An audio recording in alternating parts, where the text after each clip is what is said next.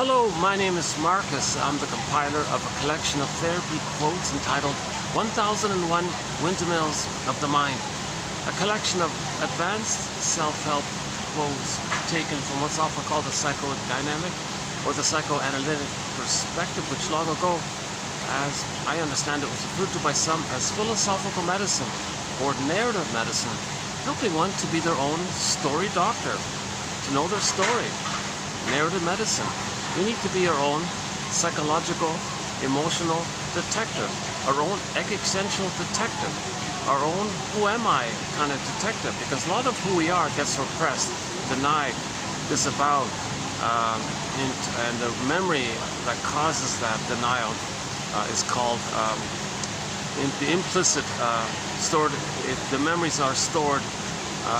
The relational memories, by the way, are stored in the implicit memory system, the pre-verbal memory system, a part of the brain called the non-reporting brain, or the inferring mind, just generally called the unconscious.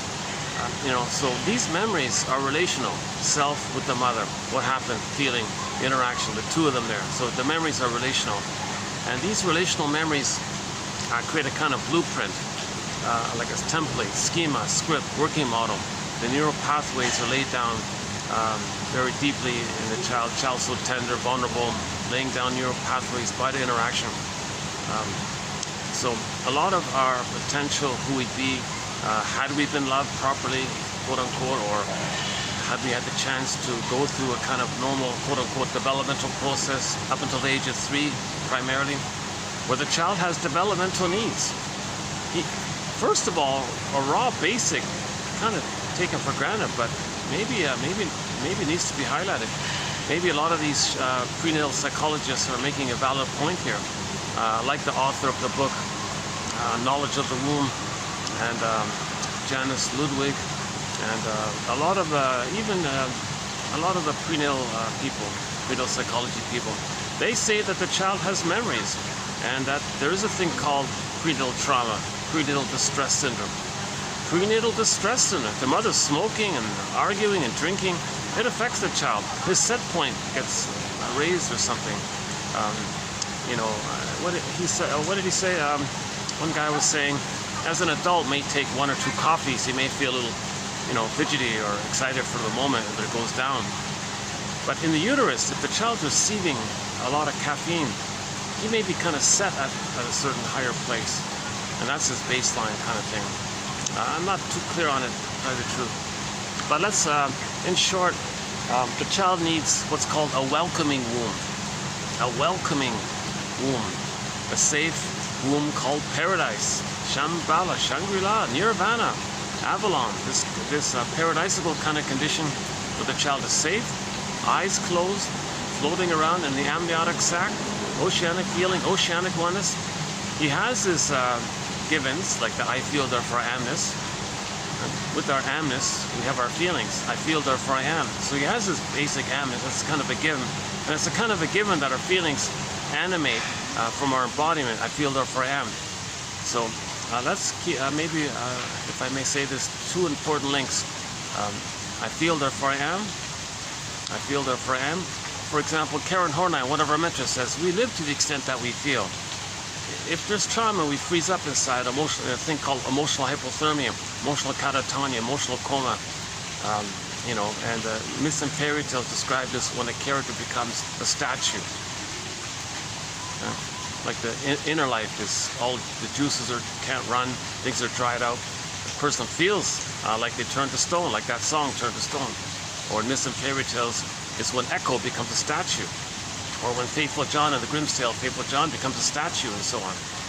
Sometimes it's commonly referred to as petrification. The child's inner life gets petrified, like out of fear. He's just stuck there, kind of thing. And then from that feeling, you feel unalive, unreal, kind of thing. Another one, the Velveteen Rabbit, person feels unreal. A common one is the freezing one, like you're frozen like that. And one image is maybe the frozen woolly mammoth in that block of ice up in Siberia or wherever that is. Wherever he is. So I read a quote, for 30,000 years, somebody found a woolly mammoth kind of, more or less kind of preserved in a block of ice up in the Arctic tundra or something. And you can sort of see him there, and he sort of, So that's, anyways, let's just approximately bore that image as a metaphor, that we may feel like that inwardly, like that woolly mammoth, kind of frozen in a block of ice. Our animation can't move, we're stuck, that kind of thing. So what we're talking about is a thing called attachment trauma, relational trauma. Again, developmental trauma is a relational issue. It's an interpersonal issue. It's a relational issue, often called attachment trauma. Oh yeah, but there's I still don't know if that's if we can call him Charlie or Catherine. But yeah, I think my third time here. Yeah, I visit here often, but it's usually packed with people, so I kind of give up on it. But today it's a holiday. I think a lot of people are going to their hometowns, kind of thing. So it's a little less busy these next few days here. So yeah, we'll see how it goes. I'm still, you're gonna see me sweating a little bit. Sorry about that. It's still pretty hot, you know. Yeah, so that's don't judge these quotes, these 10,000 excellent quotes. Okay, 2,000 pages, single space, the greatest hits of psychoanalysis, in my humble opinion. Don't judge these excellent know thyself quotes, mostly written by the shrinks, the soul doctors. You know, a lot written by sort of intelligent, psychologically minded self-help authors who have done the therapy process and have that gift to kind of write things clearly. Don't judge this body of this perspective, this analytic perspective, this know thyself tradition, basically, you know, by yours truly. My disclaimer: I'm not a professor, social worker, midwife, doula, nutritionist, scientist. You know, I only have a BA. Keep that in mind. I'm just an ordinary guy. I'm an ordinary. I'm trying to learn this myself. So someone said, well, if you want to learn something, well, teach it. What do you mean teach it? How can I teach it if I don't know it? Well, that's the thing. Well, if you think you're learning as you're trying to teach it or something. So yeah, and fair enough, it's true. I am kind of slowly learning this perspective, which has been around a long time. For example, our first quote here. And so in this video, we'll be doing TQ 2744. Is that right? 2744? Yeah. This video is sort of going to be like a little bit of a like loose ends kind of video. A quote, a set of quotes that are just like loose end quotes from previous videos. So I'm just kind of winding down the year.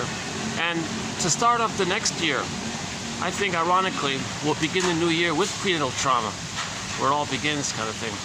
So yeah, I'm thinking, you know, the reason for that is I just discovered last night there's a radio, like an audio radio podcast called Radio Curious, and the host, a guy named Barry Vogel, interviews all kinds of people on all kinds of topics. It's a short program. It's just kind of like a teaser kind of thing, and only like 20 minutes long or something. But yesterday he reposted an older interview he did with the Janovs, a couple, Arthur and France, his wife Janov, and talking about prenatal trauma, prenatal distress syndrome. And it's interesting that came up because I highly recommend that little interview. It's only like 20-25 minutes long, and the interviewer brought it up about birth trauma, and he said, "Is CIRC a trauma?" Oh yes, very clearly. That's immense stress. That's trauma right there. Any baby who's given the CIRC procedure, this barbaric, savage, medieval, pre-medieval, I don't know, what, this awful thing, you know, because religion's a tool of the pillage and the plunder, so traumatize the babies and they get very angry and cold and indifferent. And they're kind of like the flying monkeys to those who are behind. What an awful, barbaric thing. So he's saying, oh yes, and I mentioned this in a previous video, the CIR thing is definitely trauma on a baby right there. Plus, if the child had prenatal trauma or birth trauma, now prenatal distress syndrome makes him vulnerable or predisposed to birth trauma because he's so weakened while he's stressed out in the womb. And then he may have like a kind of a separation, immense separation anxiety if he's removed and all this. And then you want to give him that barbaric, cruel, vicious procedure on a helpless, tender, all trusting, with the whole instinct to absorb in what is being given to him. and then he identifies with the aggressor and has very angry attitudes in life. And so yeah, I just for that point right there, I would highly recommend look up Radio Curious, the most recent.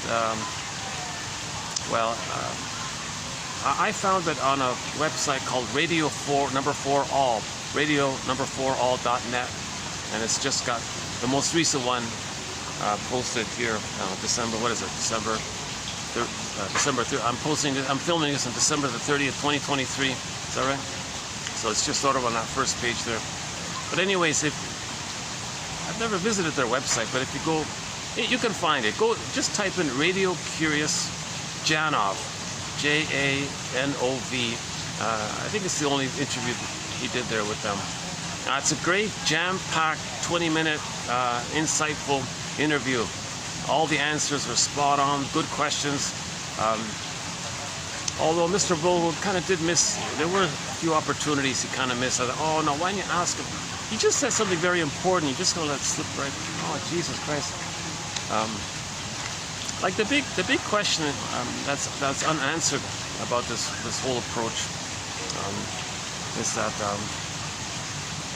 So they're big things. So he was a bit of a rock star apparently. This Arthur Janov guy, sort of before like in the late '60s or something. He wrote a book about, well, you know, you can have cognitive insights. You can have, you know, read books and things and know things, but your cortex is sort of in its own little world there or something. Your deeper trauma is way back in the limbic system, way back in the brainstem, those kind of memories. And how do you have a bridge there? It's kind of difficult. And maybe so. He said, so here's the confusing thing. A lot of what he's saying makes sense and all that, but is it right to kind of think you can kind of bypass consciousness and have a person get in touch with their feelings, how they're feeling right now, and then if there's a helper with you, stay with the feeling, maybe breathe a little bit, stay with it, and you have the support of a person there.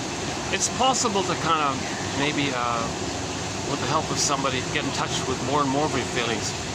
And I don't know the details, I haven't looked into it, but the point is they claim that it's possible some people can actually feel some of those older memories, hence his famous book called The Primal Scream, The Scream.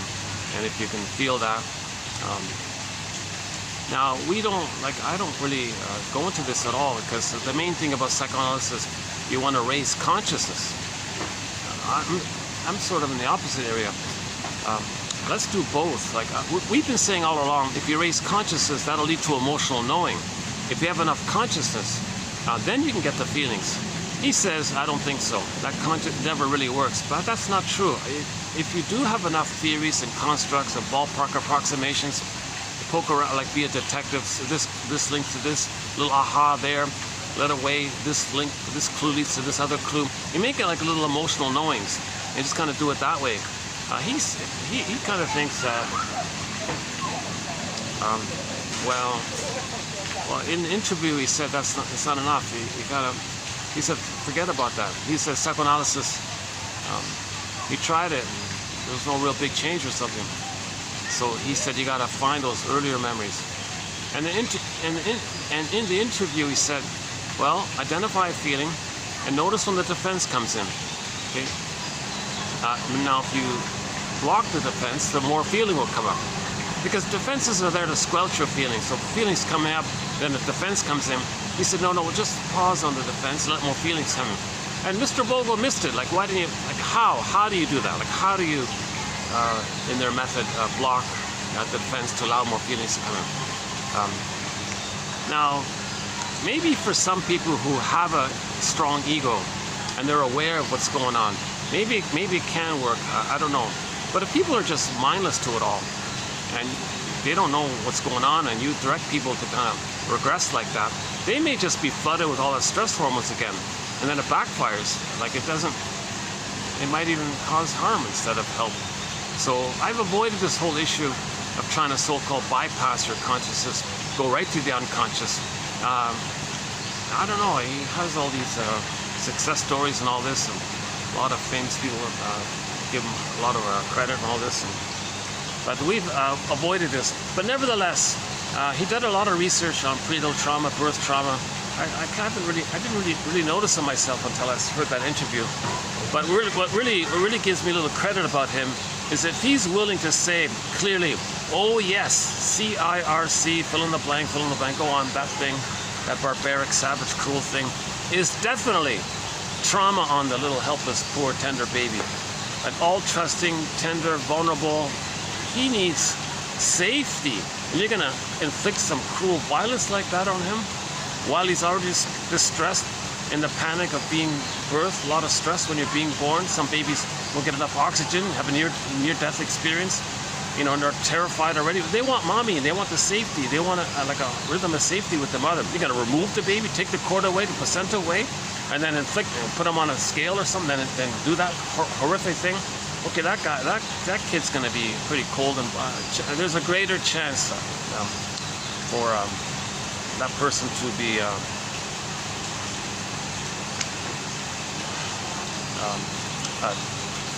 to freeze up inside as a coping strategy. So what does a baby do when he's inflicted with so much stress? Well, he puts his soul into cold storage. Okay, that means freezing inside, turned to stone inside, petrified, flat, wooden, unreal. Okay? And then Joseph Campbell says we spend the rest of our lives trying to find our feeling of being real and alive. But if there's such a trauma that severe, how do you get that? And they gave the example of in that interview. They gave the example of some guy. Yeah. So listen to the interview. They gave a brief point about that. So their big theory is that like emotional learning takes place, like deep emotional lessons. Like they called it emotional lessons for life, emotional blueprint, neural pathway, set in, scripted, traumatic scripted learning lesson, and it's kind of set in there.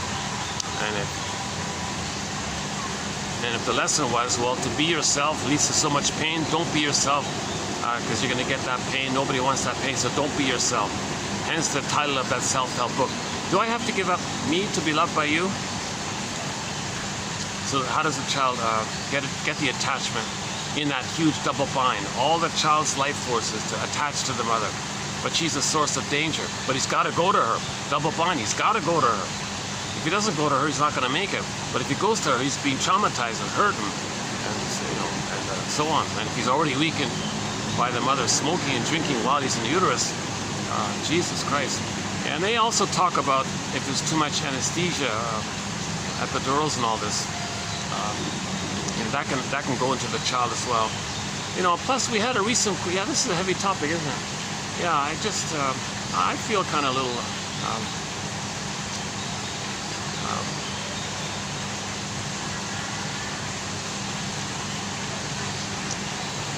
yeah, so we have some quotes in our collection on prenatal trauma.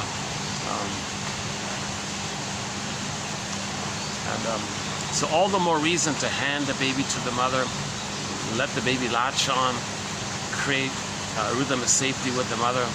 Mother holds the baby, skin-to-skin contact, because the skin-to-skin contact is what the baby needs. That skin-to-skin contact allows the emotional, non-verbal, somatic body, your whole identity, your whole body, the communication between the baby and the mother transpires via the skin-to-skin contact, and he says you might as well think about their two skins being so close and touching like that as a kind of like a bridge kind of thing. And the baby needs that, and if he feels, and he gets that for 4 to 5 months, and he feels safe, then his sense of self can hatch out, and is a self-concept, and the other concept is established. Now he's got those kind of boundaries of who he is and who the mother is. Now if that doesn't take place, you see, then the child does a desperate thing. He can't know his self-concept. It's called adhesive identification. The baby identifies with the mother in a crazy glue, stuck-like thing, and it often crosses over to what's called identification with the aggressor. He becomes her. Yeah, so he has no self-concept. He becomes the mother, rejects his self-concept. His self-concept It's so pained, he sees others as no good as a coping strategy. And each, in effect, becomes psychologically his mother, in effect. That's the so-called Electra complex, Oedipus complex, mother complex. I mean, these terms only simply mean the baby never got enough love to separate from the mother. And like William Fairbairn says, the less the mother's love is unavailable, the more that child is clinging to the mother. Where are you, mother? I need you, mother. It's sticking, like, where are you? Then it crosses over kind of thing. So he can't leave if he doesn't get the mother's love. So in the last video, just uploaded, a few minutes ago actually. 43, we talked a little bit about that as well. Oh boy, yeah, sorry you're seeing me sweating here. I might have to see if I can get some breeze or something. Hold on a second.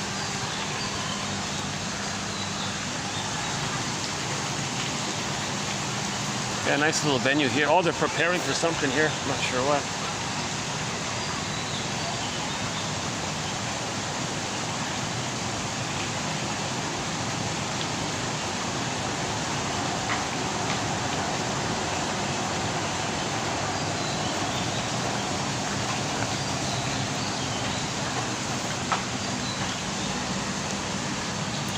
Yeah, I'm bouncing around again all over the place. So my disclaimer, once again, I'm not a shrink professor.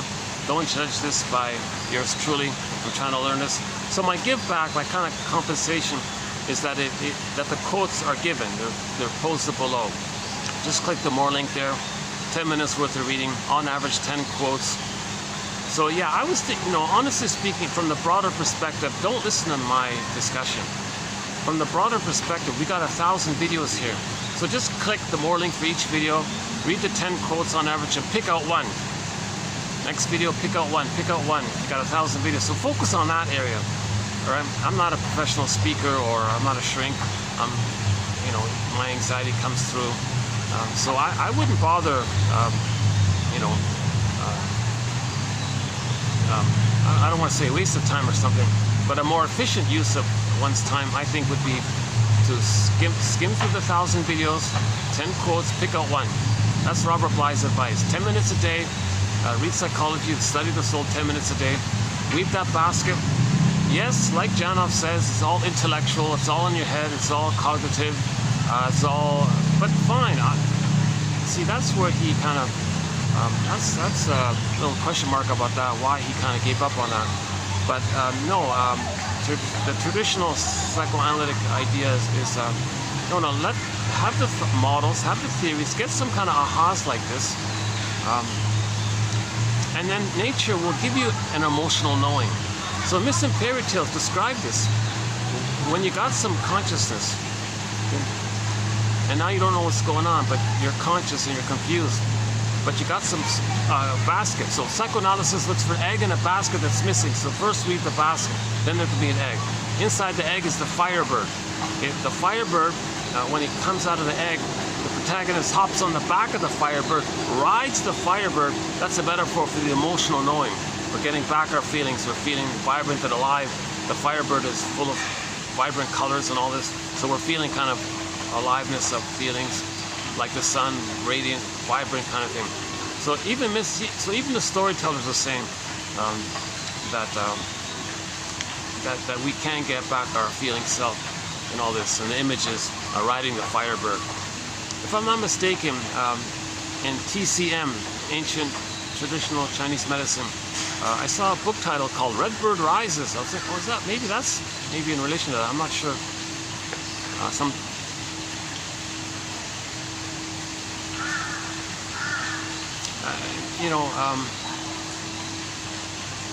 So I'm still going with what the poet said.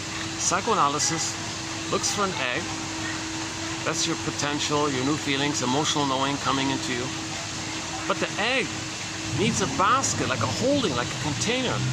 The egg needs a basket, it needs a strong ego, some consciousness, some awareness, some appreciation, some theories that you can kind of consider, or something to hold on to, something to hold your feelings. You need some kind of like mind like that, right? Then if there's that kind of consciousness, that gives you a little security or something, a little level of safety. And when you feel safe, the feelings come in. You got to feel safe, the feelings come in. Now, I don't know what they did in their seminar or whatever, if they feel safe with the person But that's just for the moment, you know. And maybe some people had a strong ego already, so they knew what was going on. A lot of people maybe are overwhelmed and they're going to shut down by that. I don't think it's going to work for most people. They didn't give the stats. Oh, that's kind of music. Hopefully it's not copyrighted. Oh no, that's just a muscle car nearby.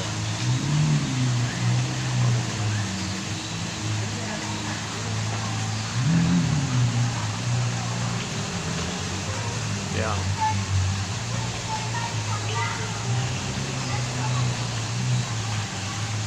Where's the bird? Is the bird there? No? Let me see. Hopefully a breeze will come in soon.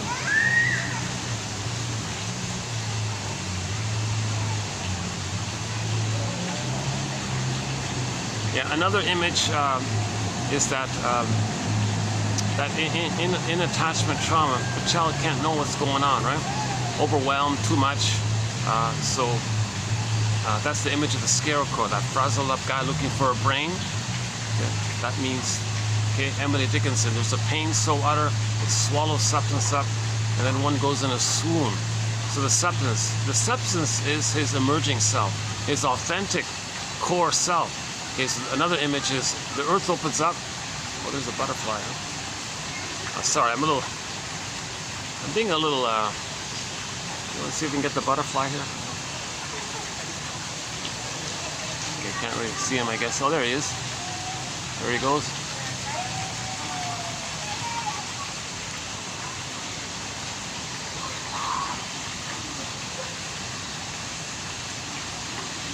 Okay, back to Emily Dickinson has a few good poems on trauma, which I've been using throughout the series mainly.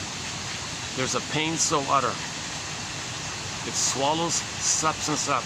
In mythology, the earth opens up, this core, our authentic core.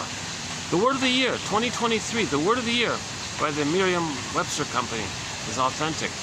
Okay, so a person's authentic core gets pulled down. So the images that made in Miss Core, she got yanked down into the underworld. Okay, that's the unconscious, underworld, unknown, down, non-reporting brain, implicit memory system, that brainstem, that limbic system, it's kind of repressed down like that, like burned in your memories like that, pulled down. Okay. Now the child feels shame by this. If he doesn't get his needs met, oh my God, mother's not loving him, he needs love. Is something wrong with him? Mother, what's wrong? And mother might hate him. He can't experience that. Oh, don't worry, mother, I got to see you as good, so what if I, treat myself the way you're treating me? Maybe that manages. So he hates himself. Oh my God. So all this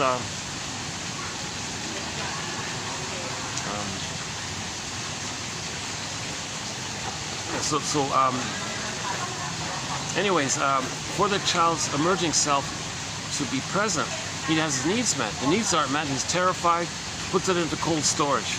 So one way to describe this is that the earth opens up and the authentic self, this core, gets pulled down into the underworld, unconscious. Okay, that's the hell scene. Okay, so hell is a metaphor for the emotion of shame, this burning, biting feeling. Baby feels immense shame by this. Now, shame and rage kind of link usually, right? So the baby's rage at the mother, that's too much excitation of the little system, too much cortisol. So as a trick, he attributes his rage and creates an image of the mother as being enraged. Okay, so you take the breast image, morph it into a powerful, enraged, devouring, hungry, enraged entity. Okay, my guess is the flames of the rage, maybe he thinks the mother's enraged, sees mother's eyes and blurs it up, and maybe that's the guy with the horns. I'm just speculating, I'm just searching around for ideas about this. So that's the guy with the horns pulls down this core into the underworld. Underworld shame, guy with the horns is the mother. The image of the mother the baby makes, not meaning the mother is like that, meaning the baby can't deal with his oral greed and rage and puts it onto the image of the mother, creates an image like that as a coping strategy. Remember, the baby's too tiny, helpless. From the viewpoint of the helpless, powerless baby, the mother has this grand power, like 20 times, 30, whatever, 20 times bigger, and makes that entity enraged with all the power. baby's oral need to take in. That need becomes oral greed, makes the mother into oral greed. So in the Odyssey, that's the Cyclops. White Bear King Balaam's the Boar Queen. The Boar Queen gobbles men up, uses their bones as toothpicks. Hansel and Gretel, which wants to eat them? So this imagery is just like artwork, like a metaphor for the baby's own rage and oral greed. Okay, so there's a pain, Emily Dickinson, there's a pain so utter. We're talking about attachment trauma. That's psychic pain. Come on, the baby, he needs to attach. All of his life forces are bound to the mother. He's got to attach for his safety, for his development. If mother's not around, or mother's hurting him, or whatever's going on there, if she's out of tune with the baby, he feels very shamed by this. That's a psychic pain. There's a pain so utter, he swallows substance up, his authentic core gets pulled down, and then the mercy is that the limbic system sends the there's the other. There he goes. Endorphins. That's the numbing thing. You know, like you stub your toe, you feel pain, but a split second later, it's all numbed over. So the baby's in this numbed over kind of place. This mercy numbing thing. Now, if it's frozen like that, if this doesn't get cured by the age of 3, he's stuck like that. Then he's kind of disassociated. He's going to go through life sleepwalking, like in a trance or something. Yes, he can still function and get 10 PhDs and 10 medals and 10 awards, but his inner life, something's missing. Right? And this is usually when people say at midlife there's like a delayed onset. Yeah, interesting point about the delayed onset. Actually, you know what's funny? In that interview, that's a good interview. In 20 minutes, so much was said in that thing. They even said it there, that at midlife, you're dealing with that pain, like from the trauma, but it's numbed over, but the pain is still there, right? Shall I compare thee to an onion? The pain is still underneath the numbing. Elvin Semrat said, you're never not feeling anything. So if you think you feel nothing, well, you're never not feeling anything. And if you think you're feeling nothing, well, that's when you're hurting the most. It's just numbed over. So the hurt is, the pain is there. But what the child does is, oh, what's that? Is that a fish or something?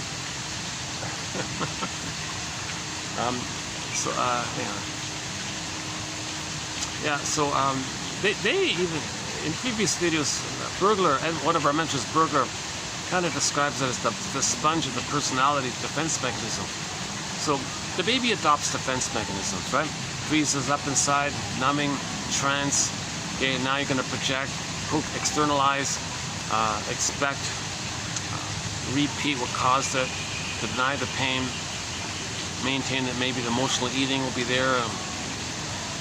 So the child's going to adopt a variety of mechanisms, operations of the mind, personality traits, some kind of philosophies as excuses, as tricks or something.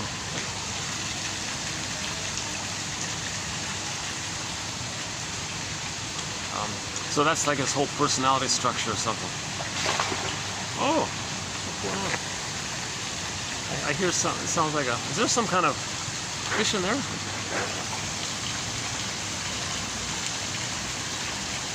Oh yeah, there is. Yeah, those carp.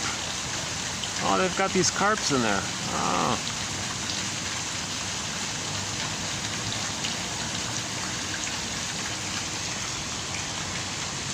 Yeah, well, that's what it is. I didn't see them last time I was here. Yeah.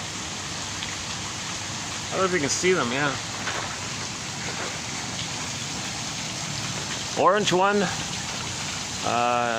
yellowish one, sort of a spotted one there. Oh, those are big guys, eh? Look at that one. Oh, they're pretty big, eh? Jeez. There's a white and orange one. Oh, I got a whole bunch in there, eh?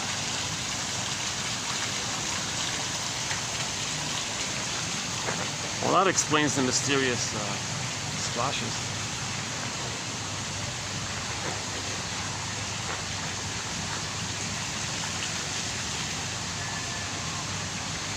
Emily Dickinson, there's a pain so utter, it swallows substance up, his authentic core gets kind of down into the non-reporting brain, so like down, right?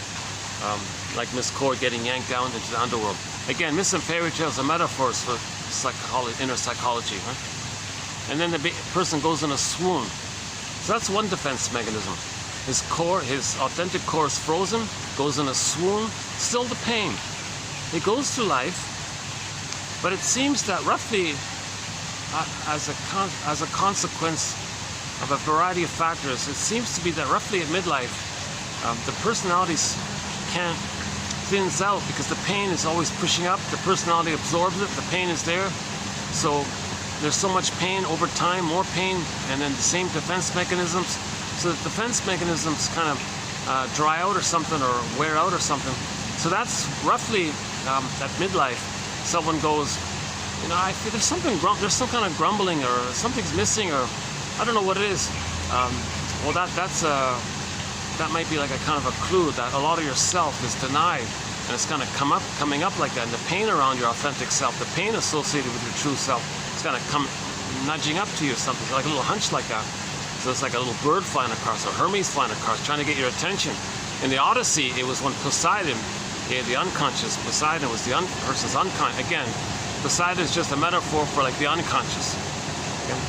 And then the voice is like giving the unconscious a voice, if the unconscious could speak. So in the Odyssey, the one starring Amanda Sante, that one there. Actually, there's a clip from that TV series on YouTube, and you can see the Poseidon. Hey, you, Odysseus, you. Who are you? Well, I'm you. I don't get it. I'm your denied self. I'm your repressed self. I'm all of the energy of you that's denied, related to your past. And I don't like this. You're always ignoring me, and you're denying me. But I'm you. Well, I don't care about you. No, it's too much. It's going to come up now. Right? So Poseidon said, "You're going to suffer." It doesn't mean punishment suffer. It just means you're going to have to reintegrate. Oh, and then the pain is like knocking on you, kind of thing, like a message kind of thing. So Poseidon was like a messenger idea, right? So sure enough, Odysseus began the hero's journey. That's the true meaning of the hero's journey, when you reclaim what you lost in childhood. Okay, Robert Bly, by the age of 5, so much of who we're meant to be, our potential, our gifts, who we'd be had we been loved, and all the capacities and gifts of the real self, and making I statements and being able to mourn, feel pleasure, being an elder, empathy, creativity, spontaneity, tenderness, affection, and intimacy with the same person. So romance with the one you love.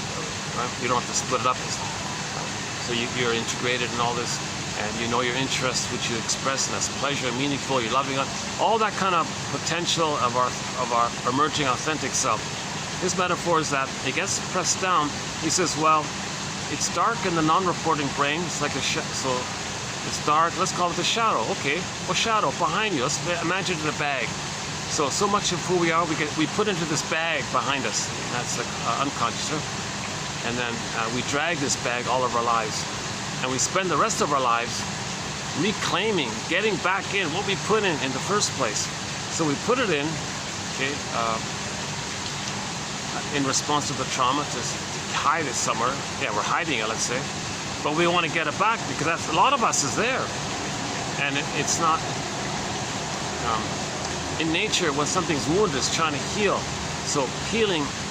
Wholeness means healing. So the quest to reclaim yourself, you don't want yourself fragmented like that, where so much of who you are is lost, and all you know is the tip of the iceberg, your conscious self.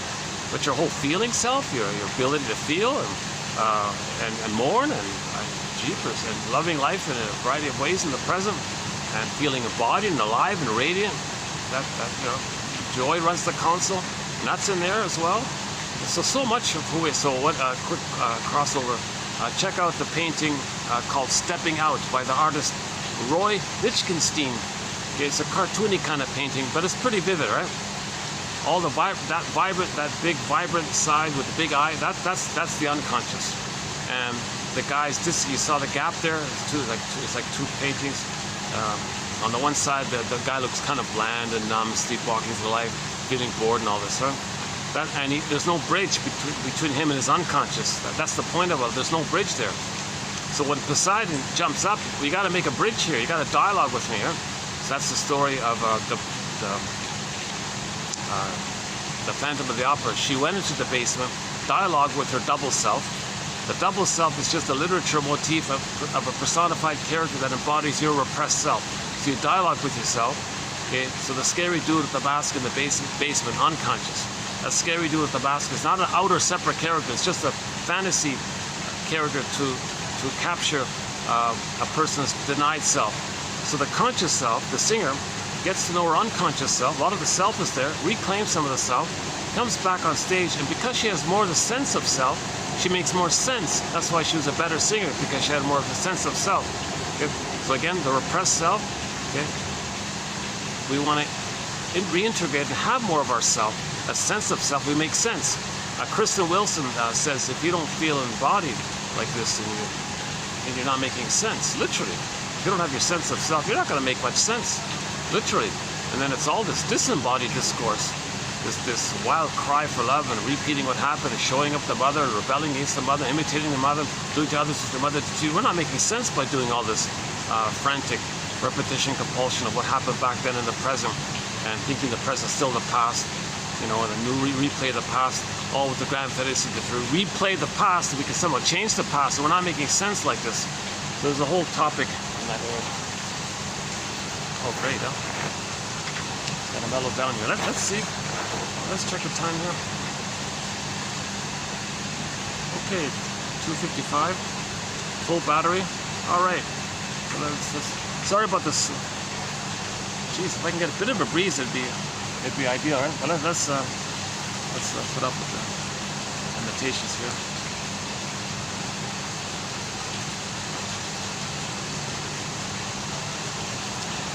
So our lead author on this for this point is Otto Rank's essay.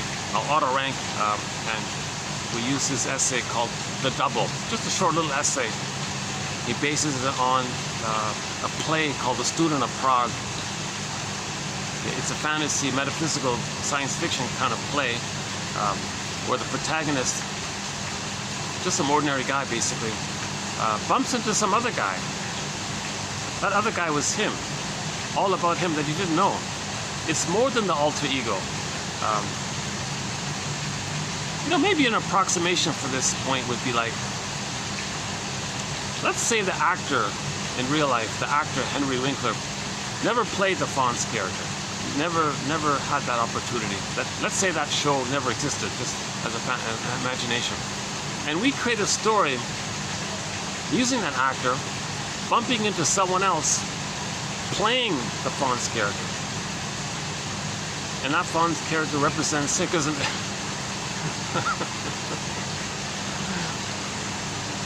Okay, never mind. Got lost it there. So the idea would be that the actor Henry Winkler would dialogue with the Fonz character and realize that it was him. Now back to reality. In reality, that Fonz character was him, right? Okay. And funny about that show, because he had permission to get in touch with his denied self, and he got paid handsomely to do it. Became a famous star and all this for doing it. Well, when the show was over, he went back to his default. Now his default was nothing like that guy. Like his regular life was almost like the opposite. This kind of unconfident, put it that way, kind of guy, right? You know, a friendly guy and all this, but kind of, maybe some people might say a little, you know, a little on the sillier side, I guess. But you don't associate that with the Fonz character, but that silly. Okay, enough of that. So back to the Student of Prague. So this guy bumps into this other guy, not knowing that that other guy is his denied self, his repressed self. Okay, pause here. Back to the bag. All of our potential and all this denied self goes to this bag. Okay. Now, if we were to take everything about us that's in this bag and create a character, that's the double self. But we don't know it. So this double self is kind of like the one who walks with me, who's not like me, who is me. Someone's living my life, I know nothing about him. It also referred to as the denied self, the repressed self, the secret self, the second self, the shadow soul, etc. So that's one way to kind of conceive it. Okay, back to the story. Student of Prague. So he bumps into this other guy, and now the reader of the play understands that other guy was him, but the character doesn't know it. So he's saying, well, who are you? You're like a strange character. What do you want or something? And his double self is trying to like befriend him or dialogue with him. You're freaking me out. Who are you? And they ended up in this big fight because the guy was so resistant. And when he argued with that guy and hurt that other guy, he was hurt. And then on the tombstone it said, here was a guy that never got to know himself. Something to that effect. Now, by the way, there was a silent film made of that play in the 20s or something. Not too clear, a little bit not too clear. I prefer if you read, I think the essay by Otto Rank is the best source for this. Another kind of milder version of this, which isn't too bad, I think, is a classic film called That Uncertain Feeling. Played the song Dreamboat Annie by the classic rock band Heart, and Ann Wilson, the lead singer, was singing. Sad faces painted over with those magazine smiles. So it's about a young lady, the film, who was always like put on this happy face kind of thing. So she was denying her real deeper feelings, her sadness and all this. But she put on this magazine painted face, right? And then, but her unconscious self was bottled up kind of thing. And then it burped out into the form of symptom. Sometimes your unconscious leaks out like with a Freudian slip. But okay, that's one. Another way is that it leaps out into the body symptom. Okay, so the image is water converts to ice. Water converts to ice. Okay. Frozen feelings can get hardened into a body symptom. That's like a conversion like that. So she had a conversion like that with some kind of physical problem. But she paid the piper. I mean, she respected this process and tried to get some help. So she went to the shrink guy, said, oh yeah, that's from your stranger within. I'm here to help you get to know this stranger.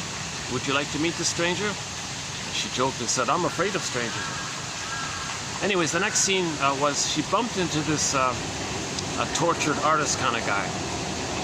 And she got it. Okay, wait a minute. That guy represents all of my tortured, traumatized, depressed, creative still, but undeveloped self. So that tortured artist guy was sort of like her double self, like the Phantom of the Opera kind of thing. Okay, like the Student of Prague kind of thing. So she befriended this odd kind of character, eccentric, depressed, moody kind of. That approximates within her. She's depressed and hurt and pain, but trying to communicate. So she wanted to get to know this self. So in effect, that artist guy was just was in the mode, in my opinion, of this metaphysical idea that that's her denied self. So the whole film's about her dialoguing with this guy, hanging out with this guy, befriending him. And he was, sure enough, he was kind of teaching him, meaning she's learning from herself, because that character's her. And then sure enough, at the end of the film, her symptom, her physical problem went away because she was reintegrated, because she accepted herself. If you deny yourself, the physical symptom comes out like this. Yeah, there we go. All right. Yeah, nice to see the swan there. Yeah. He's looking for some.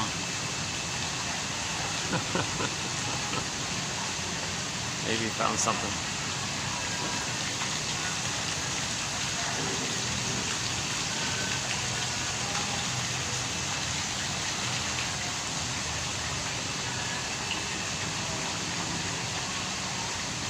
Okay, hold on. Okay, so yeah, that's common at midlife. So Janov, that interview with Janov, he said, well, it's just you're always having this pain, and you got these defense mechanisms. The pain, so it just kind of wears it out, kind of thing. That's what Bergler kind of said. Plus, it seems to be part of adult development. At midlife, there is this developmental push to reintegrate, reclaim yourself. So at midlife, we all begin the midlife examination period, the midlife audit, some kind of self-reappraisal kind of period, called Okay, Joseph Campbell, The Hero's Journey, the second journey in midlife, Chinna calls it, right? So that's when you kind of look within, and so where do you begin? Now, if you ignore the hunch that something's missing, I feel like I'm living the provisional life, they might say, or the unlived life. When does life begin? I feel like life is passing me by. I'm just going through the motions of life, sleepwalking through life. I feel like that guy maybe in that stepping out painting. What's going on here? So that's like a kind of a hunch. Now, if you ignore that kind of hunch, like the Hermes flying across, Hermes is telling you, Poseidon is telling you, there's like a hunch like that, and you ignore it, what's going to come again, you ignore it, then it can come out into a physical symptom, or it can come out into what they call like a Freudian slip. So Woodman describes it this way. She says, in your unconscious, sometimes the unconscious is symbolized like a forest. Now maybe parts of the forest, there's some ponds and swamps and things, and with frogs in there. Well, sometimes a frog might leap out. So let's say you're in your early 40s or something, or late 30s, early 40s, or whenever it takes place. You're talking to somebody, a colleague or something, and suddenly, you don't know why you said it, but suddenly you said some kind of angry kind of thing at that person. Kind of like a Freudian slip. And that's like the frog burping out. That's something from your unconscious. All the anger of the trauma was denied. All the pain and anger and the hurt by the trauma, it's coming out. So the person in the present was maybe like a safe colleague, someone you felt safe with. And when you feel safe, your emotions kind of want to make themselves known to you. And when you feel safe, your emotions come to you. So it's not about that person in the present. So usually the usual thing would be to apologize to them. No, it's not about you. I just now realize that I've buried so much pain and trauma, and it's coming to my attention. I think I felt safe in your presence, so it kind of came. It's nothing to do with you. Actually, I got to thank you for making me feel safe so I can know some of this. So yeah, I apologize. I wasn't attacking you or criticizing you or something like that. So you got to kind of apologize for the Freudian slip. So that's another way the kind of leap comes out. The frog leap comes out. So the frog leap can come out in the so-called Freudian slip like that, saying some obnoxious thing to some harmless, bystander or whatever, or a work colleague or acquaintance or whatever, or into the physical symptom. Now, some people like to play whack-a-mole with the symptoms.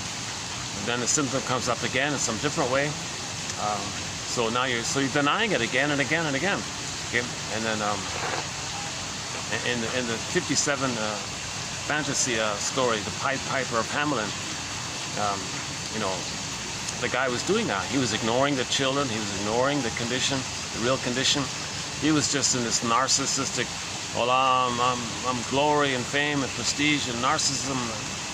I don't care about inner life. So the mountain opened up, and the children in the village got into the mountain.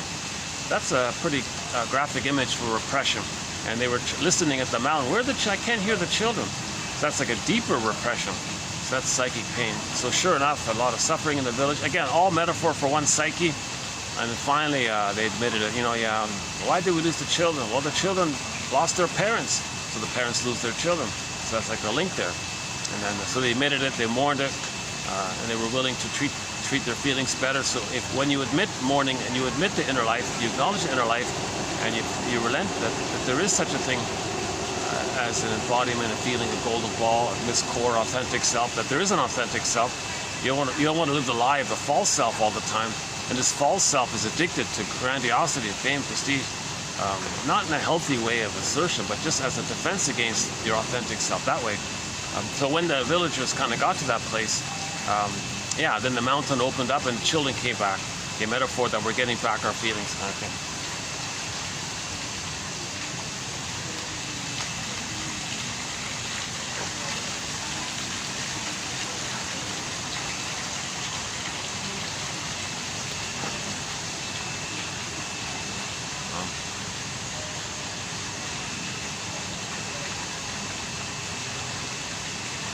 Okay, hold on a sec. Where were we? Yeah, so let's back up a sec.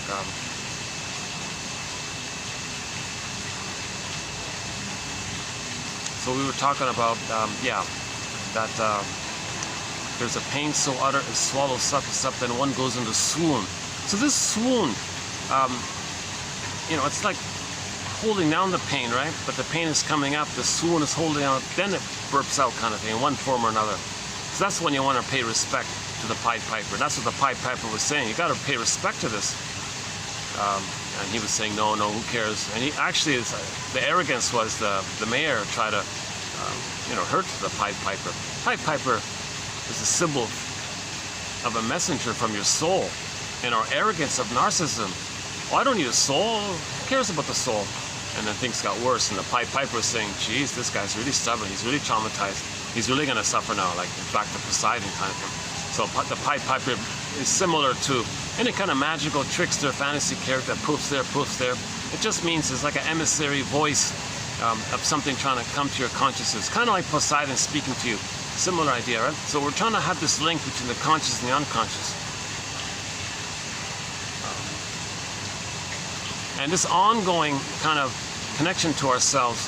One image for this is that little boy playing the flute, riding the water buffalo. Okay, so he has some kind of dialogue or some kind of line there with the flute, communicating flute, like the harp, Hermes harp flute. He recognizes his embodiment, and he has an ego. Okay, so it's not separate character. Don't think of it as separate character. Little boy riding a water buffalo. Don't think of it as separate characters. Think of it as an image of like one person, like the inner life of one person, like the mind of a person. So if the mind of a person or the psyche of a person is such that your consciousness feels your id, like ego and the id, right? 100-year anniversary, ego and the id, right? And the ego has some connection with the id. That means you can harness and accept the energies of your body and your feelings, and it can come to your consciousness. You know what you're feeling, and together, okay, cross over with another image, the horse and the rider. The horse and the rider can ride off into the sunset and do some healthy things, right? So you need that kind of. If you don't have that, then the horse is a runaway horse, and the rider wasn't skillful enough. So we want to either make the rider skillful enough to ride the horse. That means a strong ego to accept the so-called repressed feeling. It just mean energy from the unconscious self. All the energy in the bag, we call it the id. That's all it is. All the energy, life force that's tied up to the past memories in our body, and there's so much there. That's the id, right? So you want to recognize some of that. That's your consciousness. Okay? So that's either a conscious ego, aware of the feelings, or the rider, skillful to ride the horse, or the little boy. I think that's the best one. The ancient one from long ago, before the rider and the horse. It's the little boy, okay, riding the water buffalo, playing a flute. Okay, so the boy's like our consciousness, and we can harness and be aware of and have an acceptance. The flute, the musical line, like a musical line, huh? Like an attunement, like musical attunement with yourself. Musical attunement with yourself, connection to yourself. Then you can harness yourself and your energies, and your consciousness can direct the water bowl. Let's go here, water buffalo. Let's go here, water buffalo. Let's do something together, kind of thing.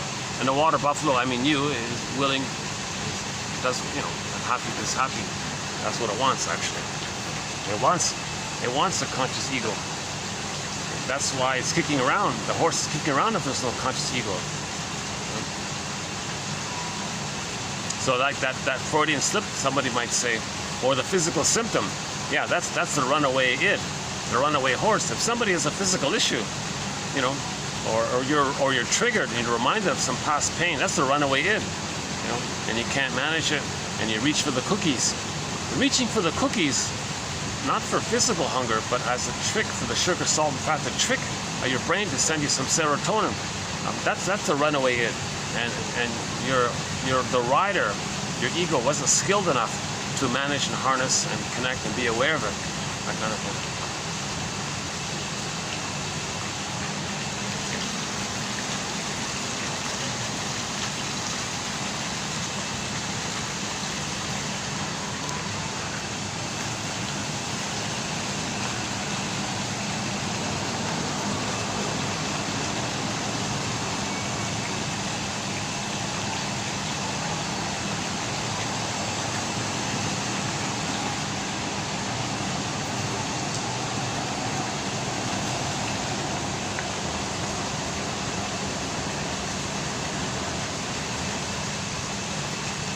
just trying to cool off here. Hold on a sec. Yeah.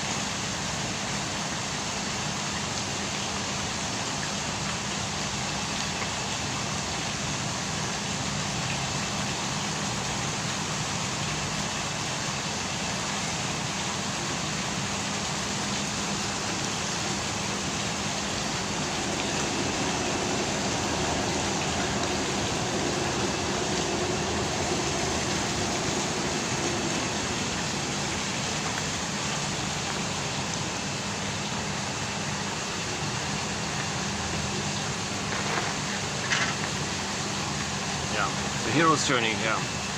So that's a developmental phase. At a midlife, we get this hunch. And we're meant to pay respect to it. Like the young lady did in that film called That Uncertain Feeling. She respected it. I got this physical symptom. What's going on? So she had this curiosity to understand this kind of thing.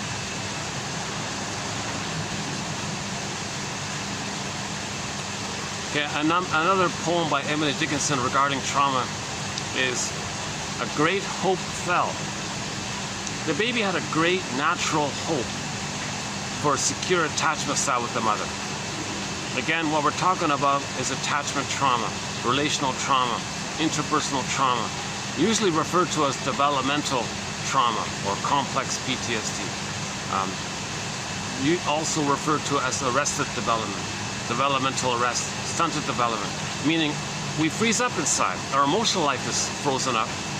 Hence the famous split that you feel kind of frozen up in your emotional life, but you can still get 10 PhDs and 10 medals and all this. But something's missing. We're disconnected from ourselves. Nature, Poseidon doesn't like it. Nature is trying to help us, so it tells Poseidon to talk to us, and we need a consciousness to cooperate and have that flute between our conscious and our unconscious, that dialogue with ourselves. A great hope fell. Baby had a great hope. Mother, where are you? So let's assuming he was in a welcoming womb.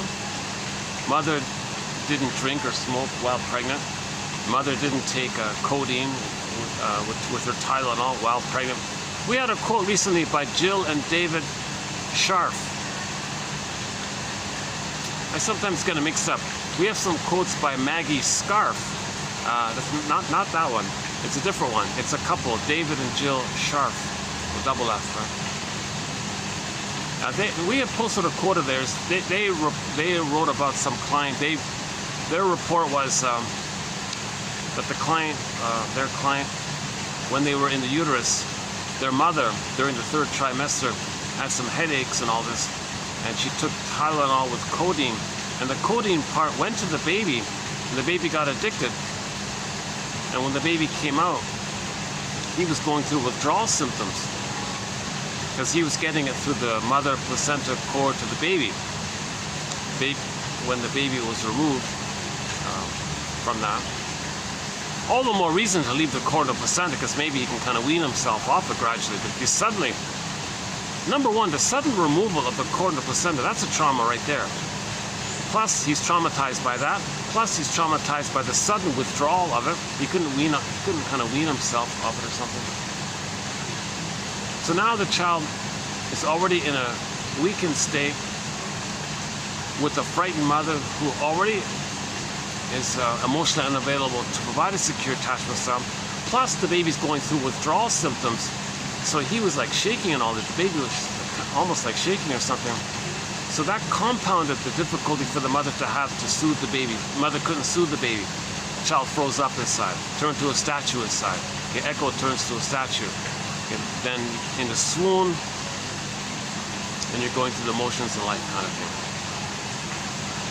So assuming the baby is in a welcoming womb, meaning paradise, oceanic bliss, oceanic feeling. They call it the unico mystica, one with this big powerful mystery.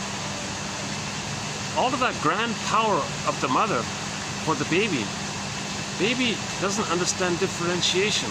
His self-concept is blurred in with the mother, and it's all there is this blurred concept, and the baby thinks that's all him. Maybe it's kind of like a baby cloud blurred in with the bigger cloud, and the baby cloud thinks the bigger cloud is him.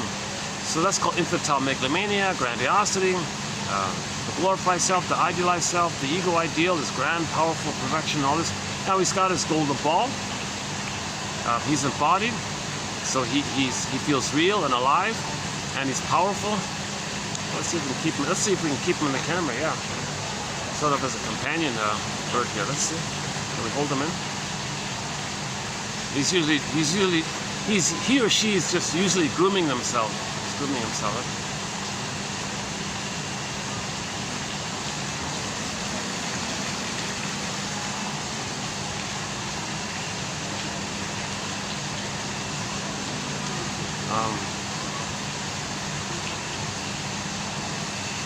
I'm not sure. Which is better, just keep the waterfall or keep the bird? Oh, they're both nice. Yeah, it's hard to tell. Which one?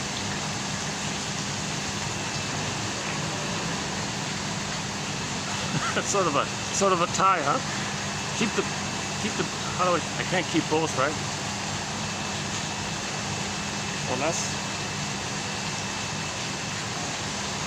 Let's try this. What happens if I go here?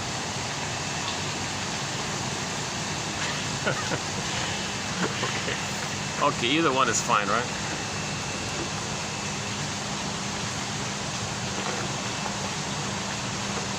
Yeah, so unico mystica, one of this big powerful mystery, infantile megalomania, needs automatically met. The baby has what some people believe to be unconditional, hallucinatory omnipotence of thought. Needs automatically met, no interruptions. Food gets sent down. Wow. Is he like a king, a god? Is he so special? Is he chosen one? Oh God, not again. So this feeling of immense specialness with this big powerful goddess, the big powerful universe. Baby's one with the universe, in other words. The universe is him, or universe is just for him? Is he like the special one, the chosen one kind of thing? Yeah, by the way, was it this video? I think it was in the last video. In the last video, I just did a quick reference to this. This annoying phrase that anytime someone says that they think they're a superiority complex or you're no good and they're good, this whole attitude, okay, when there's trauma, the child loses his authentic self. What does he have left?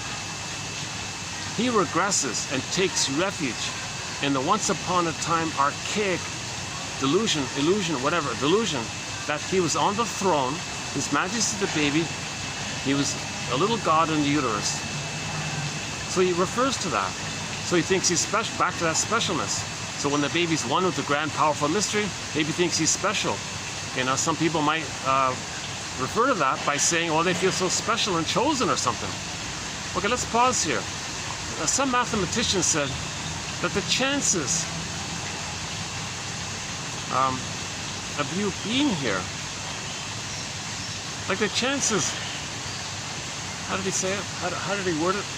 Sorry, I'm not getting it quite right. Something to the effect that the chances of you being here are 1 in 400 trillion. So if anybody's here, that's pretty special. So aren't we all chosen, right? Like if the Great Spirit and you're here, and the odds of you being here are 1 in 400 trillion, and the Great Spirit's behind all this, or aren't we all chosen? We're all, if you want to think of it in that kind of way.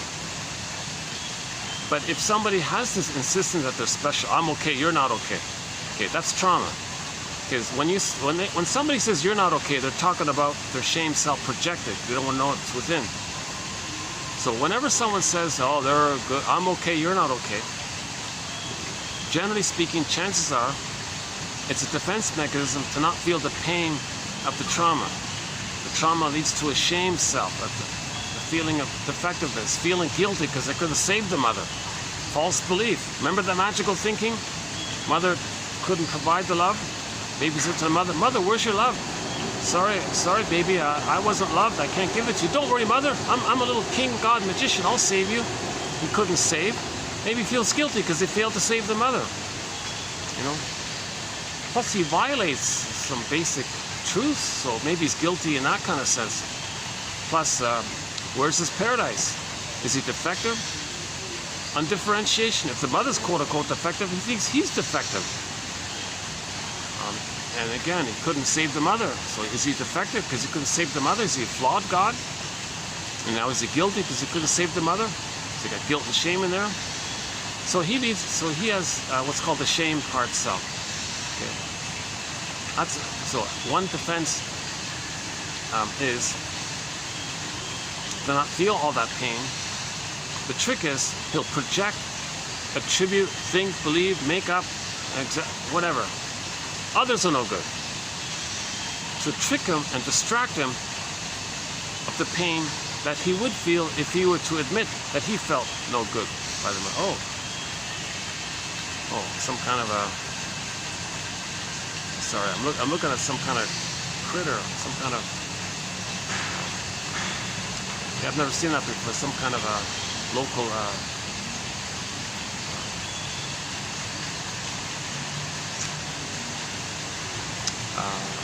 I like that. Like a centipede kind of thing.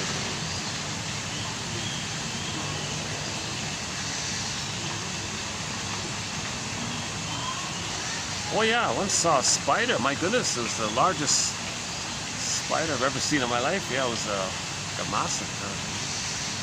Took up like double what you normally like to see. Yeah, interesting wildlife. Yeah, if you can find it. Diversity.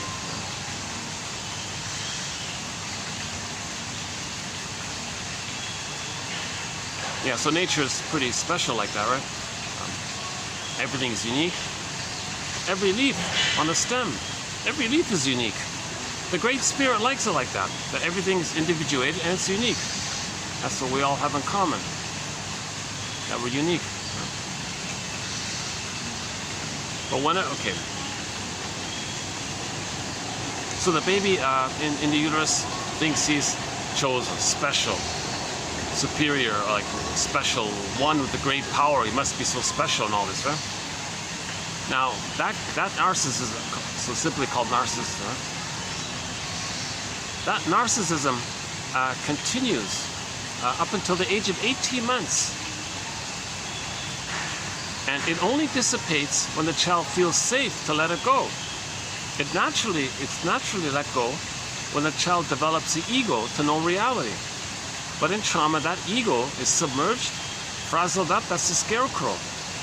So he doesn't know it. So he's still stuck in that place of it's all about him. So he takes refuge in that belief, and then to maintain that, he's in this constant search for glory, fame, prestige, and all this. Yeah, another Emily Dickinson poem. Fame is a fickle food, a shifting plate and all this. Some crumbs. The crow came along, looked at this fame crumbs, inspected it, and with ironic caw, he flew off to the farmer's cornfield or something. But the person took it.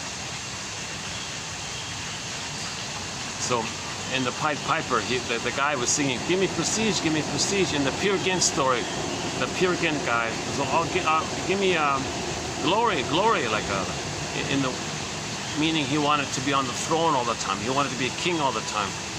So he was searching for this kind of glory attitude. Indifferent to others, uncaring about others, utilitarian attitude. So that's the taking refuge in that regression of the false belief that you were on the throne in the uterus. Huge irony, because the baby was never a king or a god. He was a helpless kind of creature, right? Person, right? But they're searching for that. That's why it's all fake and illusionary. But they're addicted to it. The addiction part is because the baby is in a blissful union with the mother.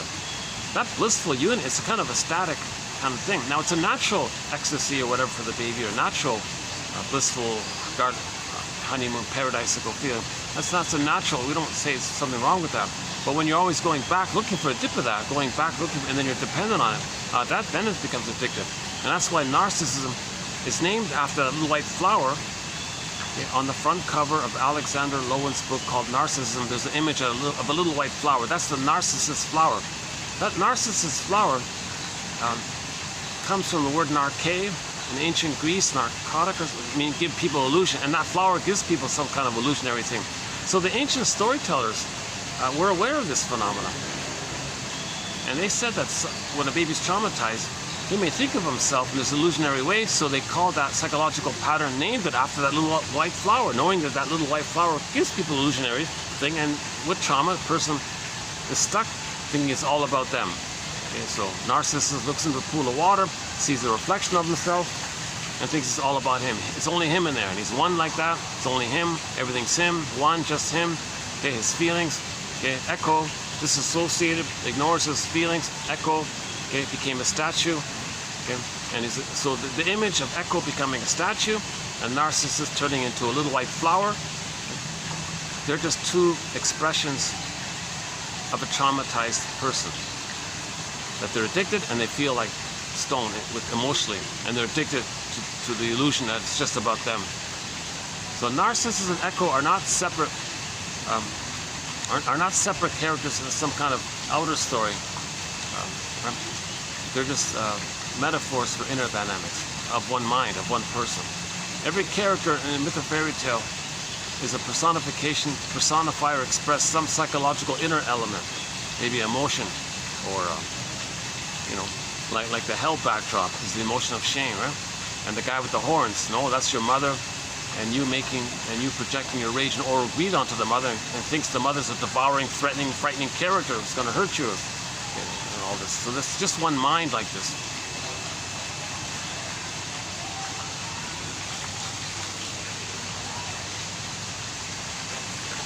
Doing okay here? All right. That's why I come here. Once in a while it's like this. It's kind of rare, but plus the heat wave's gonna come back soon, isn't it?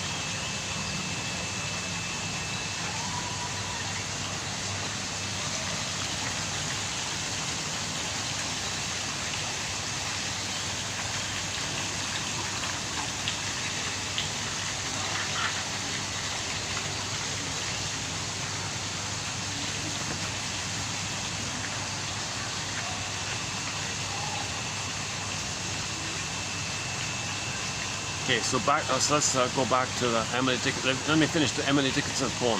A great hope fell. You heard no noise. The wreckage was within. Oh, cunning tale. A cunning tale. Mother was misattuned. Mother used the baby. Mother exploited her power and used the baby to comfort her. Oh, cunning tale. Mother was corrupt. What a cunning tale. That let no witness in. Child doesn't have enough of an ability to know what happened. He can't give that event some kind of time and a place and understand it and recognize it, mentalize it, receive it, recognize it, capture it, so that there's a ghost haunting the person. And it's timeless like this. It's chasing the person in a timeless thing. That's the Furies. No. Sorry, back up. Not the Furies. The Furies means when you try to separate from the mother and know yourself. Now then the Furies come in. That's the abandonment with depression. So oh hi.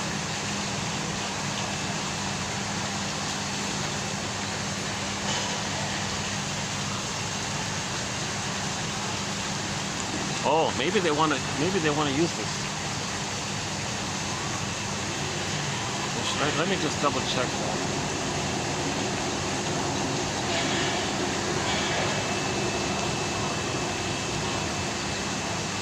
Oh, I see, I get it now.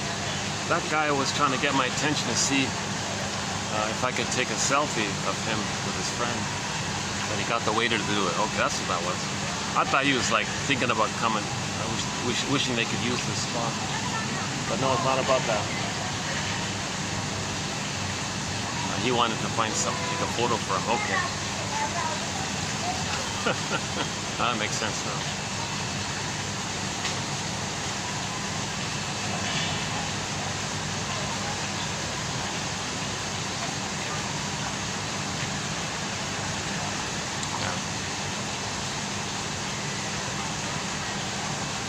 Oh, there's the other. Is that the other one? Oh, there's the other guy, yeah. There's the other one. Yeah, they got two here, right?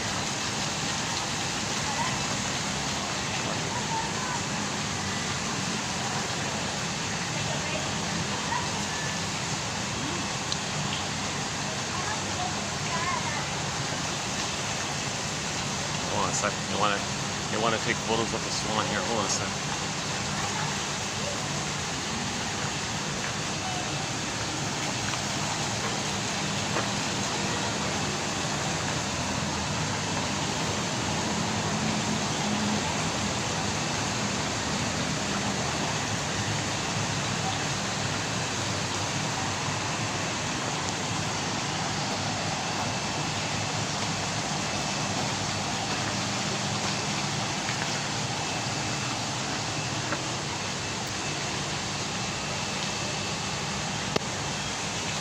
I think we're okay.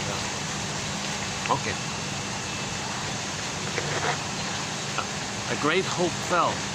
You heard no noise. The wreckage was within. The trauma, the damage, the pain, the psychic pain, the wreckage, the core. This core got pulled down. The wreckage was within. You feel empty in all this. Like the Tin Man, right? The Tin Man. Loss of heart, loss of spirit. You see, in normal development, you have a path of heart, and you love life. You have a conscious ego that knows your interest, and when you know your uniqueness via having a consciousness of it, that's a path of heart. That's pleasure, meaningful, loving life in the present, and all that. But the Tin Man means that's the wreckage. You didn't get the love to get to the love place. Everything love or cry for love. So if you're stuck spending the rest of your life in the past cry for love, repeating the cry for love in the present, but the present isn't the past, but you're transferring that cry for love into the present, because the baby's brain at that time is in a state of timelessness, no time, infinite. All time is that time, but you're transferring that timelessness into the present, but the present isn't the past, but that brain part doesn't get that. So all time is that time. So the constant cry for love all the time, and you're in this relentless hope, relentless outrage, relentless entitlement, relentless cry, because that's a cry for love like this, right? It's still trying to get those basic needs met. Okay, so first things first. That scarecrow guy, let's fix him up. Let's give him a brain. Let's give that scarecrow guy a brain. First things first. Right? So first of all, a great hope fell, you heard no noise, the wreckage was within, O cunning tale, no story tale, O cunning tale, that let no witness in, no witness in. Okay, that's the scarecrow, doesn't know anything. Give me a brain, I want to know stuff. So let's give the scarecrow a brain. Now again, child being traumatized, he'll have that inability to love life, that's the loss of heart, hence the Tin Man. The two being like that means the person feels disembodied. That's the cowardly lion, often another part of the psyche, kind of imagery there. All one mind, by the way, not separate characters.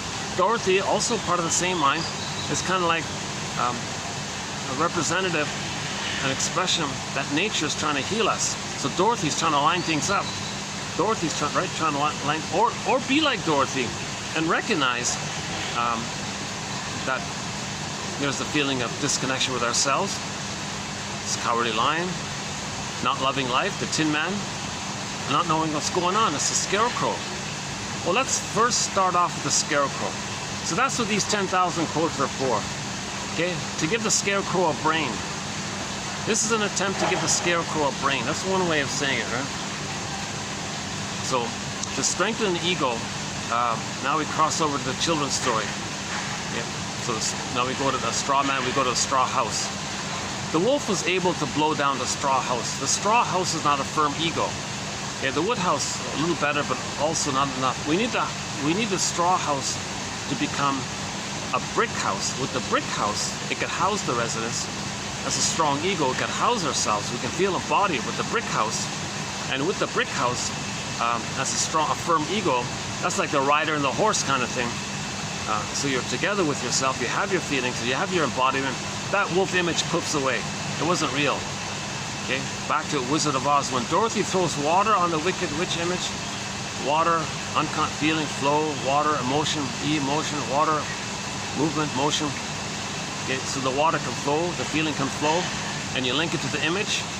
You recognize that the image is a crystallization of that frozen feeling, but now the feeling can flow, the image disappears. So the wicked witch cooked away. It wasn't real. It's just something you made up in your brain as a baby to cope with the situation. Later you have a strong ego, you know that your mother, maybe your mother had prenatal distress syndrome. Maybe your mother when she was in the uterus, maybe her mother was smoking and drinking and all these things. And then she was hyper irritable, always feeling overwhelmed by every little thing. Yeah, that's a quote that's coming up in the next video by the Janov. He talked about this, that the woman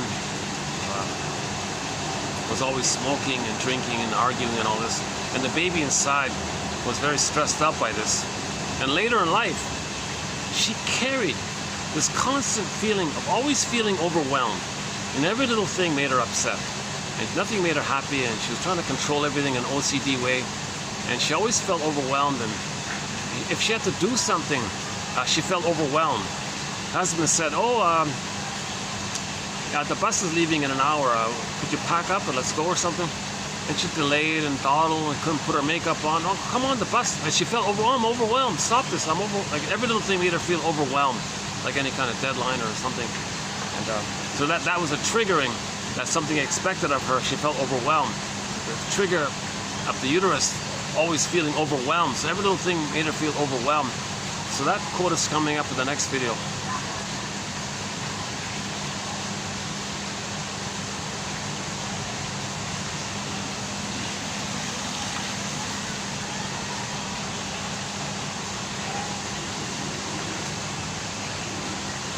Another metaphor for the psychoanalytic perspective is that these ideas and theories and ballpark approximations and hypotheses and clues and prompts to reassociate from stepping stone ideas, all these things are an attempt to give us night vision. Night vision. Wilfred Lay said, look up in the sky, you might see some stars. What if you had better vision? You might see some more stars. What if you had even greater, better vision? You might see more stars. Okay, well, us within, it's all dark. We don't know what's going on. We want to know what's going on within, the stars within. So we need some vision. So these quotes are giving us night vision. Okay?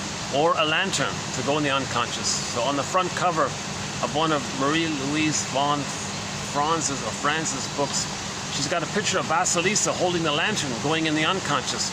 So these quotes are giving us a lantern. They're kind of giving us a lantern to know what's going on, giving us night vision to know what's going on. We've got to see what's going on. We've got to identify what's going on. That's why I'm not really a fan of Mr. Janov's approach. You don't need to know what's going on. Just do some breathing exercises and feel safe with somebody. Just let somebody help you stay with your feelings. Relive it. I don't know. That's kind of hit and miss, because if by chance some people were improved by it, it's not by that method. It's because the condition was they had a strong conscious ego and they were aware of it. But others who are not aware of it, I think they're just going to shut down again. I don't know. He's a mixed bag, that guy, because he has a lot of knowledge that's pretty good. He quotes from a lot of sources. Very scholarly guy, you know, a dozen books and research all over the place. And he's got he passes on a lot of good, excellent little findings from various researchers and all this. He's very good that way. Maybe that made him have some credibility or something, and he drew a lot of people to his institute or something, and maybe had some success stories. But then here's the thing, yeah, why isn't there Janov's, whatever it's called, a primal Janov, whatever the thing's called? Why isn't more widespread? Like, if it's that simple, so to speak, why isn't it everywhere? Like, why isn't it more common or something? And when they passed away, their institute passed away. That's kind of a clue. That means it was more charismatic. I noticed that, you know, why is it that if somebody's offering a therapy model and it's very popular, and when the guru or the leader passes away, the whole thing disappears. They search for some other guru. That's like maybe more about charismatic or personality-led things. And it's appealing, and they might have some interesting things, and they're hooking you in. and it's more of a personality-led. So in those cases, you draw in admirers and followers to meet your sense of importance. And you get a few little accidental success stories because some people had a strong ego and they were ready to feel that. See, in the therapy process, you free associate, you feel safe, you might get some feelings. That's the normal thing. So the quotes I'll be posting by Mr. Janov there, it's just like the common sense ideas that are kind of well articulated kind of thing. It's not in promotion of the idea. In other words, what I'm doing is I want to co-opt some of this material for the purpose of raising consciousness. Maybe he used it to kind of sound authoritative, to draw people in and to trust them. But then he doesn't teach, then he doesn't really give you interpretations or something. And here's the funny thing, they're aware of psychoanalysis. They're aware of it.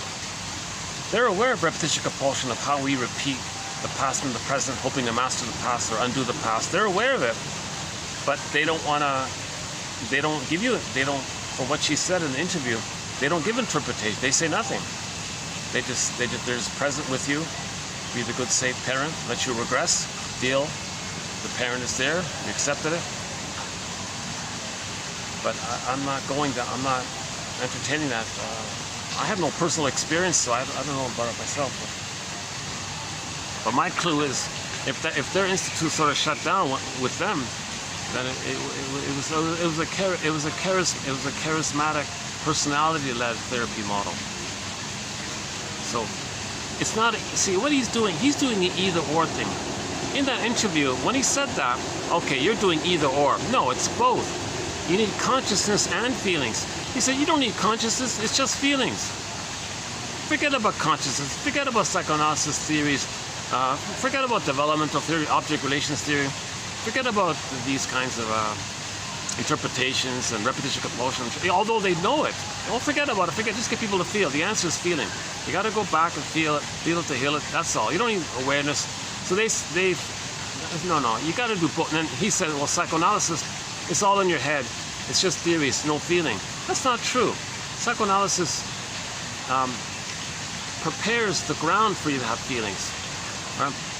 So psychoanalysis is both. The cognitive insights just readies you for the feelings kind of thing. Okay, weave the basket, then the egg will come in. But he thinks it's either or. He says, no, psychoanalysis ignores feelings. They just do these theories and keep in your head and all this. All these insights and theories. And, he might be, that point there, we can borrow, for that point, maybe we can borrow that thing called Portney's something. There's some famous novel about a guy like that. Portney's story or something. I forgot what it was. There's some famous novel way back. Masterson actually made reference to it. That's why I learned of it. Portney's complaint. That's it. Portney's complaint. So what Janov is saying is kind of like describing that Portney guy. But not everybody's like that Portney guy. That Portney guy in the novel had all these insights about psychoanalysis. He could parrot what the shrinks say. He could parrot and mimic and show a kind of pseudo-impressive, I know this, and oh, I know this. But he was doing it as a defense mechanism. That Portney guy was using psychoanalytic insights and ideas as a defense against feelings. So he's special in that sense. That's called intellectualization. Whenever you have ideas for the purpose to get you away from your feelings, that's a defense mechanism. So that Portney guy in the novel was in that area.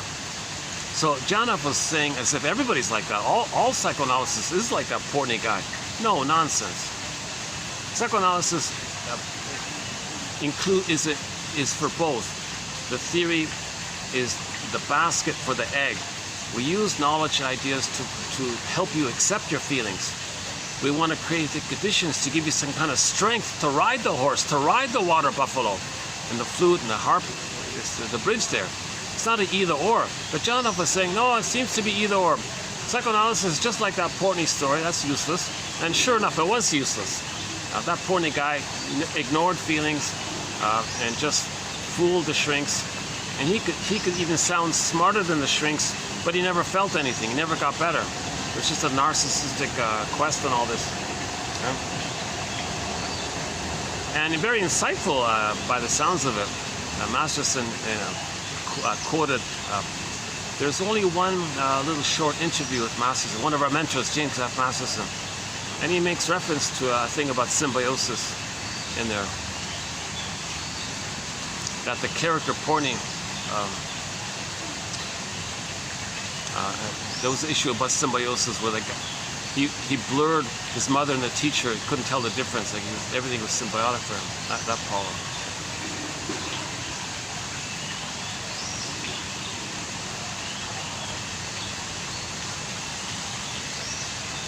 So yeah, when I heard that, I thought, okay, he's splitting. He's doing either or. Forget about theories and insights. Just feel it. Feel what you couldn't feel. Now you're older. Now you can feel those things that you can feel. But here's the confusing thing.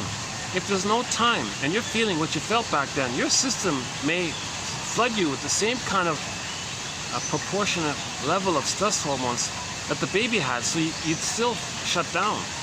So maybe you triggered it, you just shut down again. So you're not better off like that.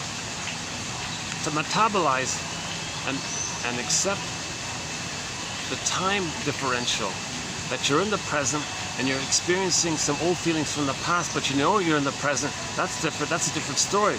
He seems to say, no, you can regress back to that past. Be the baby crying for mommy, pounding the pillow or pounding the floor. And this time you're going to feel it and all this. Now, if your conscious mind is aware that you're feeling this, that's maybe one thing. But if you lose your consciousness and you're just back at that regressed place, I don't think that's helpful. You're just what's the point of reliving your trauma, re-experiencing your trauma like that?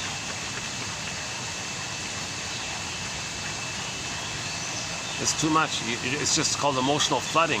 You're just going to be flooded again with stress hormones. You're going to shut down again as well. And then it might be even harder to then entertain the idea of metabolizing those old feelings.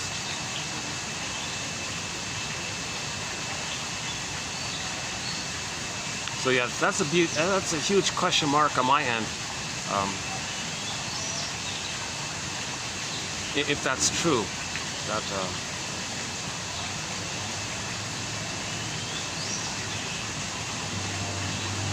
yeah, maybe.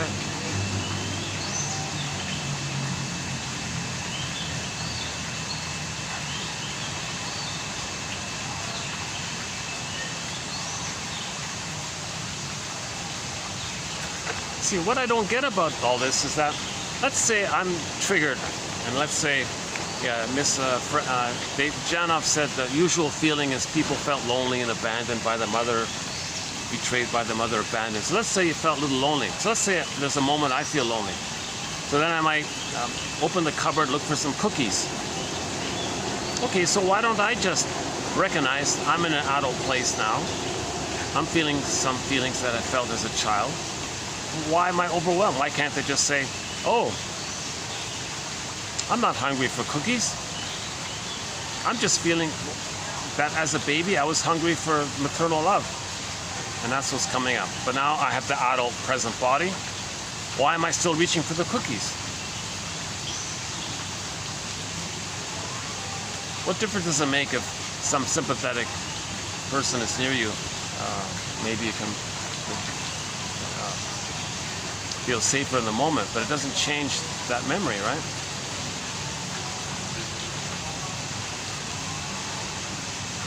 Okay. So I'm a little muddled. I'm getting a little muddled. Oh, there we go.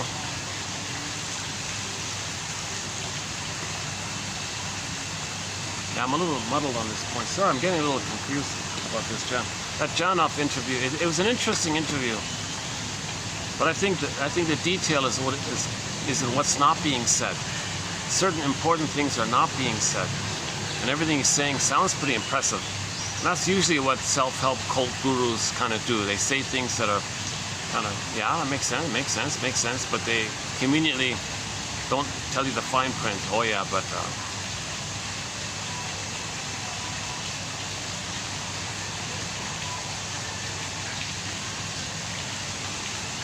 Yeah, in that interview with Barry Vogel, they gave the example of some guy from a wealthy guy, I guess,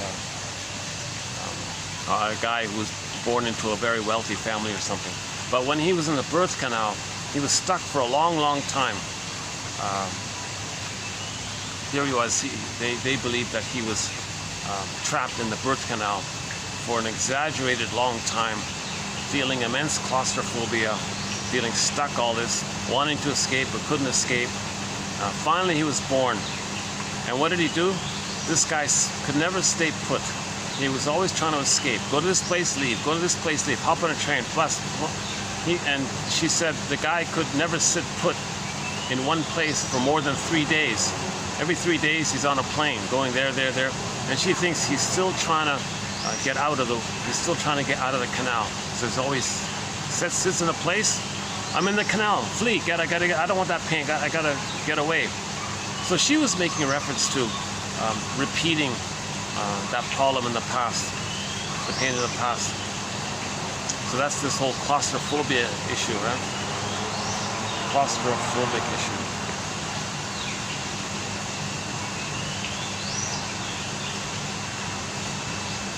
So there's a hypocrisy there.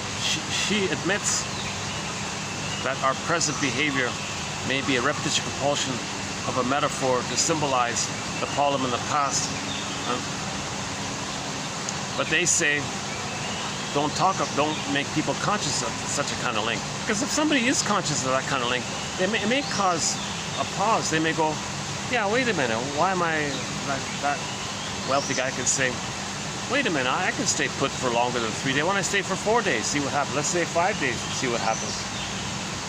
The present isn't the past. So if he has the cognitive insight, he may use his cognitive reasoning to, okay, stay 4 days, stay 5 days, because he's not in the birth canal, he's in the present.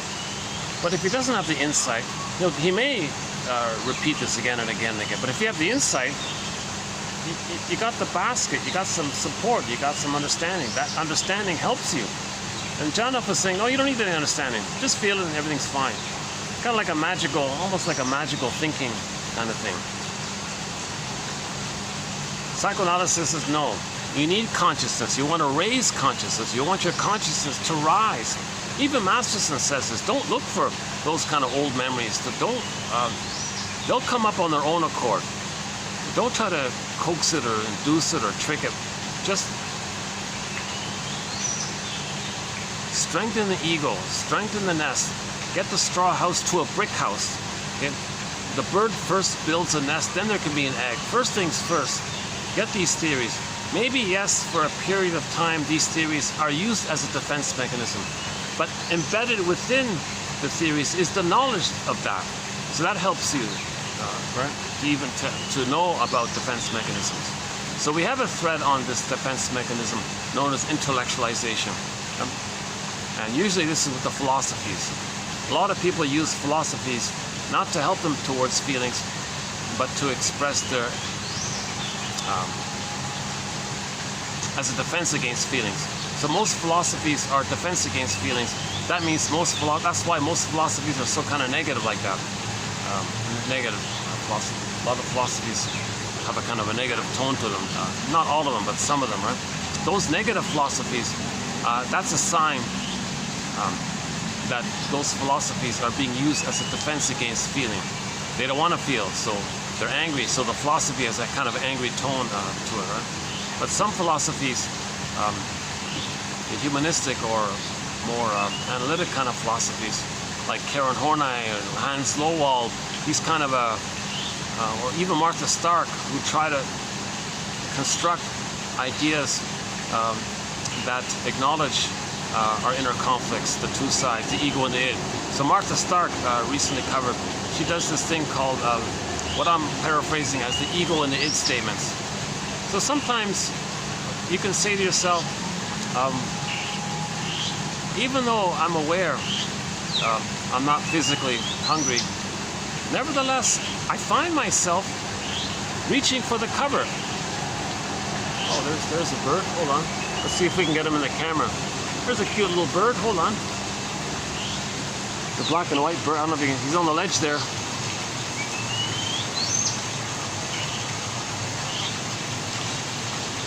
Oh, there he goes.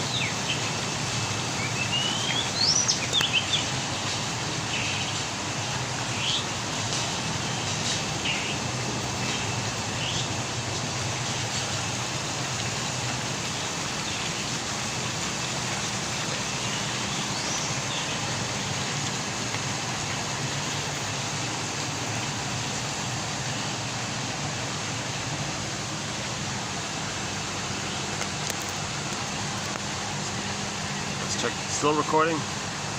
Battery's okay. It's 4 o'clock. Only got an hour and a half here. The light. Oh, it's too dark here at night. Yeah, it doesn't work at night.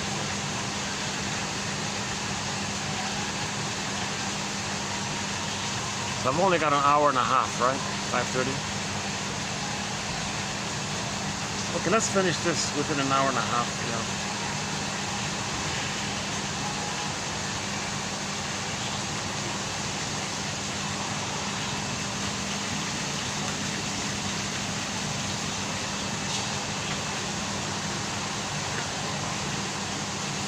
Yeah, that bird's popular. A lot of people want to take his photo. He's a celebrity. That swan is a rock star. Celebrity swan. Celebrity bird.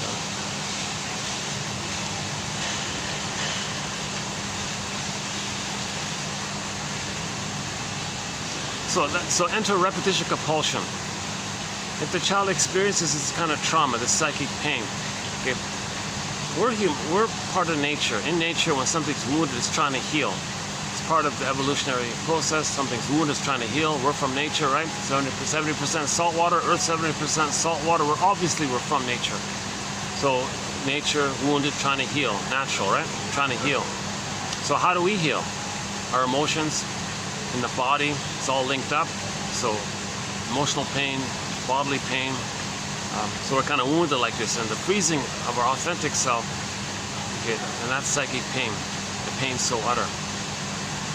So enter repetition compulsion. The baby doesn't understand time. He still has those needs for a secure attachment style.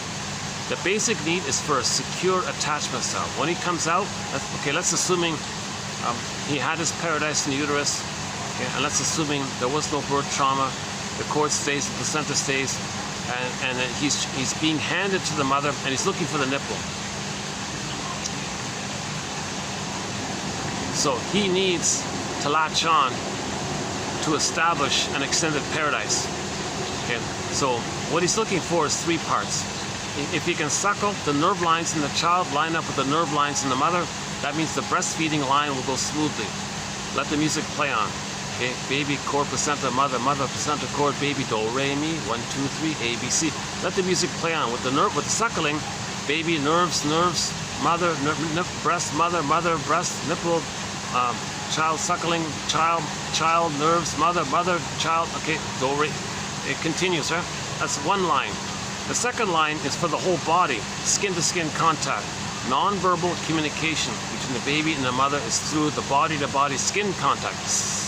Smells stay, skin-to-skin contact. Okay, you put a sheet over the child's back, but the front to the front, the child sleeps front to the bosom, always there, has that continuity and that safety, and the feeding is being fed, emotionally fed, and the communication takes place. If that communication takes place, he's back in the oneness of the mother-infant dual unity. Don't remove the baby. Let the baby sleep on the mother for 4 to 5 months. Mothers just stay in bed for 4 to 5 months. If she uses the washroom, carry the baby. Let the constant skin-to-skin smells, constant skin-to-skin, keep the room warm and all this, constant skin-to-skin contact, rhythm of safety, the oneness. Don't remove the baby for 4 to 5 months. No towel. If you put a towel around the baby, you see, then the communication is blocked. It's kind of like the baby suckling and the rubber nipple is there. The communication is blocked. So you need natural breastfeeding, skin-to-skin contact. And the third one, what's your name again? Is it Mary Ayers or something, in her book called Mother Infant, The Gaze of the Mother, Mother-Infant Attachment, Mother's Loving Gaze, something about the loving gaze. So the third one is when the baby looks at the mother's eyes, the attitude's mother for the baby, will become his attitude. So if the mother is accepting and recognition of his uniqueness, and she's present and sees and accepts, he'll do that to himself. The way the mother treats the baby, the wiring is laid in, okay, the wiring, the imprint, the blueprint, the emotional learning is set in, and that's how he does it on himself. So if the mother sees the baby's uniqueness, the child goes, oh, I have a self and I'm unique. Mother saw it, I can see it, it's okay for me to see it because she saw it, and it helped me to learn that I'm not rejected for that. Mother didn't reject me, then I have to reject myself. Mother hated me, I gotta hate myself to please her, because she externalizes her hate, and that's me trying to metabolize her because the mother's using me. So if the mother's using the baby, some mothers are filled with hate, but doesn't want to be a mother, she feels hate. The mother may exploit that power, okay, and then dump, so to speak, or ask the baby. The baby's going to absorb, right? Mother's, oh, babies absorb, has a natural instinct to absorb. Mother's filled with resentment. When she was a baby, she wasn't loved. Now she's got to give love. Yesterday's video, huh? So that's the kind of hate, like, oh, mother, I'll be your mother and I'll metabolize your hate. And so the child's going to try to do, and the mother may take advantage of that child's offer. Now he's going to hate himself, self-loathing and self-contempt, because his mother hates him. Baby treats himself the way his mother treated him because he needs to see the mother as good.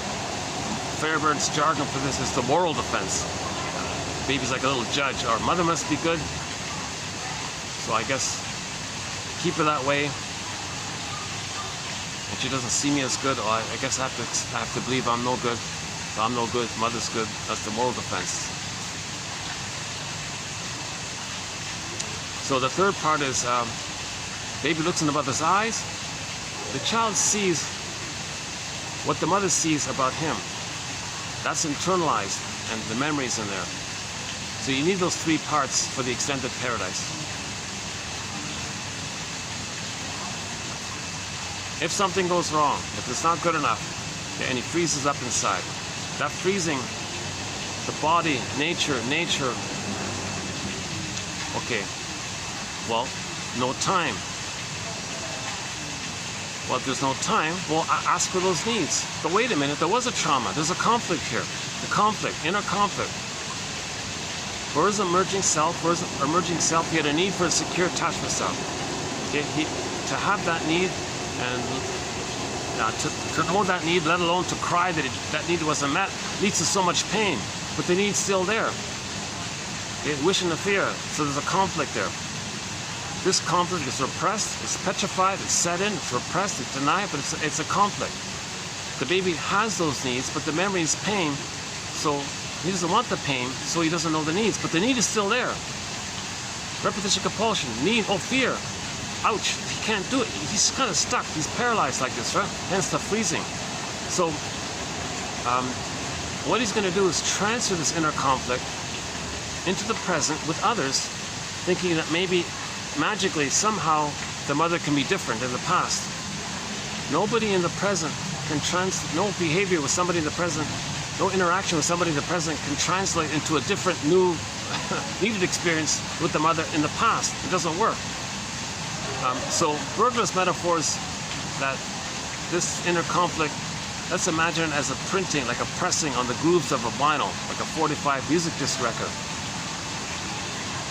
Every neurotic is a music enthusiast. He would love to love life.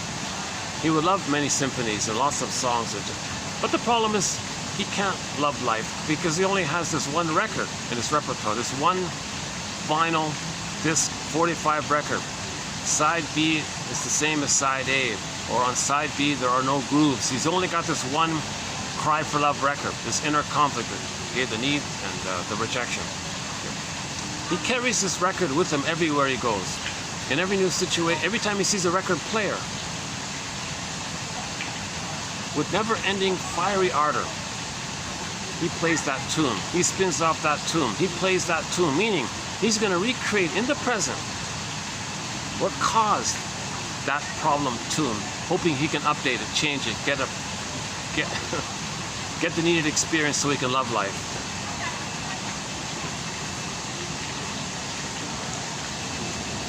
Yeah, they got some kind of flowers set up, and a lot of people are taking selfies behind me.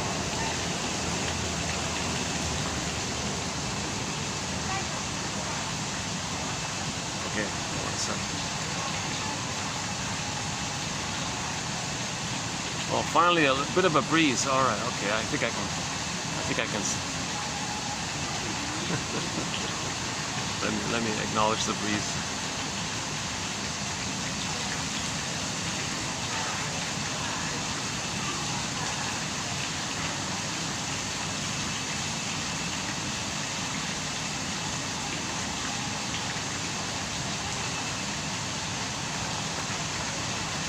So this repetition compulsion is a key theory here. Remember that the baby thinks he's on the throne, and that dissipates, well, let's just say, the theory is that 18 months that dissipates if he's loved. If he's not loved, if he's frozen before 18 months, if the baby's frozen up before 18 months, that means the grandiosity, he's going to revert to it and search for it. Fame, glory, prestige, cynicism, negative humor, put down humor. That's sadism, emotional sadism now. And his shame self, others are no good. And a lot of his humor will be based on that. His humor, the purpose of his humor, okay, is at the expense of somebody. To feel that he's the little god, his shame self, his others are no good, he's a little god, I'm okay, you're not okay. So he's still in that narcissistic place. Okay? So narcissistic. A narcissistic motive, one of our quotes here, a continuation from yesterday. A narcissistic motive always involves an effort to inflate oneself by deflating another. In his relational system, the client fortifies himself by diminishing the other. The other is then seen as shamed, all this stuff. Okay, so this client with the narcissistic mindset or with a string of personality patterns is compelled to use those who depend on him to serve as hosts for his own disavowed and projected dependency, which for him signifies profound inadequacy and is laden with shame and humiliation. Baby felt shame and humiliation, right? So, what does he do? To the extent that he succeeds in keeping inadequacy and his dependency needs external, to that extent, he can sustain in his internal world his delusions of self-sufficient superiority. That's taking refuge in the grandiose part self. The self-sufficient superiority. That's what he's looking for. That's taking refuge in the grandiose part self. This self-sufficient superiority. Aristotle calls it the superiority complex. So your shame self, you see it onto others. To that extent, you want to see externalized. You want others to express shame, humiliation. Then it tricks you to not feel that it's within. So the emotional sadism is to say, no, I'm not the emotional masochistic one. Others are. I'm the aggressor. Distract me that I was the victim. So, in the record, the memory is mother shamed the baby. Trauma before 18 months. What happens is, in the new situation, they're going to recreate what caused that. But in the present, they don't play themselves anymore. They see their shame self onto others. So their shame self is externalized, projected, externalized, outward. That's what they're looking for. Now, this time, when they replay that scene with others, like a drama thing, a reenactment drama, like theater thing, they don't play themselves. Others can play them. They play the shaming mother, because they are her now. Now, the record said mother shamed him. Fusion is still there. Mother shamed him. He's going to shame himself. He's going to shame himself. The masochism is still there. Masochism, the pain of the attachment with the mother, and he's stuck there. But he can't feel it. They'll say others are masochists. So as a trick to not feel that it's with him, they'll say others are it. His shame self, unloved self, emotional masochistic self, others can be it, have it, in his fantasy. So, when he plays the shaming mother, the aggressor, the sadist, the emotional sadist, to himself, the emotional masochist, active, passive, when he plays the shaming mother who shames himself, the trick is, he sees himself onto others. So the behavior is thinking he's shaming himself while simultaneously seeing himself onto others. Same hocus pocus, double focus. He shames others as a trick to not feel that it's within. So now he's shaming others as a replay of how the mother shamed him, being loyal to the record of mother shaming him. But this time he just plays the mother because that's another defense mechanism. If the baby has no positive mother, he's got to be the shaming mother who shames him. That's his loyalty to the mother, trying to save the mother, got to have a mother, he's going to imitate her. His human shame self, others can have it, but it's still there. Hocus pocus, auto-hypnosis, double focus. When he shames others, on some level, he is reminded of how the mother shamed him. Now he's feeling badly by hurting the one in the present. Okay? But he feels badly. So what he does is, the person in the present he just hurt, he will say that that person, the victim in the present, is the mother who had hurt him back in the nursery. Now he's the victim and justified, okay, in seeing the person in the present as the aggressor. So first, the person in the present was his shame self, right? Because everything's fused, right? And it flips. So first, a person with a narcissistic pattern, one of the stinger personality patterns. So trauma before 18 months leads to a variety of stinger personality patterns. The commonality is that they all have the narcissistic element to it. Okay, so first, they see their shame self onto others. They'll find a non-threatening substitute other, somebody who's safe, whoever, they don't make it up, they don't care. Anyone has to be seen as no good to distract them of how they felt no good with the mother. Now, new situation. Remember, new situation? Okay. Edmund Berger, every neurotic is a music enthusiast, but he only has this one record. Every time he sees a record player, so meaning new situation, new interaction, new conversation, new place, new fill in the blank, new job, new relationship, whatever it is, any new thing, basically, he's going to play that record. So new situation. Meets a new person, even it can be just an acquaintance, somebody just hard, you don't even know them, whatever. Any new kind of thing. The record says mother shamed him. He'll see his shame self onto the other person. He plays the aggressor. To have a mother, he's going to become her. To not feel the pain of her, he becomes her and sees himself onto others. That's sort of a compromise to not feel so much pain with her if he becomes her. If he's the active abuser and sees others as ashamed him, it's a trick to not feel the mother hurting him, and he's replaying that thing. So he shames the innocent person in the present, okay, to reflect that once upon a time he was innocent and mother shamed him. He plays the shaming mother, finds someone who's innocent, sees his lost innocence onto them, replays the thing. He's the shaming mother, so he shames himself, but he sees himself onto others, so he shames others. That's loyal to the mother who shamed him. Now, when he does that, on some level, yes, he doesn't feel that mother shamed him, but on some deeper level, he does sort of a little bit feel the triggering of the original case scenario of mother hurting him. When he replays the record, on some level, the defense isn't perfect. On some level, he feels the pain of mother hurting him, but he's now the mother who's hurting him. So what does he do? He'll say that the victim in the present is the aggressor for the past. Now he flips it. Now he feels like the victim and says that the victim he just hurt in the present is the monster mother who hurt him in the past. And he flipped it. So first the innocent other was his shame self. A minute later, the innocent other who's now hurt by that is now the boogeyman from the nursery. And he flips it around and then creates excuses and then flips it and says, well, if that's the bad mother, I can fight with the bad mother now. And then flips it. Well, I'll be the aggressor. That bad mother can be my shame self and I'll shame them. Or if they're the bad mother, well, I'll fight against my bad mother. Or they can play the shame to me and I'll play the bad mother. And they can flip it around and they're always in this kind of mode. So that's why this is a relentless kind of hope to change the past. A relentless enragement and relentless entitlement. Martha Stark's thing. So this is why they're kind of negative like this. That's why they have a constant, ongoing stinger personality pattern. Why? Because the whole thing is timeless. There's no time. The trauma clicks in the repetition compulsion, but nothing in the present can change the past, but the trauma clicks in the repetition compulsion. Again, nothing in the present can be the past, Okay, no time machines, no morphing machines can change the past, but the trauma clicks in the repetition compulsion, so you're going to replay it in the present, but it doesn't heal the past, but that pain of the trauma clicks in the repetition. So that's what this is the record.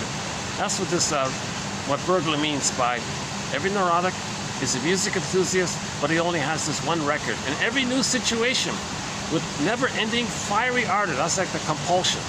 Okay, the compulsion. Like the compulsion is that the baby has all of this energy to find the breast mother. That's like a compulsion, like a drive, like a need for the safety with the mother. So the compulsion is coming from the baby's urge, craving, desire. Where's mother? And so the compulsion is like that, right? Every neurotic is a music enthusiast, but he only has this one record. He carries it everywhere he goes. Every time he sees a turntable, phonograph, new situation, opportunity, with never-ending fiery ardor, he spins off that tune. But when he plays that tune, the stingers play that tune by being the shaming mother. Others go play them. He's playing that tune of mother shaming them. So this is part of the narcissistic mindset embedded with all of the narcissistic, embedded within all of the stinger personality patterns, embedded within all of the stinger personality patterns that develop when there's trauma before 18 months is the narcissistic mindset or whatever. So in the last video, can I refer you to the last video? The last video, oh my God, the last video, 2743, just got uploaded here today, December, yeah. If you look up 2743, that was a good video, I thought. It was from an author who sort of summarized what other authors described about narcissism.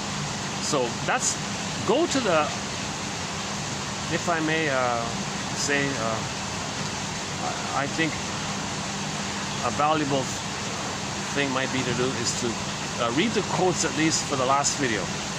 My commentary wasn't too bad, I thought. So among my better commentaries, I thought maybe the last one was among them. Anyways, the last video provided the main core theory around narcissism. Okay? Now this, what I'm going to read now, is sort of a tag on, a continuation due to space limitations of the last video. So this now, what I'm going to do now, is sort of like a continuation of 43. Okay, this first part here, okay, by a guy named Daniel Shaw. Yeah, his book got tiresome. Half of his book is about him being in love with some guru, but the guru wasn't a guy, it was a lady. He went to some ashram and was head over heels with some pretty girl, and it didn't work out, so he's enraged by it. He didn't say it like that, but I'm just assuming that's sort of what happened. Anyways, but give him some credit. He did do a lot of research, and he posted some excellent quotes by Fairbairn, by Ferenczi, Jessica Benjamin. In the last video, we have those quotes by Ferenczi, Benjamin, and Fairbairn. So Shaw found them. I thought that's pretty good that he did that. I like that sort of a contribution. He's trying to heal. So the tag on was this.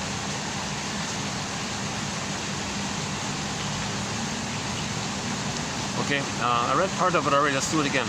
A narcissistic motive always involves an effort to inflate oneself. That's the grandiosity, making reference to the grandiose part self. For example, cynicism inflates that. Cynicism gratifies that. Negative humor, schadenfreude humor, dark humor, put down humor gratifies that, inflates that. Okay? Therefore, he's deflating himself seen onto others. So he's deflating others to not feel that he was deflated. It's a defense mechanism. So emotional sadism is a defense against the underlying emotional masochism, which he doesn't want to feel but wants to see others have in his fantasy.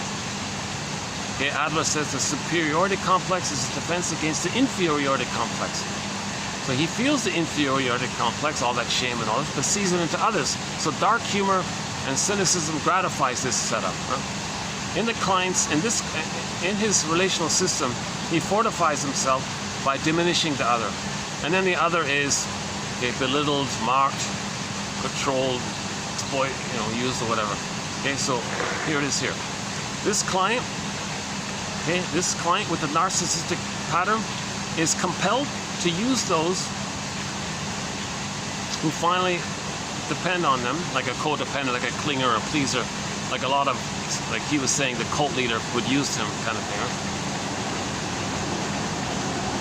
So a person with a narcissistic pattern loves to have somebody to shame and use because they want to see the victim externalized. They want to see their shame externalized by the clinger. So they usually find clingers and pleasers and caretakers, childlike, confused ones, and see them shamed. That distracts them from feeling the shame within. That's what he's saying here. So this client with a narcissistic pattern or mindset is compelled to use those who depend on him to serve as hosts.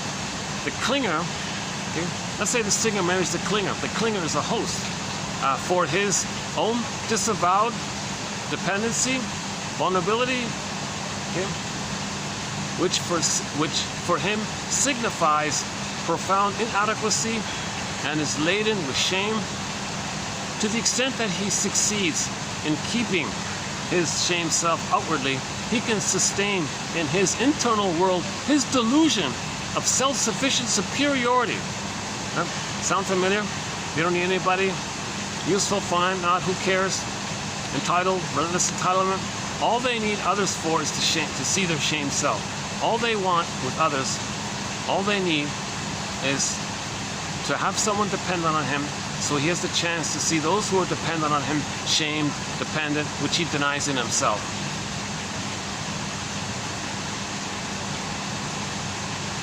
By the time the unrecognized adult child of an objectifying parent gets into therapy, she has typically experienced a long trajectory of failed attempts at connection.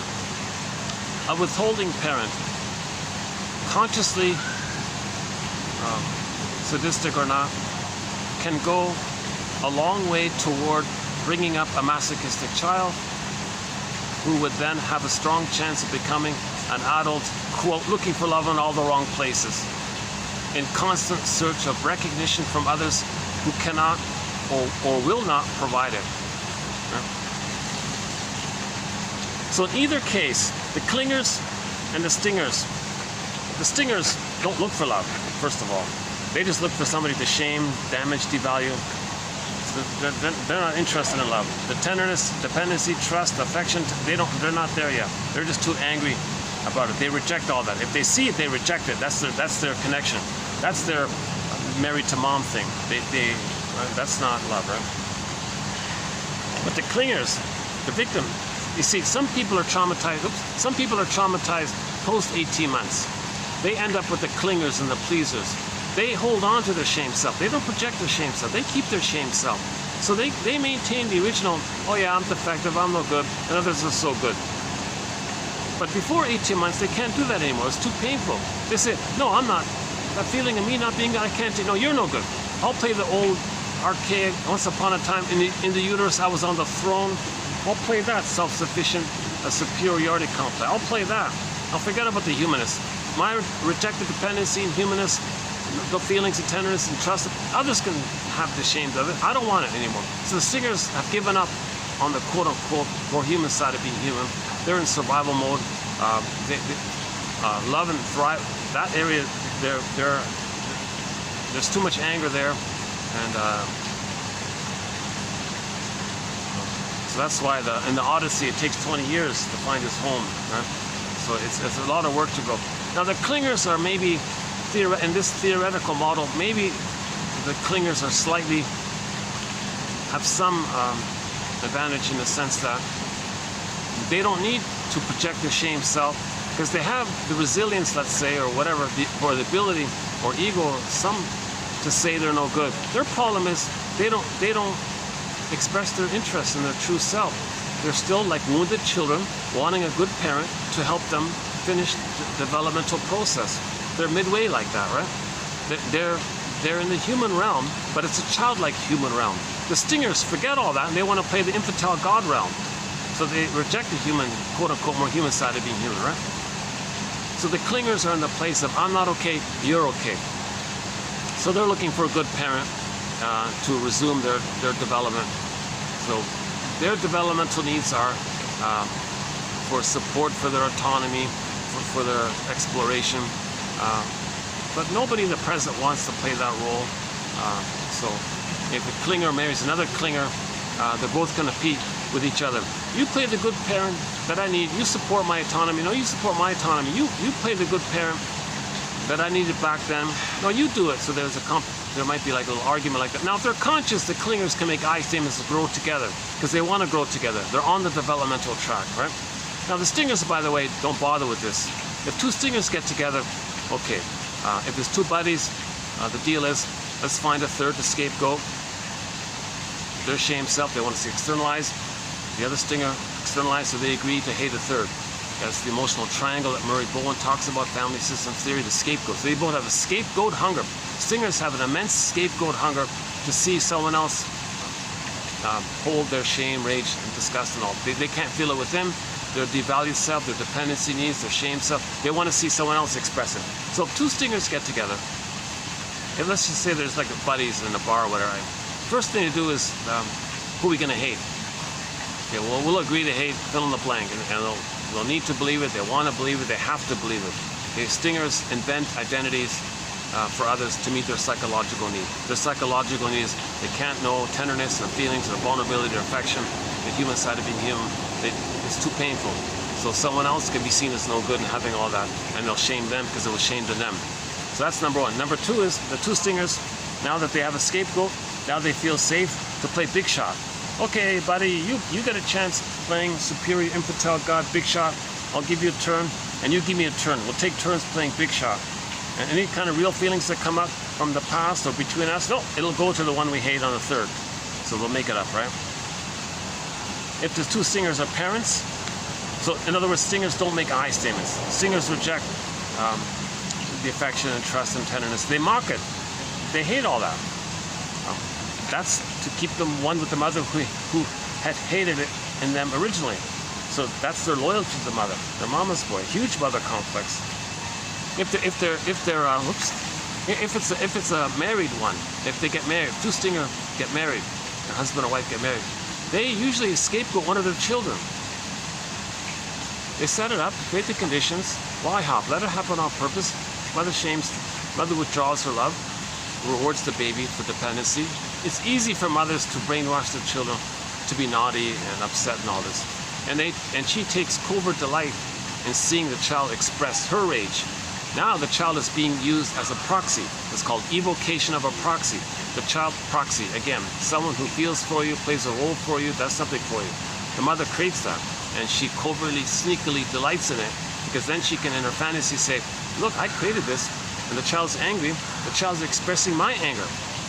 Father's doing the same thing. He covertly, secretly delights in his child being a naughty boy or whatever. That's just part A. That keeps the parents along, to get along with each other. Then part B, now the parents have a focus and an excuse to express their anger onto the child. Look, our child's so naughty. Yeah, we gotta protect ourselves from this dangerous child. We gotta discipline him. We're right and they're wrong. He's bad. So they created the child to be naughty to give them an excuse to express their anger. So that child is scapegoated. That's called scapegoat hunger. So stingers have a huge issue of the scapegoating. This is a severe case of trauma if somebody's being scapegoated because they can't make an I statement, they can't get in touch with their feelings, they're so frozen within, hardened within, turned to stone within. That's a symptom of trauma before 18 months, this scapegoat hunger. Now clingers don't do this. Clingers don't scapegoat. Actually, clingers, you see, if the clinger marries a stinger, the stinger will shame the clinger. And the clinger says, ouch, but that makes sense because I'm not okay and you're okay and I'll save you, stinger. Stinger says, what a fool believes. I just need you, I just want to sting you and shame you so I don't have to see that it's within me. What? And the clinger says, aren't you going to heal and we'll be partners and grow together? Oh, you got to, you kidding. What a fool.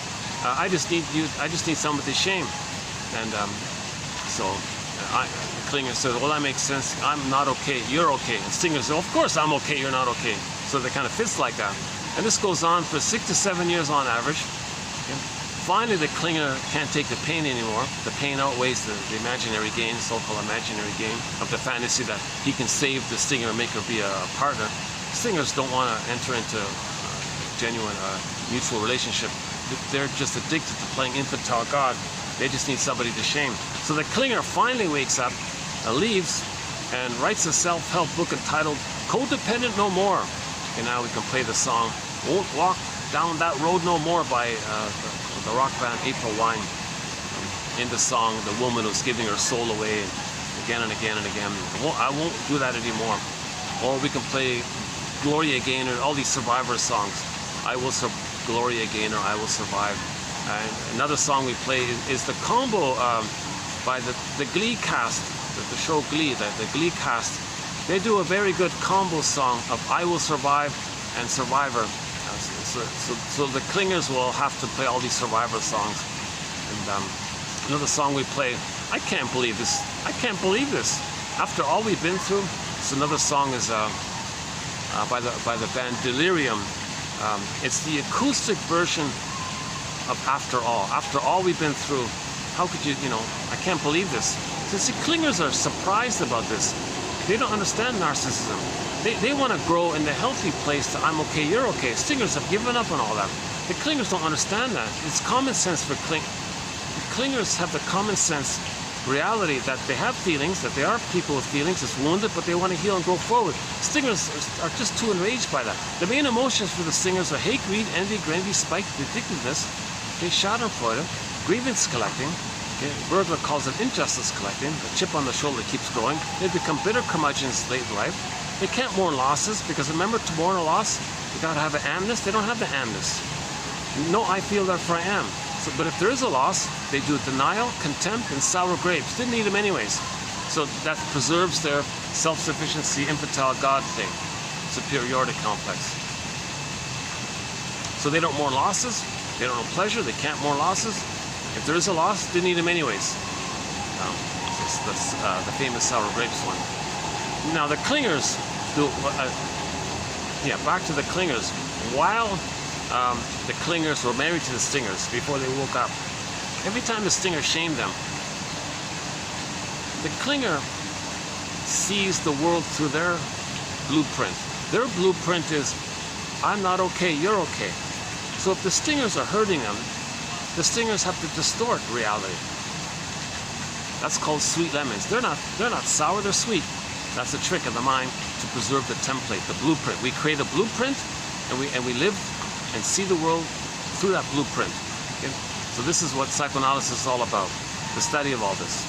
The study of the internalization of the baby's interpersonal first interaction with the mother. The baby has an interpersonal relationship with the mother, right? He creates a blueprint, deep imprint, schema, script, template, working model. In tomorrow's video they call it emotional blueprint for life, less emotional learning for life, blueprint, some kind of working model, structure, setup, psychic constellations. Remember, the memories are relational, passive self fused with the aggressive mother, and you got these paired relational units, Wo-Ru and Ro-Ru, Masochistic theory. So we got this endopsychic structure like that. So the baby creates this intrapsychic society, so to speak, this intrapsychic mapping. Okay? Now this intrapsychic then reveals itself, shows itself, makes itself known to us throughout life in our interpersonal dealings with others, because that's the blueprint of how we see the world. The first world was the breast mother. Baby creates a map of it, sees the whole world through the lens of that prototype.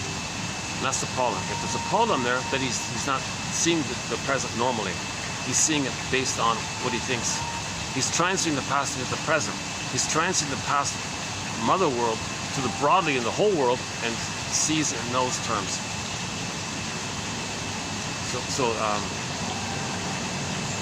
So that's called object relations theory or psychoanalysis. Okay? The baby's interpersonal with the mother lays down the intrapsychic, which then reveals itself interpersonally later on. Okay? So, baby relates with the mother. That relationship creates a kind of inside, and then it's inside out. Okay? Then the outside, as above, so below. Okay? So psychoanalysis steps back and to observe all this and to see what's going on. So we need night vision. These quotes are giving us the lantern and night vision to see what's going on. That's the idea of raising consciousness, because then if you catch things, you see things, okay, then you may get a feeling by that. You see, if you catch things and see things, then the feeling can come in. Now, Janop's thing, so don't bother with that. Just go directly to the feeling. No, Masters, most people say, no, you can't do that. Maybe he got lucky with some people. who had a strong ego, and they could maybe feel some of those old feelings and had a huge relief. They probably would have got it anyways if they went to a talk therapist. They probably, you know, those people that Janoff helped probably would have been healed if they just had someone to talk to.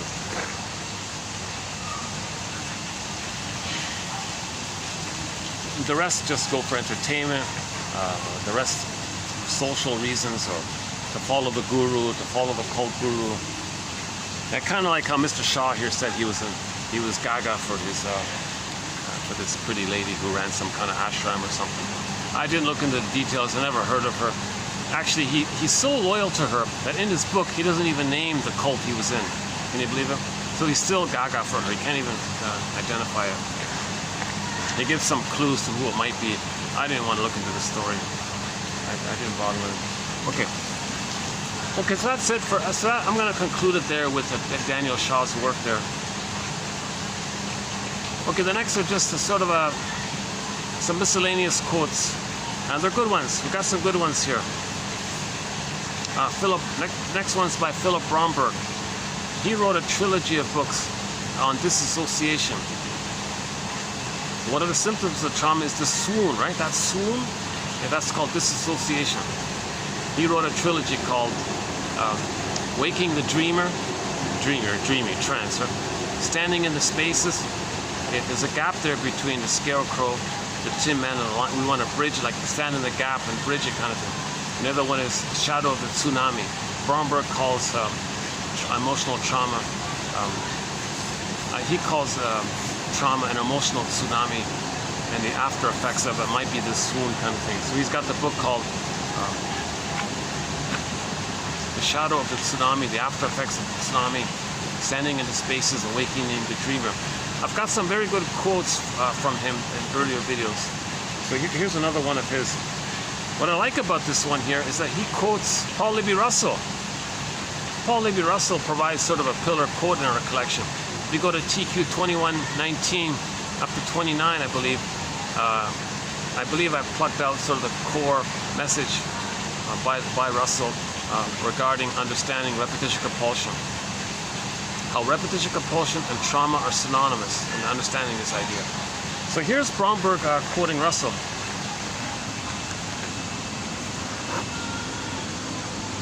Okay, Russell, Paul Libby-Russell, 1993, speaks to the experience of the client's recognition and processing of trauma as requiring a capacity for a certain kind of grief.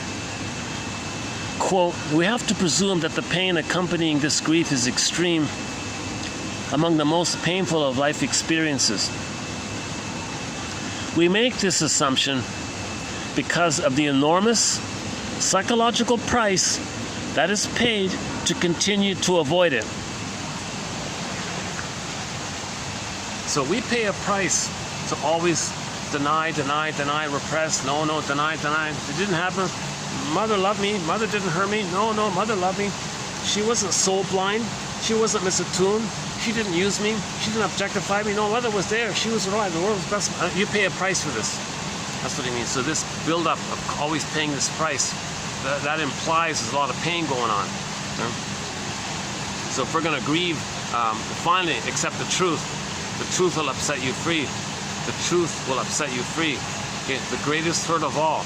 Mother was soul blind, meaning couldn't have empathy for the baby, see the baby as a person, didn't understand the baby's needs and feelings and personhood rights, and needs for the developing, couldn't see all that. Then the baby was crying, mother gaslit the baby, soul blind. Okay? Mother failed the baby. The greatest hurt of all, mother failed me. There's that kind of grief when you admit that there's a loss, that you didn't get the positive experience that you thought you did. You're going to really, now you got to feel safe to get to that place. But the awareness and the safety, the two there, the consciousness and the safety, the yin and the yang of healing, then with the safety of both the understanding and the presence of the caring witness, okay, then with that level of safety, then you can, the firebird comes up, then you'll grieve and mourn. The mechanism, there's a mechanism called when you're safe, what you've been denying can come up. If you're safe and you have lifelong denial of loss and pain and grief, then you'll weep and cry. That mechanism, by the way, is kind of, we can see like a little mini micro version of this in the mechanism of humor. In humor, there's like a little tension. You get the answer to the joke. First you were tense, benign, harmless little tension. Then you feel safe with the answer of the joke. Then you laugh. So if it's a minor thing, the release is laughter. If it's a deeper thing, the release will be weeping and all this, right? And somebody said that, you know, the analogy is that lifelong tension, interpretation gives you safety, then you weep. In humor, you got a little tension, you got a little safety, then you laugh. That whole area. Okay, the next one. So that's the added point here, that we assume that there's a lot of pain, because all the time we've been lying to ourselves, the lies we tell ourselves. We make this assumption because there's a price to be paid by this continual lying to yourself. Time is passing you by, you're getting older, pain is still coming up, building up the pain, your defenses are getting weaker, it's coming up, kind of thing. At midlife, it kind of comes up. Okay, William Fairbairn, one of our mentors. The child would rather be, quote, bad himself than have bad objects. The baby would rather have an abusive, shaming, misattuned, soul-blind, emotionally abusive mother than have no mother. So what does he do? What does he do with that? He's got to see the mother as good, so he'll take her badness as his badness. That's the trick. That's called the moral defense. That's Fairbairn's jargon, the moral defense. Okay, so what you're going to... so this is basically the moral defense here. Nothing to do with how it sounds. Okay, it just means... the example, Solani explains it like the baby's going to be like a little judge. Well, I got to see my mother is good, but she's bad. What if I take her badness and say I'm bad? That helps me to see her as good. So I'll be like a little judge to make this kind of decision. That's called the moral defense. The child would rather be bad himself than have bad objects. In becoming bad, he is really taking upon himself the burden of badness which appears to reside in his objects. By this means, he seeks to purge them of their badness, and in proportion as he succeeds in doing so, he is rewarded by that sense of security which an environment of good objects so characteristically confers. He's got to make it up and believe that somehow the mother's good. He's got to find a way to somehow believe, trick himself that the mother's good. So one way is, if he absorbs and purges all the mother's badness, I'm bad. It's a trick, right? Mother's quote unquote bad. Oh no, mother's got to be good. What if I take all that badness in her? I'll be the bad one. That means it'll make me see her as good. Plus, I'll deny the splitting mechanism. Plus, I'll deny that she's bad, put it in a separate psychic bin. Plus, amplify my belief that maybe she's good, and amplify that she's a goddess. Now, if she's really bad, I'll just hallucinate that she's a goddess. So, he takes it upon himself that he's no good. And he needs to see the mother as good to survive, right? Okay, next one here.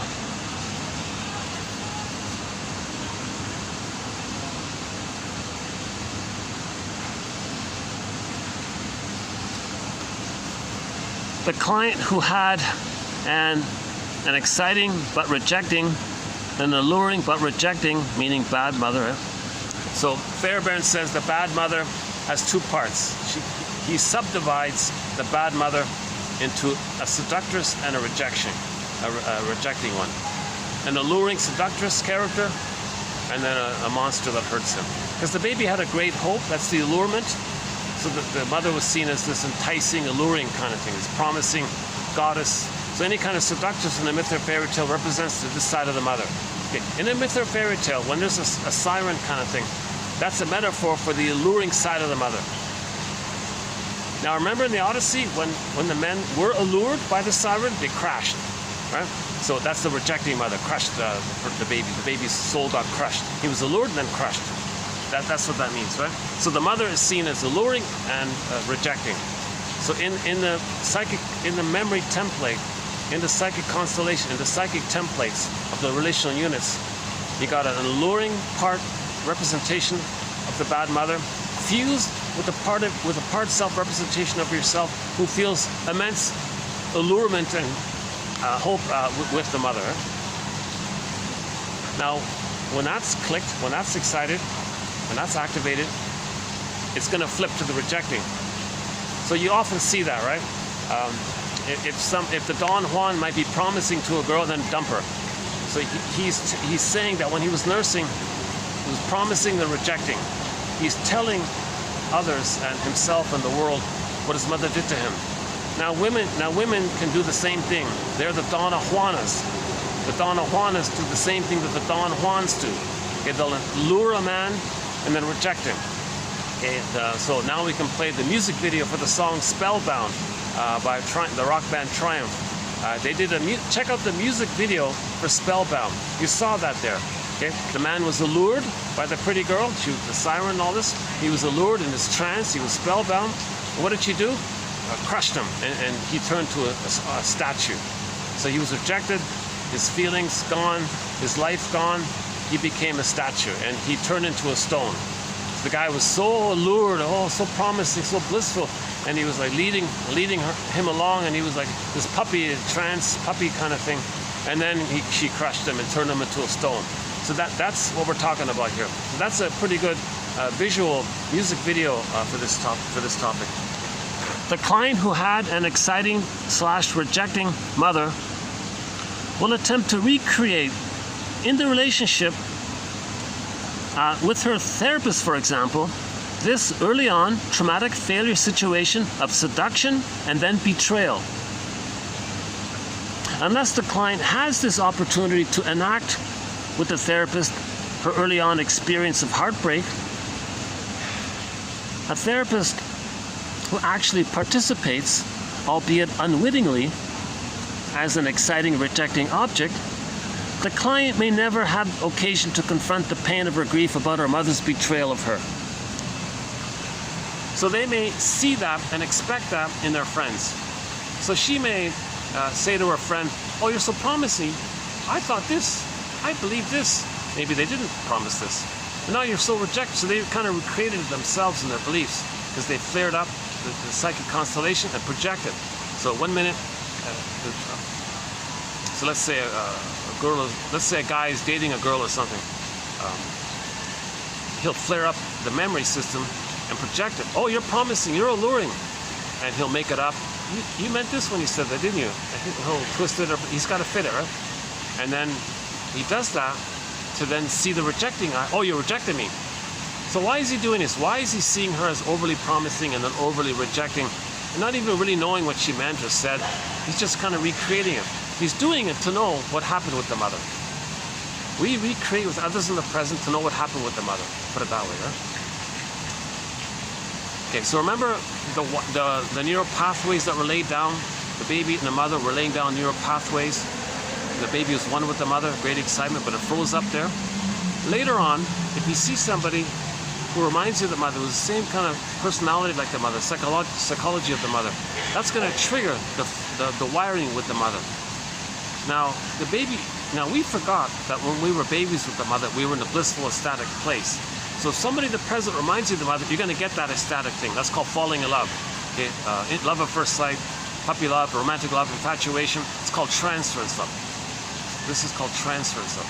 So you see the part in the present as an emotional reincarnation of the mother in the past. But the person in the present just triggers the wiring with the mother. Now the wiring with the mother, you re-evoke that oneness. So there's the blissful, oh, spellbound, trance. Wow, there's your amazing kind of feeling, right? The baby and the mother, just we can do anything together. We're powerful. Love conquers all. We're this kind of blissful honeymoon kind of place. So the personal present triggers that. You feel that, then you transfer that to the partner of the present. But really, you're just experiencing what you forgot with the mother. But you think the partner of the present, because they're the trigger of that, you just transfer the mother into the partner of the present and see the partner of the present as the mother again in your emotionality. And you think the partner of the present, you're relating to the partner of the present emotionally, like you're back in the nursery in the blissful union with the mother. And then you enter the play titled, "Oh, person in the present, you're perfect. I love you, you're perfect. Now change, please." Because now you're back there. And why you did it is because you want a better experience with the mother. Remember that wiring? It's also, Brody calls it unfinished business with the mother. Now that partner is going to stand in for the mother. That's why you want the partner of the present to change, i.e. you want your mother in the past to change. So your fantasy is that the partner of the present can somehow magically take the two of you back in the time machine, morphing machine, go back to the nursery, the partner of the present becomes a good version of your mother, the projector becomes a baby again, a proper interaction takes place, a soothing, a reverie, attunement, okay, maternal holding environment, positive relationship, the proper wiring gets in. Hop back in the time machine, come back to the present, morph into your respective places, and the projector says, "Hey, you're you in the present. I don't need to see you as the mother in the past. Hey, who are you? I can see who you are." But in transference love, you don't see people who they are in the present. In transference love, you just transfer the past into the present, hoping to change the past.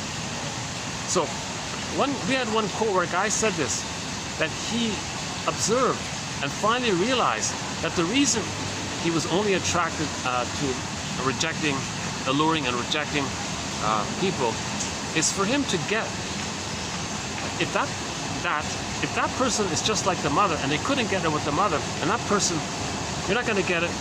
If that's the mother in the present and you didn't get it with the mother in the past, obviously that person is not going to give it to you if even your own mother didn't give it. And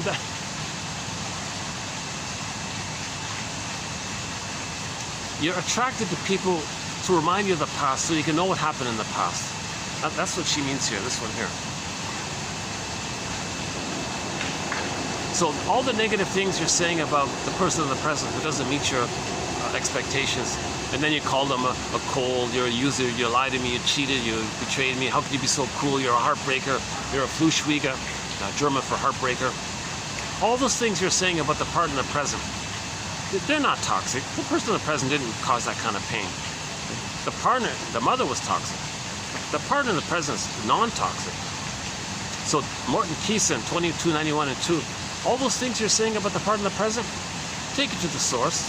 Understand that that's what your mother did to you, how you felt with her. That person in the present actually just kind of helped you to bring up what happened in the past. And this whole thing is taking place because this is the innate drive for healing, to help you know what happened in the past. We'll make the unconscious conscious. So you recreate it in the present to be conscious of the past. How's that? You recreate the past in the present to be conscious of what happened in the past. That kind of thing. Amy Bear said this takes place because we're in pain. We're repeating to get out of the pain. We need narrative medicine. So the consciousness is the narrative medicine. Okay, so that's being our own story doctor. And these 10,000 quotes are helping us to be our own story doctor. Make the unconscious conscious. Oh, I got a group of people sitting near me here. Hopefully I'm not bothering them. I don't think so. There's enough of a distance between us. I might check in with them, see if they're okay. Well, hang on. Let's see. What's the time? What is it? 5 o'clock. I think we can finish in a half an hour. Yeah, that should be okay. By the time they order and all that. Okay, again. The client who had an exciting, rejecting mother, or bad mother,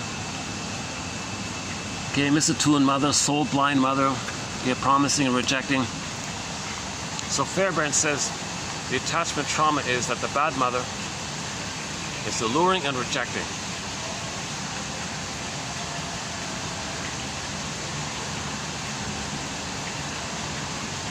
Now, women who buy that book, Why Men Love Bitches, And it teaches women, do that women, be alluring and then be rejecting. That's how you hook the guy and control him. Women who are drawn to this, maybe that's for them to know how the mother treated them. So women maybe can use that self-help book to know their psychic structure, that their mother was alluring and rejecting, if they feel excited by this trick that they're peddling. The client who had an alluring, rejecting mother will attempt to recreate in the relationship, okay, with somebody in the present, doesn't matter, right? Whoever it is in the present, their early on traumatic failure situation of seduction and betrayal. Unless the person has this opportunity to reenact this with somebody in the present, this experience of heartbreak. You're a heartbreaker, you're a Fluschwieger. Okay?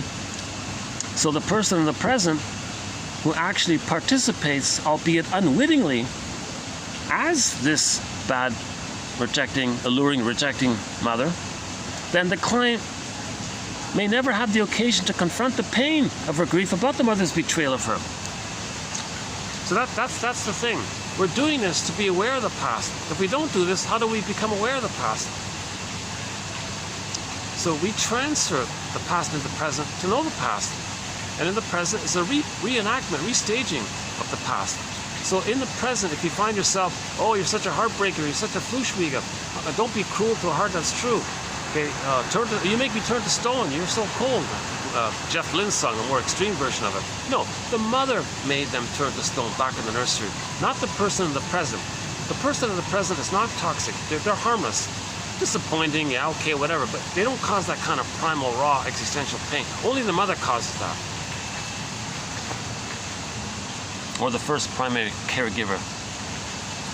Yeah, John, I made a point about this. The mother, she's supposed to be a caregiver, give care.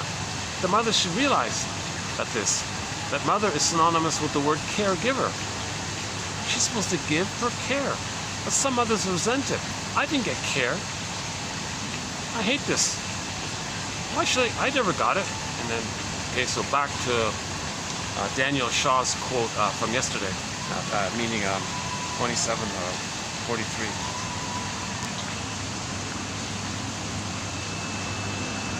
Okay, let's say this is with a therapist. Let's say the client is recreating the past in the present, and now in the present, the client is enraged at the therapist. When a client is in the midst of an outpouring of hostility and outrage toward the therapist, it behooves the therapist to ask, how have I failed you? Yeah, that's pretty good, right? Because this outrage, it's not the therapist, it's the person, it's the mother in the past that failed you. So if you're outraged by the person in the present, that person in the present who's benign, disappointing, that you had great expectations that they would be the good breast mother in the past, you transfer that into the present, recreated the disappointment, and you're outraged at the person in the present. The person in the present can say, how have I failed you? How have I failed you? Oh, yeah, okay. Then now Morton Keeson, 2291 and 2, take it to the source. Because that's why you recreated the disappointment, to know the pain with the mother. You transferred, remember it's transfer. You transferred the past into the present to know the past. So your emotions that come up in the present, take it to the past. That's why you're attracted. So Katie Lee has a song called It Must Be Something Psychological. It's really quite explainable, she sings. She likes these emotionally unavailable men because they're unattainable. It's not logical, it's psychological. The mother was unattainable. It's really quite explainable. That's why she likes unattainable, narcissistic men, because the mother was an emotionally unavailable, narcissistic mother.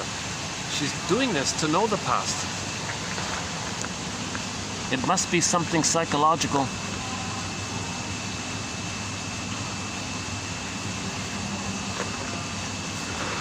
If the client and the therapist if the client and therapist are ever to be able to wend their way out of their mutual reenactments, their repetition compulsions, it may well be necessary for the therapist herself to have the adaptive capacity to relent instead of the defensive need to persist, and most probably must relent first how can we possibly expect our clients to hold themselves accountable if we ourselves are in denial and refuse to take responsibility for our actions? The client is going to coax, prod, induce the therapist to play the mother in the past. If he gets hooked in and does so, okay, now you got this reenactment, this mutual reenactment. If the client loses his neutrality and is being triggered himself and is reacting from his past to play the first person's past, and now he's playing his past, and now you got this mesh going on, this folie douce kind of thing, and now they're all upset at each other, and they're in this swamp of projections, and he's reliving his past, she's reliving his past. Now wait a minute, the therapist has to be the one to notice this. Okay, I got triggered, what you said, it brought up my past, and I'm reacting my past to the present, and that's adding to the problem. He's got to relent and confess that he experienced what's called counter-transference, that the client's transference triggered the therapist's issue to transfer their past. Nobody's perfectly healed, and clients are always poking and prodding to see if they can trigger the therapist, and finally they may do it. If they do it, they gotta, okay, pause, I was triggered, I'm sorry, I acted that way, it was inappropriate, I gotta backtrack here. We're here to help you not face my childhood trauma. I will take my childhood trauma to my supervisor and all this. I'm not here to reenact my past with you.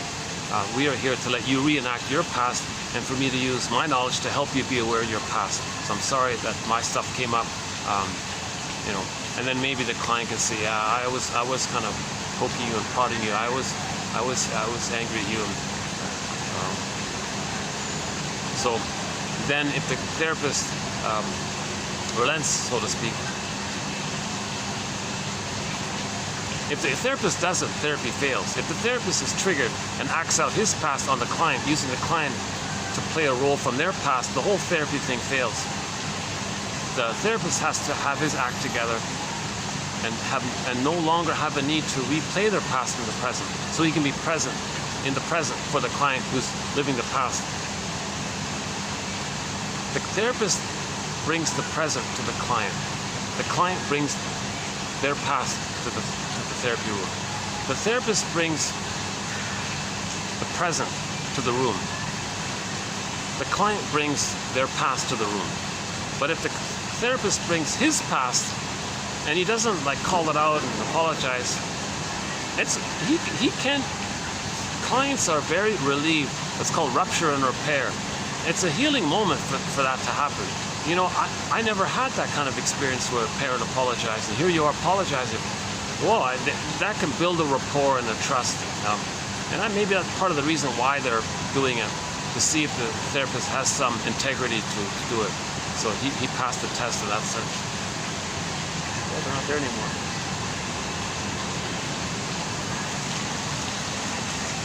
How are the birds?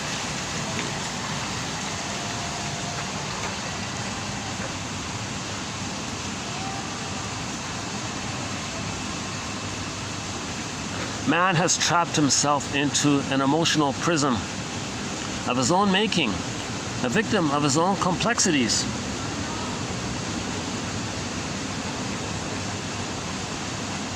Right? So we create a traumatic script and we're stuck in there, repeating it, we're stuck in the past. Okay? So the Greenberg film called Greenberg, not a very good film, honestly speaking, in my opinion, but there was one good quote in there, which you have in our collection, where the shrink said to the guy, you have trouble living in the present. So you linger in the past, you dwell in the past, because you feel like you never really lived it. So the goal of therapy is to identify something in the past, give something in the past, see if you can try to capture it, and give it a time and a place. Then the ghost is laid to rest, the life force is free for the present. We want to lay the ghost to rest, because the ghost is timeless, it's always around, right? Bothering us, haunting us. Identify something in the past. That's the symbolization, the recognition, the naming and all this captures something. That's giving something a time and a place. That's laying the ghost to rest, right? Okay, for example, forcing a child to eat is likely to create an emotional block psychological block or mental block impeding the normal, gradual acceptance of new sensory experiences. Yeah. So if the mother force feeds the baby, he'll be numb. Now he goes through life numb. Can you believe it? This is from a sitcom. This last quote here, Danny Thomas Show, is from a sitcom. Season 7, episode 1. Yeah, the pilot. In season 7. No, the opening, the first episode in season 1. The daughter went to college and came back and told her parents. She took some psychology classes. And the father was trying to force feed the kid, one of the kids. No, don't force feed my brother, don't do this. Forcing a child to eat is likely to create a mental block impeding the normal, gradual acceptance of new sensory experiences. So that's a trauma, to force feed a baby. Baby's not hungry, and you're force feeding him, he'll freeze up inside, he'll numb inside. Later on, he'll be numb. He'll be afraid of his tenderness. He'll be afraid of his inner warmth and tenderness and affection. He'll be afraid of himself. And what that can lead to, one of the defense mechanisms is this one here. As a defense against tenderness and feelings, an archaic defense, one known as sexualization. This is a primordial defense due to affect flooding.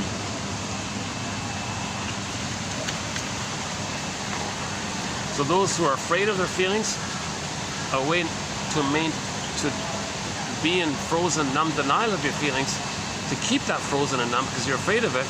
One defense is the sexualization, where you don't bring tenderness to the sexualization area. And that enters into the split, the soulmate and the body mate, or the wife and the mistress phenomenon, right? Or the husband and mistress, or she has an affair with somebody. So the woman who's married to a guy but doesn't feel romantic with him, and she indulges in romance novels or something. Or the guy who has a wife but has a mistress on the side, so they can't bring it together. Because the guy can't have affection if he sees the mother as the wife is the mother.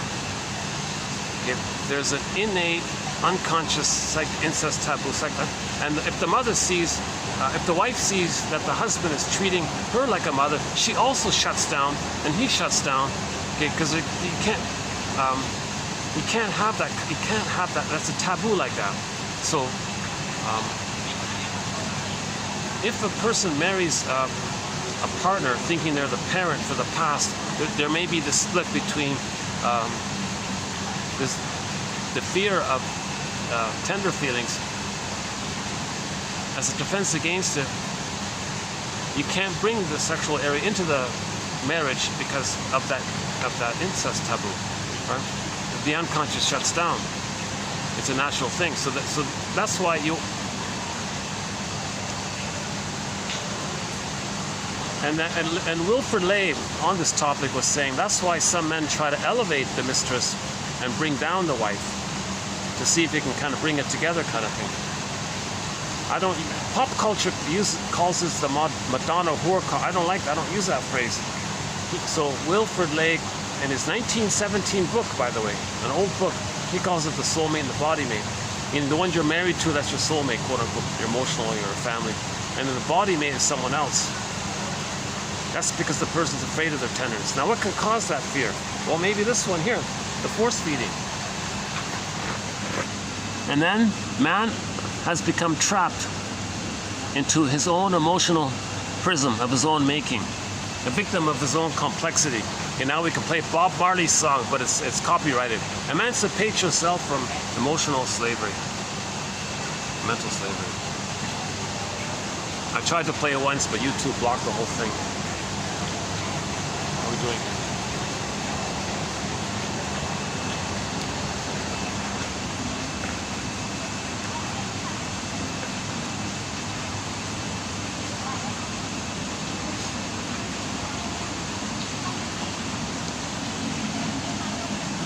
Maybe what I'll do is I've got a few other miscellaneous quotes here that maybe I can just leave it for you to read. Two about humor, sort of like historical ideas about humor. Just sort of, maybe it's just sort of like a interesting footnote, maybe. So it begins with this one here, the Kreplin one.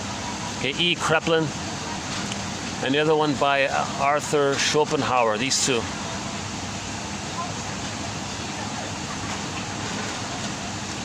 So if you feel safe, okay, if pleasure wins out, you're gonna laugh. Okay, and sometimes the incongruity of ideas makes you realize and feel safe, then you might laugh. So the basic idea is knock knock, who's there, benign tension. You get the answer, you might laugh, right? We can all live like nomads. Tension, what do you mean? Little tension. Where I'm no mad at you and you no mad at me. Maybe you laugh because you got the answer, nobody's mad. I mean, like nomad, that's a tension. Who wants to live like a nomad? No, I didn't mean that. I said, I'm no mad at you, you're no mad at me. Oh, we're safe. And nobody's mad at anybody, so you're safe.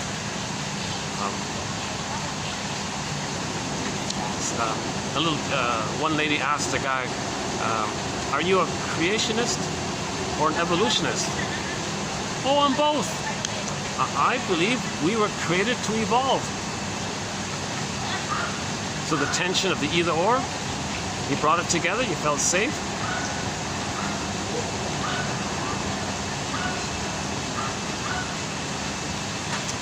One shrink always deals with this issue of repetition compulsion with his clients. He's always dealing it day in and day out, how therapists are replaying the past and the present again and again and again.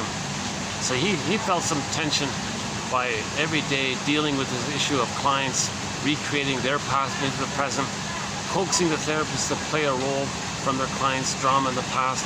Sometimes the therapist is seen as the client's ashamed self. The client plays the shaming mother and they reenact it. Sometimes the client plays his shamed self, sees the therapist as the aggressive mother, and they're recreating the past and the present. So one day, a client told the therapist a joke.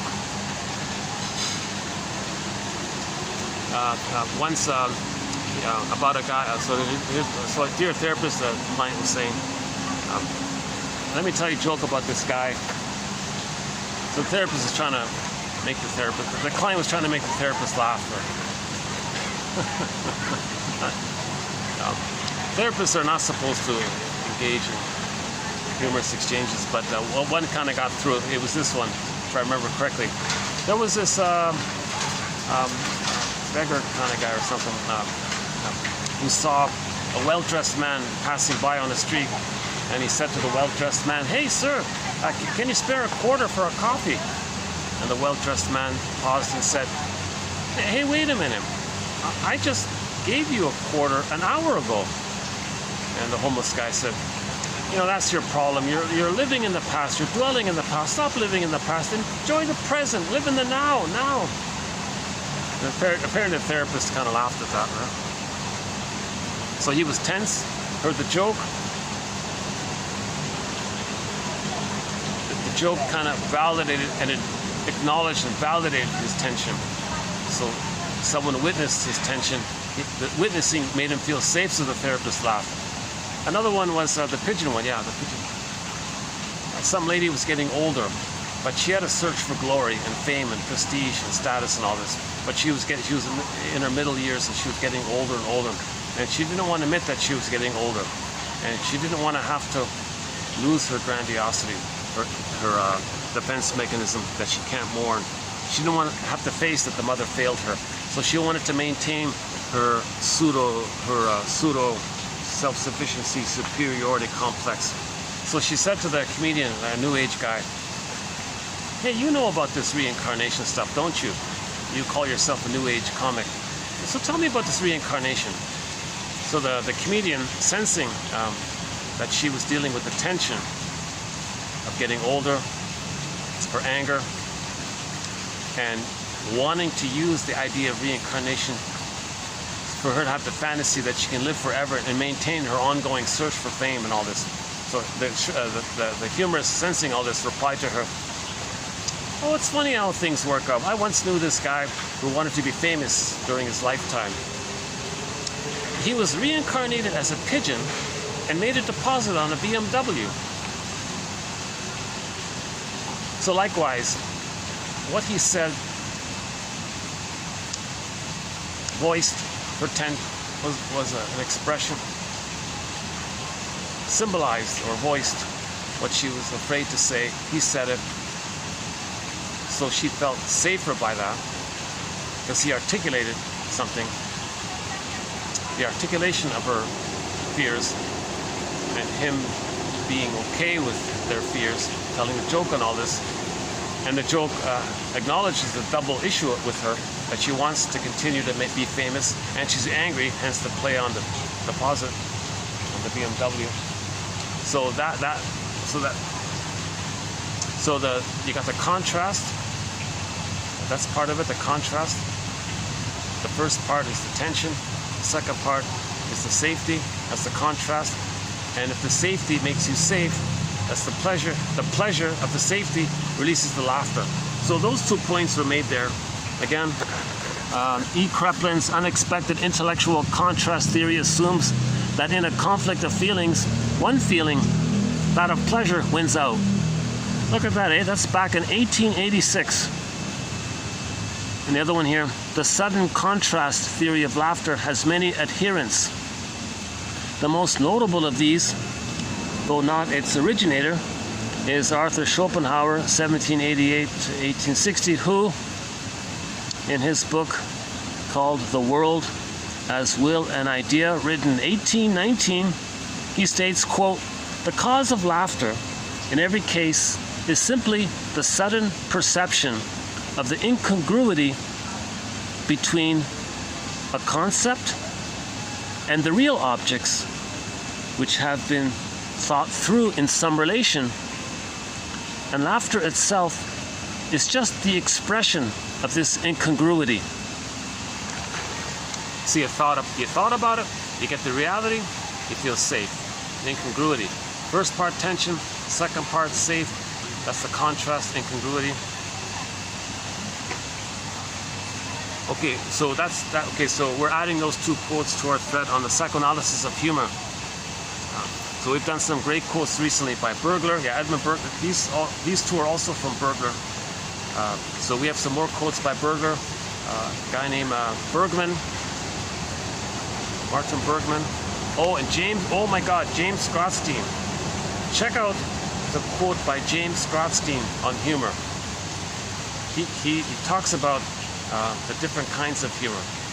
Humor by the stinger personality patterns, the sadistic humor, and humor by the clingers, the more ambivalent, see the 2 sides therapy kind of humor. And that's the healing one, the humor that sees the 2 sides, the complexity, a little playful, at no one's expense, validating, kind of like the jokes I just gave, a little bit not spirit, right? But the stingers, their psychic structure is, gotta play God, my shame self, others gotta be shamed, so I can play God. So their humor is in that area. There's no healing like that. It's just a discharge, it's just replaying. In fact, that kind of humor just makes things worse ultimately. Although maybe there may be certain special moments where you need to lighten tension in the room, I guess. But, okay, what else do we got here? Okay, we got, okay, 1, okay, 2, okay, 3. We got 3 more quotes here. I'm wondering if I should, maybe I can finish these up in the next building, next door. Yeah, let's do that. Make sure I don't bother these people near me. 5:20. Okay, let's move over to the next place. I'll see you in about 5 minutes. Give me about 5 minutes. Fast forward this video about 5 minutes. Plus it's getting dark here. So let's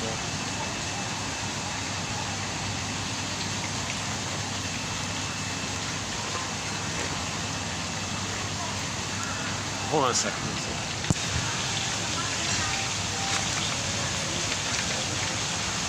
Okay, so hang in there. We got 3 more.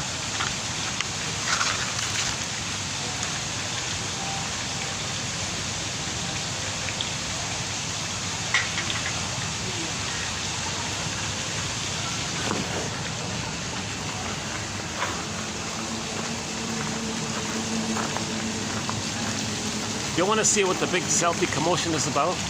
It's this one here. Are these real?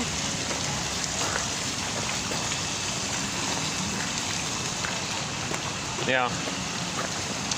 There's no wedding taking place here, but it kind of looks like it. I first asked when I walked in, is there some kind of wedding? So while I was filming, a lot of people were taking selfies here. It's sort of an archway, yeah. Oh, Happy New Year, yeah. Oh, maybe I can take a selfie here. Huh? Happy New Year. Yeah. We'll begin the new year 2024 with prenatal trauma. We'll begin at the beginning. Happy.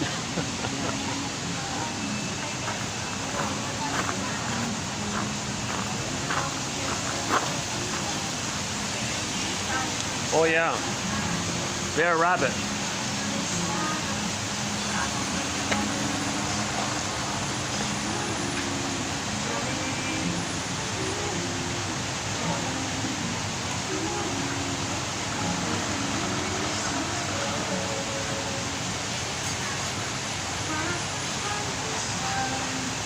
Oh, a bunch of them, eh?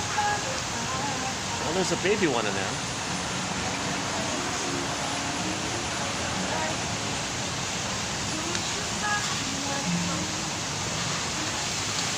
Oh yeah, they have a peacock in there. Let's see. It's a fun place, actually.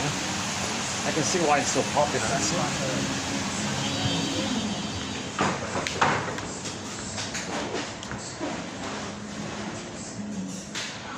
Oh, it's nice. Oh, there he is.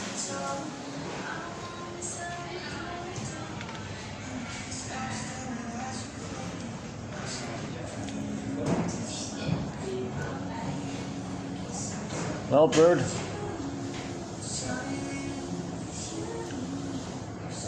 Oh, I didn't realize peacocks have that kind of curved beak like that. Yeah. Got some doves there. Yeah. Oh, more rabbits. Yeah.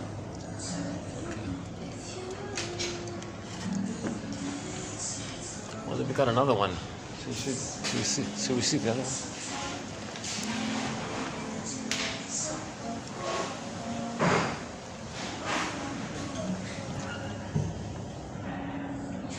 Let's leave him alone. This place is packed at nights. Every night this place is packed, eh? Nice place.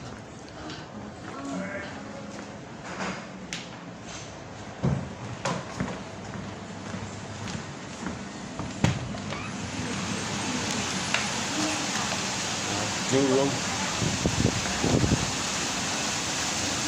All right.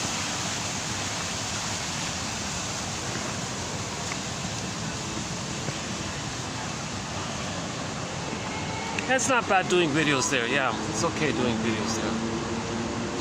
It's nice to be outdoors and all that. Oh, some fancy cars here.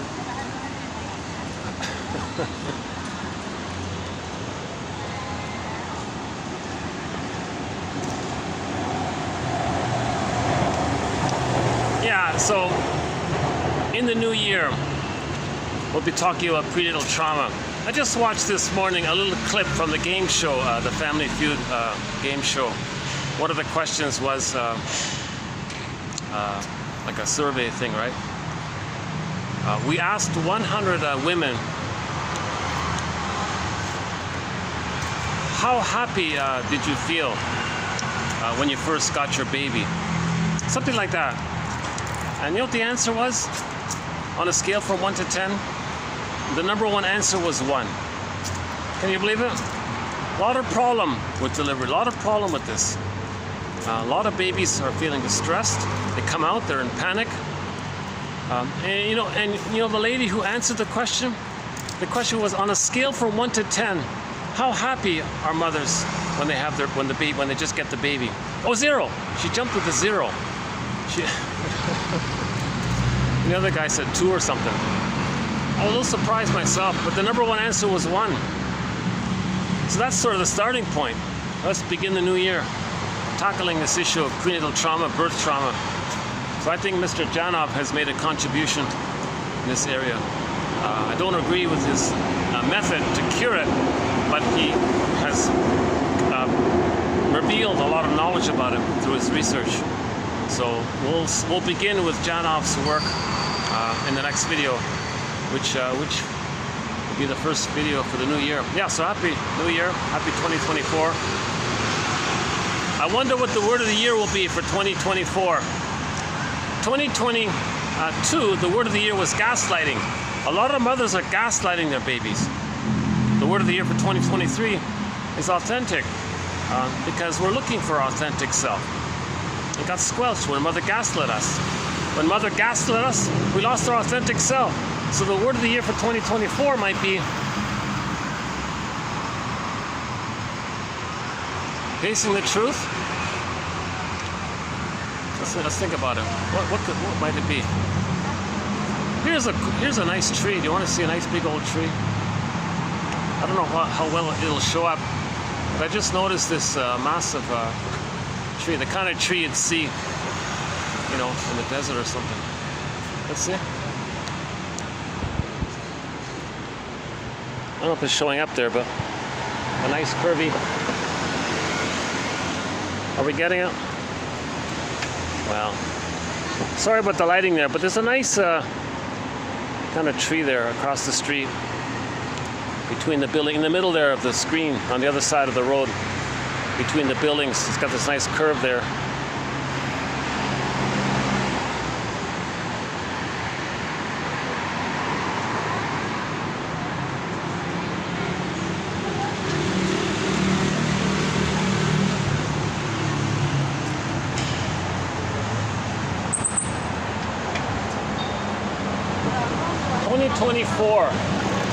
What will the word of the year be?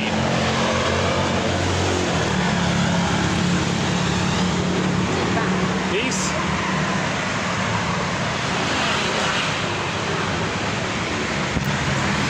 What about peace? 2024, word of the year, peace, right? Inner peace, peace of mind, peace outwardly.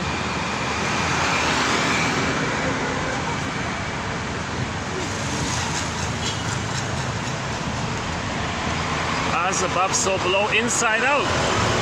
Inside out. If there's inner conflict, right? We want peace in the end. Enter the song Peace of Mind by Boston.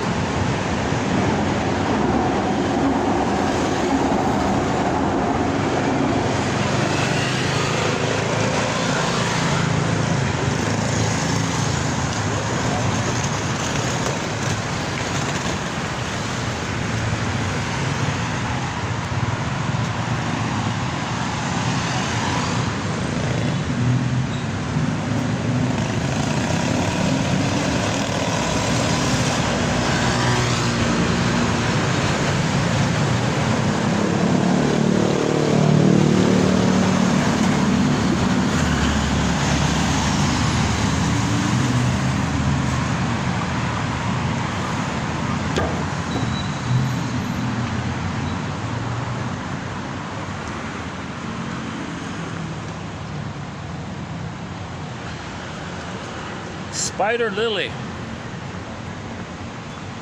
What else? No other ones?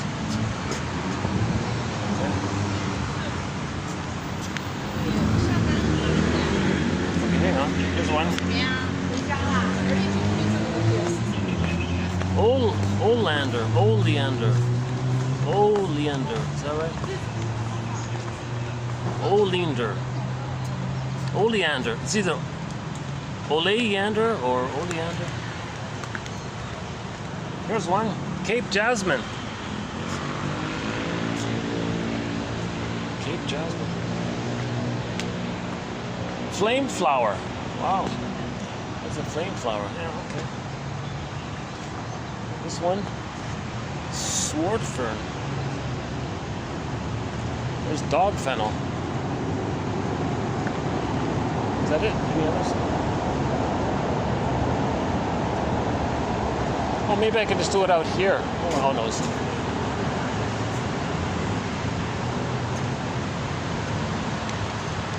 Well, if inside's not available, I'll come out and do it over there. Yeah.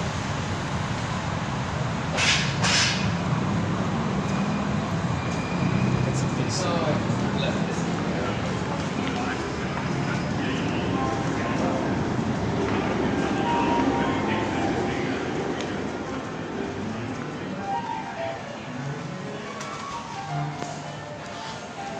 think we can hang out here for a few minutes. Yeah. Okay, we've got 3 more quotes to go. One is on projective identification. Let's do that one. Major topic, major thread. We've got a lot of great quotes on projective identification. The source point of this is the image that the baby and the mother are one from the baby's end. So what the baby's feeling, the mother should feel it, can feel it. The mother knows, due to the attunement, what the baby's feeling. So from the baby's perspective, if the baby's feeling something, the mother should be feeling it. The mother's feeling it. Because if the mother's feeling it, meaning she gets the signal of what the baby's feeling, but the baby thinks mother's feeling because they're one. Now, back to the mother. If the mother knows, I have this issue with this flash, this huge jumbo flashing light. One second. Maybe I'll just do it this way. Still there. Let's say, okay, just give me a minute to get used to this flashing thing. Everywhere you go, there's like 2 or 3 jumbo flashing screens.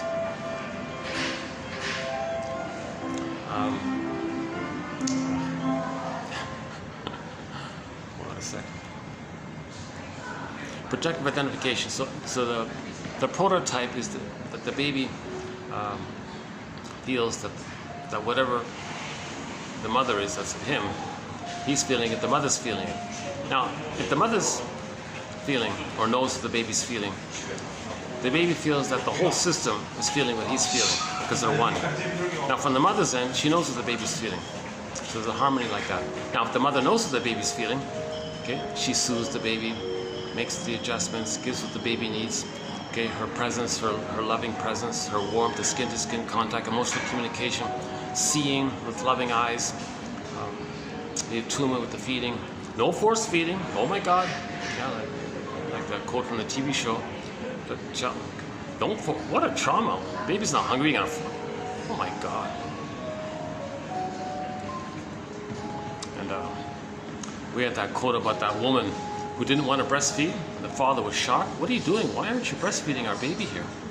Well, I want to look sexy for the office guys. I want to use seduction as power, get revenge on the guys here.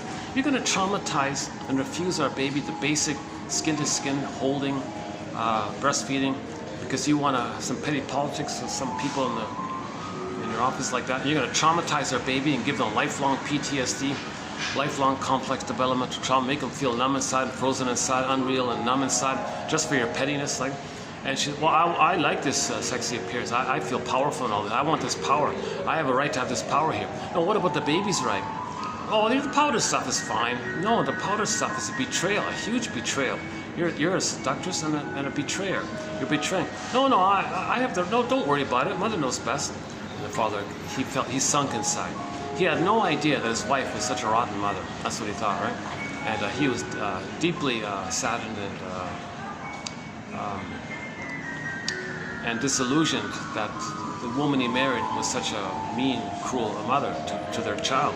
And he didn't know what to do, right? Because he can't do that role, right? He can't. Only the mother can do that role. But she refused because of her pettiness.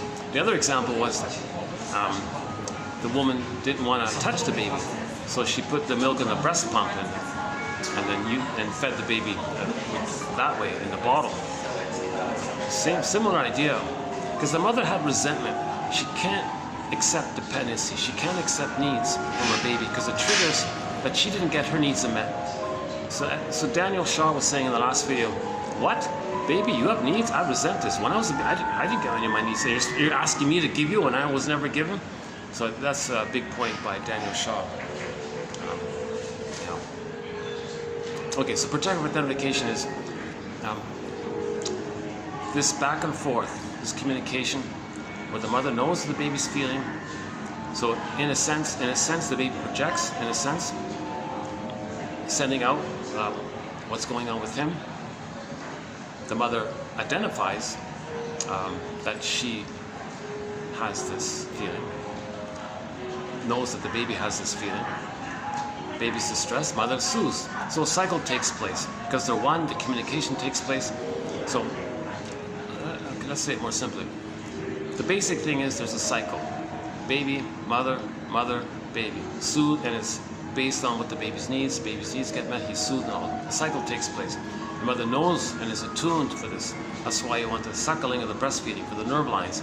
That's why you want the skin-to-skin contact, because the emotional communication is with when the bodies kind of create a psychology of one, and the medium is the skin, and it goes through the skin, and that's how the body-to-body communication takes place, and the eyes, I love you gaze and all this. So let's say that's all failed. That's a trauma. When there's trauma, we repeat the disappointment to know the disappointment. So how do we know the disappointment in the present? What do we repeat in the present? That's a metaphor for the past, to know the trauma in the past. Okay, that's called projective identification. So projective identification, you want to recreate that. How do you recreate it? One way is to try to coax, prod others to feel what you're feeling, but you don't know you're feeling it. Enter games people play. Okay. Duplicity, passive aggressiveness, rhetoric, propaganda, advertising, all these tricks that people engage in, all this duplicity. The way to tell a lie is to include a few crumbs of truth in it. Frustrate people.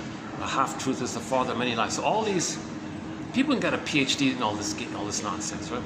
All these tricks and things. But all these tricks and things, the ultimate purpose is to coax others, okay? To trick others to express what you're feeling, but don't know you're feeling.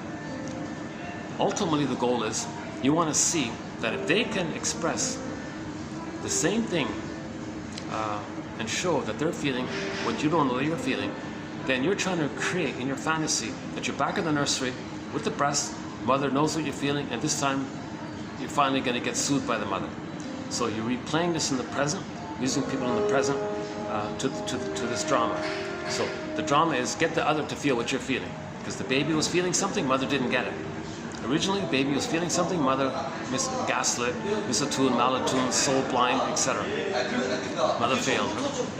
So in the present, you want to recreate that. You want to recreate it to know that mother failed. So what do you do? You play all these tricks and all this to coax others to feel what you're feeling. And you're relentless. And this is a relentless hope, relentless outrage, relentless entitlement, relentless demand to get that positive experience back. So this is a kind of relentless push. So that's why people are so gamey and tricky and duplicity and superiority complex to feel that you're inferior. Because they felt inferior. So if they can trick others to feel inferior, then they're feeling what you're feeling. Then if they're feeling what you're feeling, and you can get it to a point where you believe you're both feeling the same thing, that means you think you created the oneness of the mother. Now, if you create the oneness of the mother, the original oneness of the mother, then the mother maybe will change her ways and provide the love that was missing back then. So you're trying to recreate it. It always fails. Nobody in the present can be the good, perfect breast mother that was needed back in the past. It's always disappointed. So the lesson is, the moral of the story is, the person knows that all these games people play and tricks and duplicity, okay, that's for them to know that the mother didn't soothe them. And you're trying to get that by coaxing others to experience and know what you're feeling with your fantasy that you're back in the nursery, mother's feeling what you're feeling, and mother will soothe you. So think about your parents. Are one of the parents like this? Is one of the parents tricky, manipulative, deceptive, cited, tricky, all these things? Okay, that's to frustrate others. So others will feel what the projector is feeling.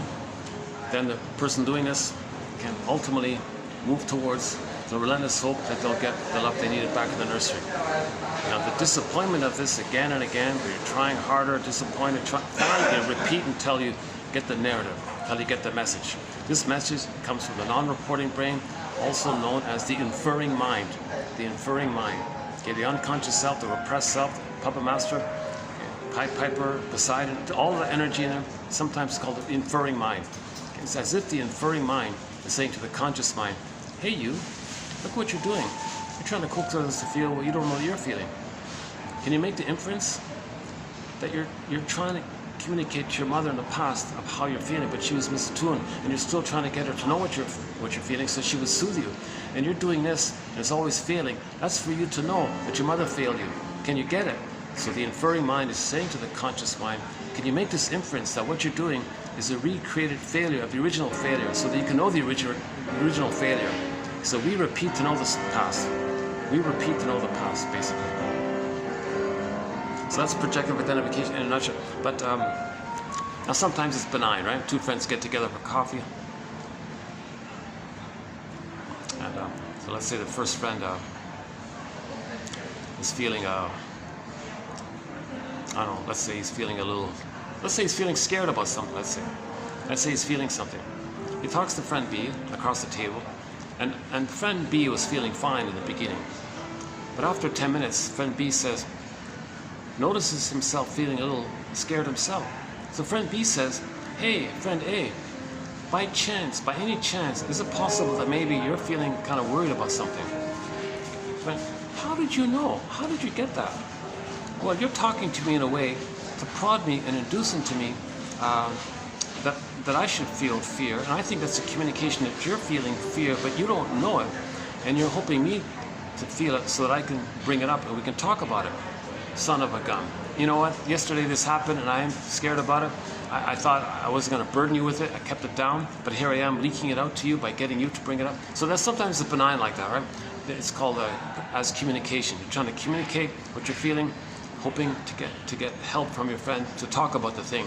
So you're coaxing your friend to feel what you're feeling, so for the purpose of trying to talk about it. So it's kind of benign like that, right? Sometimes another version is misery loves company. They're doing it because to not feel alone. Well, if the friend A is sad, he can coax the other to feel sad with the stories. Well, he feels sad, well, you feel kind of less safe when you're in company. You feel safe, so, and so on. So there's like a whole list of reasons why projective identification is engaging.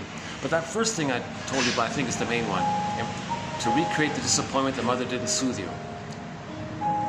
Coax others to feel what you're feeling. Get it to a place where you think you're one. Back in the nursery, one with the mother. Mother should know what you're feeling. You're feeling it, so mother's feeling it. Now the mother's job is to soothe the baby. Okay. That was failed originally. Recreate that. Okay. Every neurotic is a music enthusiast, but he only has one record. He carries his record with him everywhere he goes. Every time he sees a turntable, so the conversation with a friend, that'd be like a new situation. You spin off that record. What's on the record? Mother didn't soothe him. He communicated. Mother gaslit it. Didn't get it. Ballad tune, miss a tune. Soul blind. Betrayal. Promise, betrayal. Recreate that. Hey friend, I want to recreate this. As a child, I felt upset and all this. Scared. Abandonment, depression. Powerless, helpless, shame. I want to coax you to feel all this. If you feel it, that means my mother, I can zoom back in my fantasy in a time machine, because the present is still the past. I'm in the past now, and if you in the present are the mother, I'm going to transfer my mother to you. So if I can get you to feel what my mother should have felt back then if I can see that in you, then maybe I can think that my mother's going to soothe me in the past. It's going to fail, but again, the observation of all this is to know that the mother failed. Okay? The truth will set you free.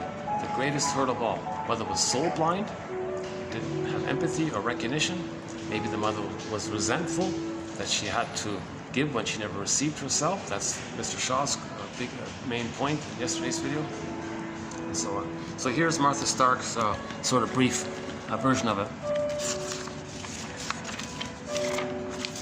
Okay, projective identification involves the client's exerting pressure on the therapist to take on, as the therapist's own, the client's unmanageable internal experience. Again, projective identification. Okay, so again, yeah, back to Maggie's scarf. Yeah, she talks about this in her book, in that Intimate Partners book, that thick pocket book. She talks a lot about this. She calls it evocation of a proxy. So projective identification. So the first person wants to assign their shame feelings to them. Now, they're gonna kind of have the attitude that person is a person, their identity is such that they're a person who possesses the thing that you just projected. That's their identity. Now, you believe with them having that identity of possessing the thing that you projected, it's called projective identification, then with that attitude that they're a person with that thing of yours, that puts you in an attitude of interacting with them, with that belief, eventually that puts a kind of pull or pressure or inducement to get the person to actually experience and trick them to feel the thing that you projected. And then that's your goal, to get them to feel it.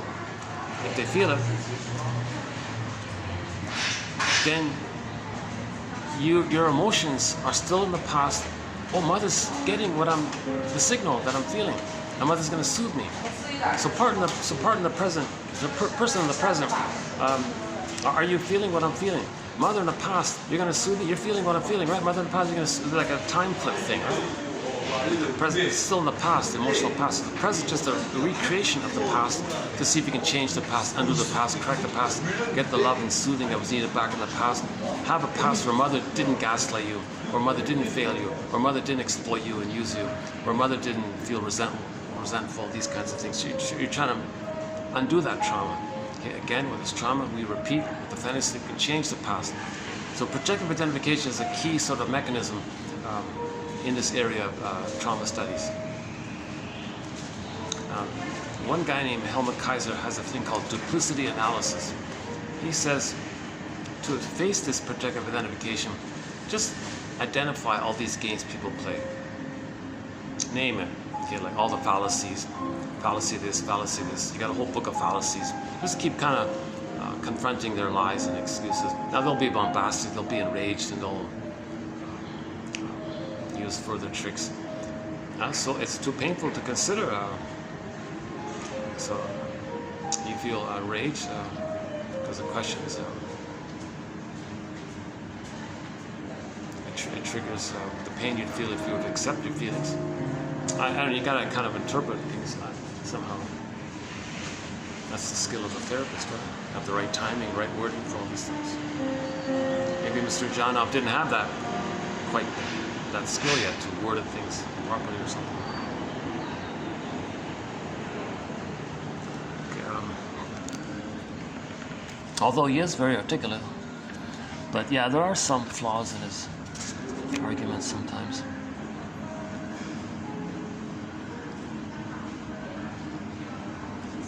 Comforting lies or untruths are more welcome than frightening truths.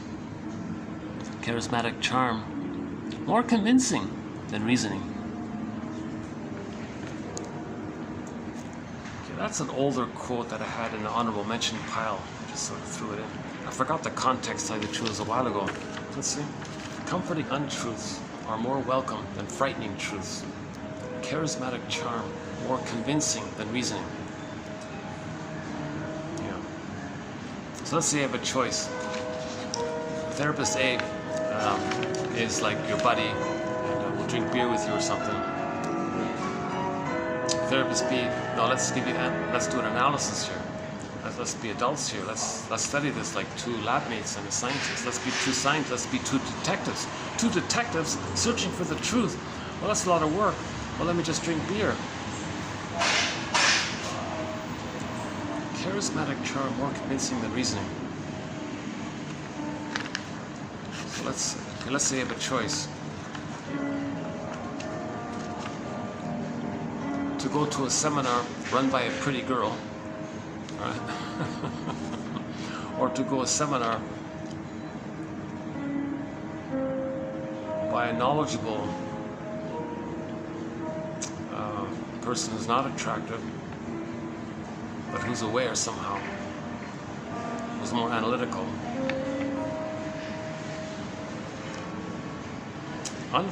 Okay, hang on, let's back up a second. Comforting untruths. Lies are more welcome than frightening truths. The lies are a defense mechanism, right? Lies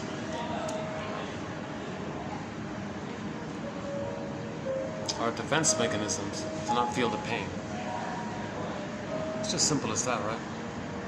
Okay, last one here about paintings. Yeah. Okay, paintings. Paintings made during the course of therapy may be used by the clients as defense mechanisms so that the picture and picture-making process are utilized against expression of creativity. It is argued that art is not inherently creative, but is subject to the same processes of resistance and defense as encountered in other areas of the client's life in therapy. Once resistance has been interpreted, new layers of creativity become available to the client. Yeah, Burglar makes a big point about this. Edmund Burglar. You can use anything as a defense mechanism, including art. So let's say a person acts out their rage or something. That's not creativity. You're just dumping or something. Now maybe others feel, oh, you validated my rage to some degree. But you want to layer it, shall I compare thee to an onion? So as a defense against deeper feelings, that the needs for a secure attachment style wasn't met, as a defense against the pain about that, as a defense against the pain of whether not soothing the person may just draw some angry thing, let's say. Is that art? Is that creative? Is that like therapy art? If they're just dumping? But if you interpret it, oh, that's your rage, that's a defense mechanism. You're communicating your defense. It's so painful to feel something, so what you do to soothe yourself is to dump and blame and create some scary thing or some disturbing thing. Maybe you want to frighten others, to say that you're frightened. Maybe you feel frightened. Why don't you come from how about coming from a place of how you feel and the ambivalence around not wanting to dump on others, but accepting your feelings, validating your feelings. So art is trying to include the two sides, the ego and the id. Not just the id, not just the runaway horse. Art, in whatever form, is meant to help you to be conscious of something that's unconscious. Like the stepping out painting. I think that's a good one, the stepping out painting. On the one side, he felt like such and such, because on the other side, all that was denied. So it had a little bit like that.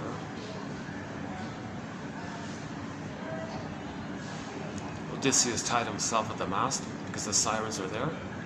Well, there's the temptation, and there's this understanding that he doesn't want to be tempted, and he's resisting the temptation. It's a little bit like that, rather than just.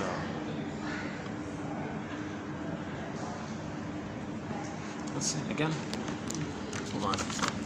Paintings made during the course of therapy may be used by the clients as defense mechanisms, so that the picture and picture-making process are utilized against expression of how you're really feeling.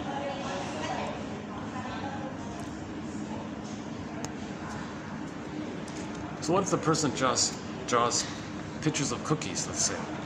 Let's say the person feels lonely. So take up a paintbrush. Well, let's just draw some cookies. Aren't these nice cookies? You see, I drew this cookie on the plate, and isn't that nice, the cookies?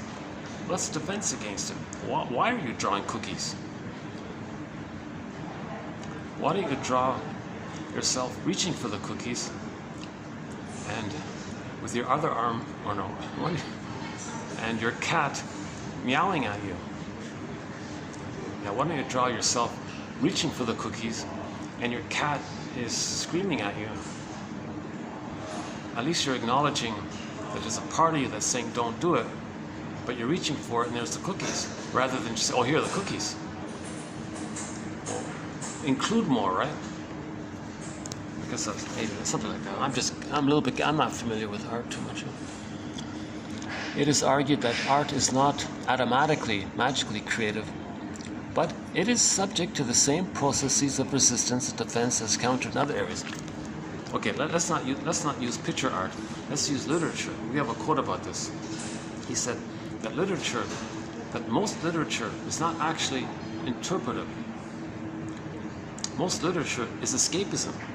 That's a defense. Most literature is escapism. It's escapism. Just some formula. You can vary it a little bit, put some new little twists to it here and there, but it's the same kind of pattern. You want to escape, run away, or revenge, or just some typical set kind of 4 or 5 usual kind of rescue fantasy, revenge fantasy,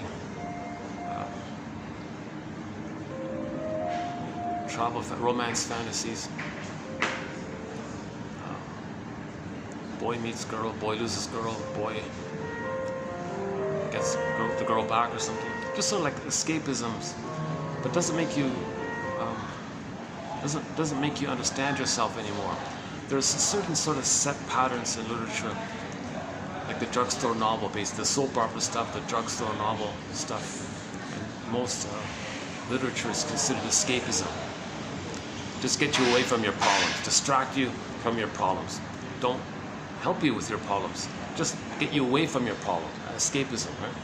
But some literature, like Ibsen and Goethe and all this, make you kind of, okay, this is dealing with different parts here. Okay, you know, right? How am I like this person or something? But not just as an escapism, but help you be aware of how you're like that person in some way. So some literature is in the mode of therapy, right? And before psychoanalysis, the main method of interpretation was through some of these literature people. Yeah, somebody said this about Mr. Freud. His writing won the Goethe Prize for literature. Because Freud said he became a shrink because of Goethe, the literature spirit. He felt that the literature spirit, the interpretive literature spirit, like mainly from Goethe and the others, I guess, kind of inspired him to go on. So he kind of picked up some of the traits of Goethe. And when he wrote, in German, I mean, you can see some of that literature like quality. Now, the English translation is all lost. The English it's all perverted and lost. So it wouldn't be, the Goethe Prize wasn't for the English translator. It was for the original in German, right?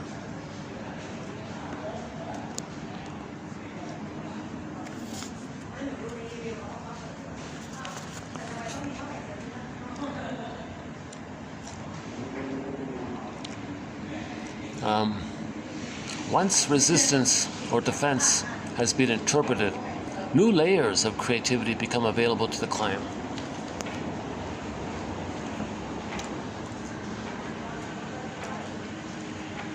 Yeah, so Bergler was saying in his book about writers, many writers are just writing as a defense mechanism, getting away or denying about something. And they were fluent, like they were good at it, kind of thing. They were good at the pseudo-aggression of, I'm not a masochistic, I'm sadistic, to prove that they're not masochistic. Right? I mean, I'm not a victim, I'm the aggressor, or something like that. And they're but then it comes up. The true feelings come up. Then you get the writer's block. Then now you're blocked. So they go to him, Bergler, I'm blocked. Yeah, you got the writer's block. What does that mean? Well, you were in denial. You kept denying and BSing. Now your real feelings came up. And you can't go further because you can't betray yourself anymore. What do I do now? Well, let's look at this area.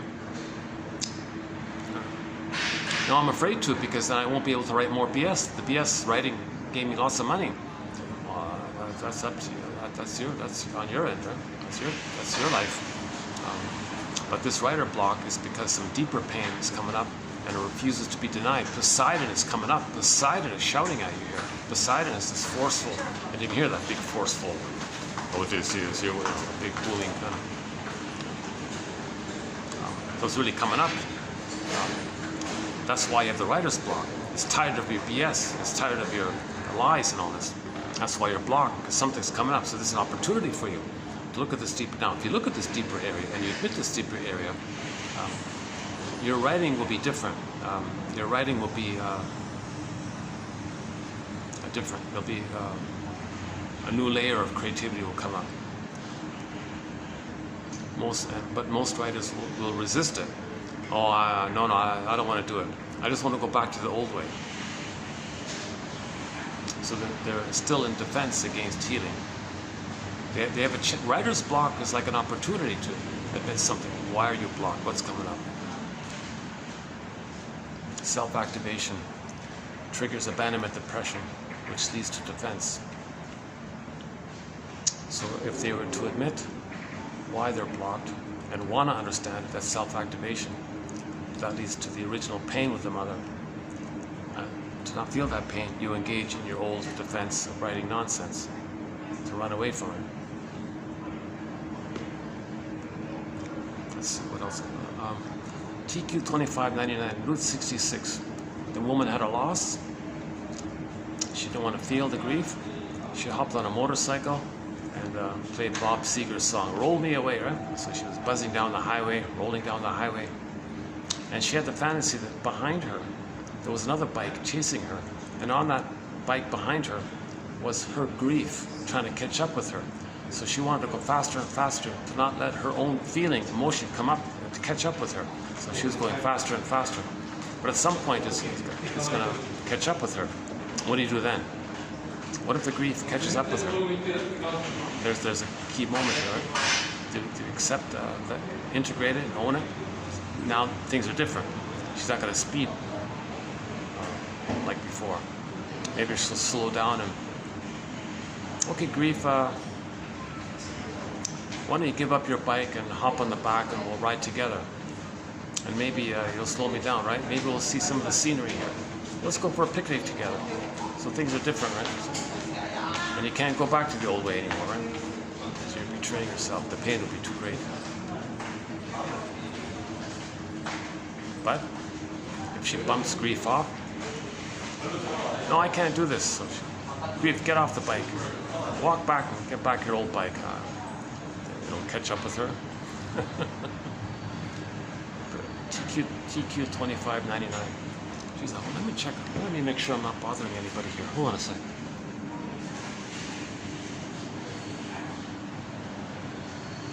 Okay, oh, it's okay. Okay, they're way down. That's good. Once it was eerily quiet near me. I just looked around and it was like somebody just sitting there listening.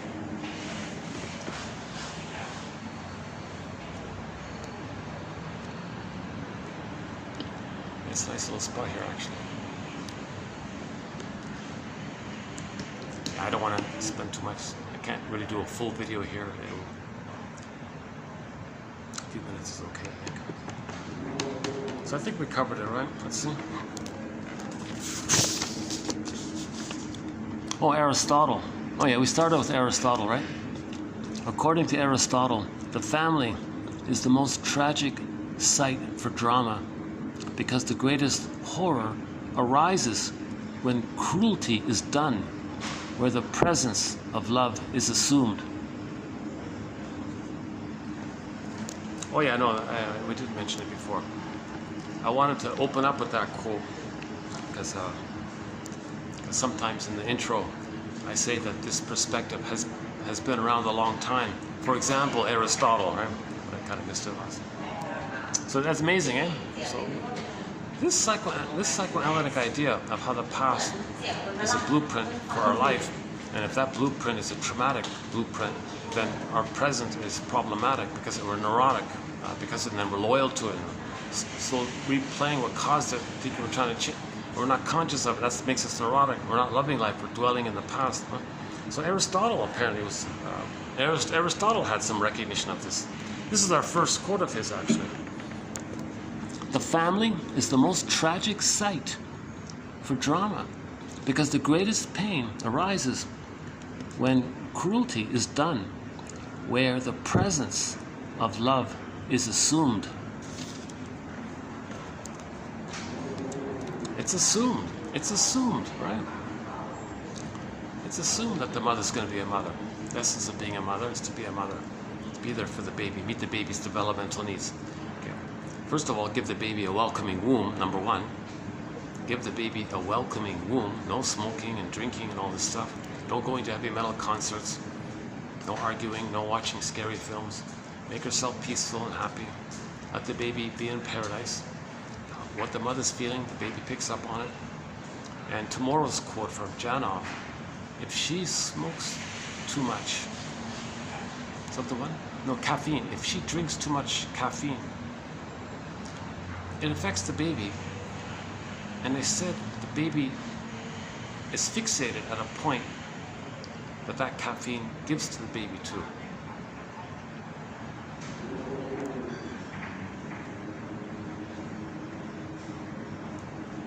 if the baby's stressed in other ways, caffeine or not, whatever, if the baby, in general, if the baby's overwhelmed within, if the baby experiences an unwelcoming womb, he was saying, I'll post in the next video, he's saying that the person may go through life carrying this constant feeling of always being overwhelmed. So little things can, it's too much, I can't do this, leave me alone. So you're asking too much, you're too demanding. And her example was, well, the bus is leaving in an hour. We got to get on the bus here. All you got to do is pack a couple of things here. No, I got to decide, I got to, is it this, is it that? I'm overwhelmed here, like, don't push me, back off. But the bus is leaving very soon, we got to go like right now. Well, or then you go, I don't care. So she was overwhelmed, right? And the theory was she had prenatal distress syndrome.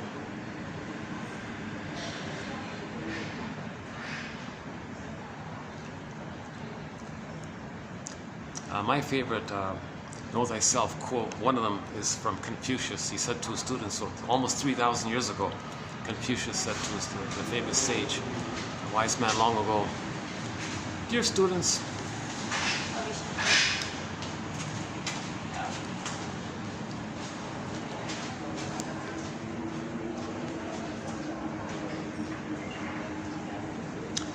let's see if we can get some more quotes from Confucius. It's a good one. He said to his students, "Dear students, when I'm in a party of 3, I always have 2 teachers. To the one I admire, I try to study from him.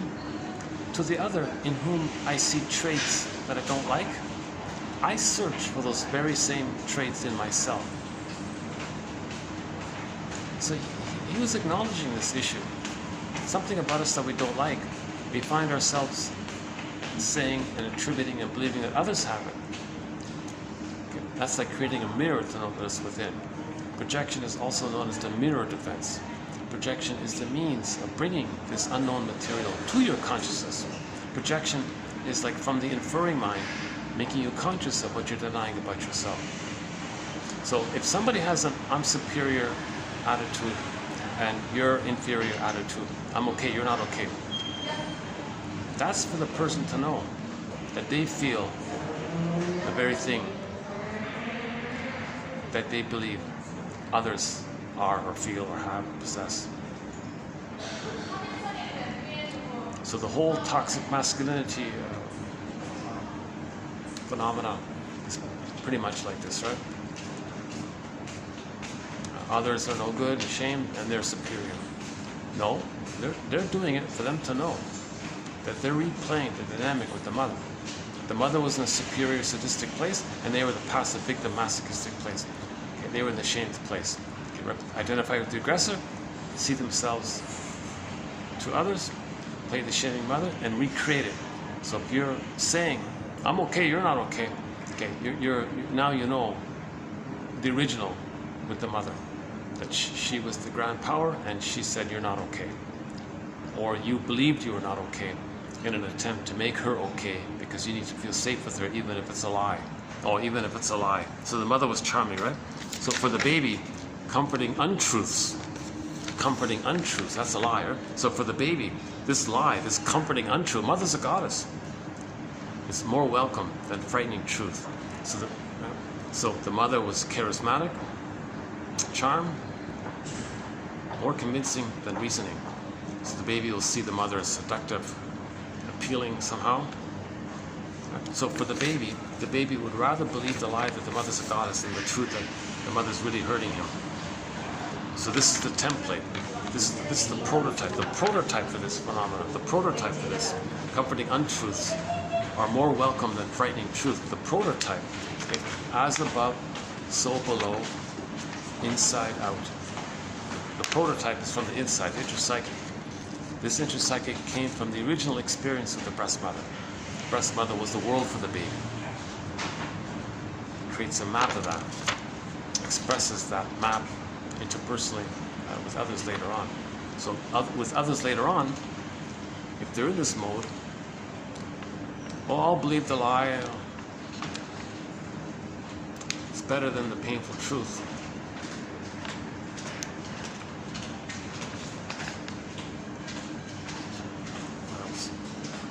when a client is in the midst of being triggered and blaming you, it behooves the therapist to ask, how have I failed you? But not say it in a cynical. I noticed that. How do you say that without sounding a little sarcastic or something? How have I failed you?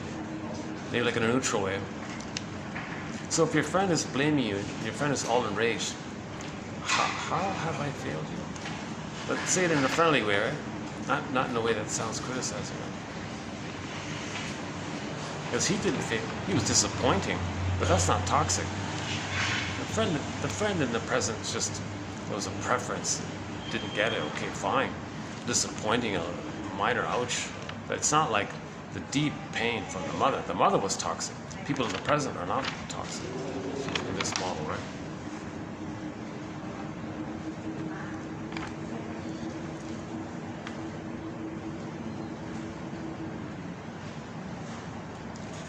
Paintings one's a big topic, right? So paintings sometimes just express what you're feeling. You want to externalize your feelings. But if you're aware of it, that's okay, right? If you're aware you're feeling something and you try to draw, I think I feel like that. I think I feel like that. This painting, this describes how I feel. Okay, that's okay. But let's say you draw something that gets you away from what you would normally draw, right? Like normally you want to draw something. How do I feel? Let's draw something. You know what? This captures how I feel. Oh my God. Yes, I feel like that. I feel like that. So let's say you're afraid to draw that painting, A. So to get away from drawing that painting, you draw some wild other thing or something, or some other manic other thing. And maybe it was good. Maybe it was appealing. But if that painting was a defense against the more authentic issue, word of the year, 2023, authentic.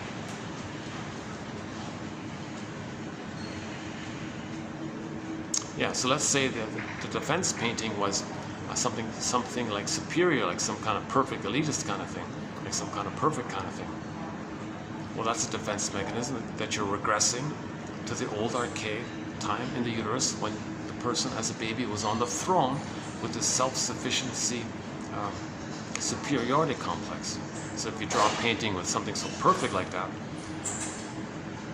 maybe it's appealing to your narcissism. But narcissism, unless the painting makes you aware that it's a defense mechanism, if it's just a defense mechanism, you want to be aware that the painting is a defense mechanism so you can get to the deeper layer. Shall I compare thee to an onion? Bergler was always saying this, that a lot of people's defense mechanisms are defense mechanisms to mask other defense mechanisms. Then you go to those defense mechanisms, then you find there might be another layer of defense mechanisms. You kind of have to usually go down like 3-4 layers, and then something real comes up, something authentic comes up.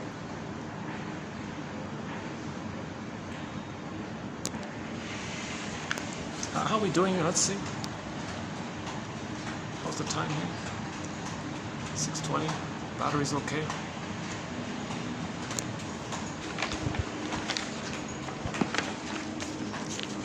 According to Aristotle, the family is the most tragic site for drama because the greatest pain arises when cruelty is done where the presence of love is assumed. Another cruelty done to the baby is when the mother has a baby and she says, at last, I have someone I can control, and I can brainwash this baby to be there for me, listen to me, respect me, see me, do what I say, follow me, attend to me, show me respect, obey maybe like this. So you're parentifying the baby. That's a cruelty, right? That's a cruelty, to use the baby as a parent for you. Because the mother's saying, when I was a baby, mother didn't listen to me, I'm going to make this baby listen to me. I'm going to get what I didn't get. So it's very easy for her to do. The technique is called, if the child has needs, withdraw, reject. When the child's crying and is desperate, okay, here I am. Make the baby dependent on her. They'll go through life in that mode and always be afraid to know themselves. So the baby never has psychological autonomy from the mother. The mother doing this is said to be using what's called the Jocasta style of mother. So that's a cruelty, right? Now maybe an accidental cruelty, that's not really her fault, is and she has the baby, and unconsciously is reliving the trauma that she had with her mother. New situation, replays what happened. So when the mother was a baby herself, she was shamed by her mother. New situation, she has a baby. She sees her original innocence onto her baby.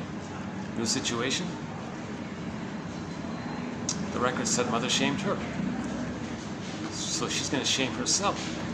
And she'll place her own baby, the youngest, in the role of her, the middle one. So when she shames her own baby, she thinks she's shaming her mother, herself. She's playing the mother who's shaming herself, but she sees herself into the youngest, the baby. Intergenerational trauma. She's repeating and replaying. Now the mother doing this is meant for her to know that that's what the mother did to her. If the mother's shaming her own baby, if the mother's so blind to the baby, lack of empathy for the baby, that's for the mother to know that her mother was that to her. She's repeating it to know how she was treated by the mother. So I've quoted this several times. One lady was about to have a baby. She said, no, let me go to the shrink first. The shrink told her, oh yeah, you're letting me know what kind of childhood you had. What do you mean? You're letting me know what kind of mother you had and how it felt being with her. What do you mean? You're putting me in the role of you and you're acting like her. And I feel like kind of tug or a pull to maybe feel what you felt with her. And she got it. She got that the cruel way she was treating him was to get him to feel what she felt with her. She was recreating it to know what happened. And then later, yeah, she had the baby and changed. She was present for the baby. She didn't need to repeat it onto the baby because she recreated it with the therapist guy and made it conscious. The consciousness led to the feelings. So she got the emotional knowing. She didn't have to go to Mr. Janov and do whatever they do, I don't know. She got the consciousness by the interpretations, the free associations, and interpretation of the reenactment. And then she got the feelings. Then she got the feelings by that. The consciousness led to the feelings. Janov says, you don't need the consciousness, just get the feelings. So I'm sticking with the main psychoanalysis. Although Mr. Janov did a lot of research, I think he's helpful in that area especially. Yeah, maybe his research was to keep on cherry picking, looking for convincing arguments for his approach. Maybe he was trying to sell his approach, be more convincing. Well, look what these researchers said. Maybe it develops these imprints. Your neocortex doesn't know what's going on in the limbic system.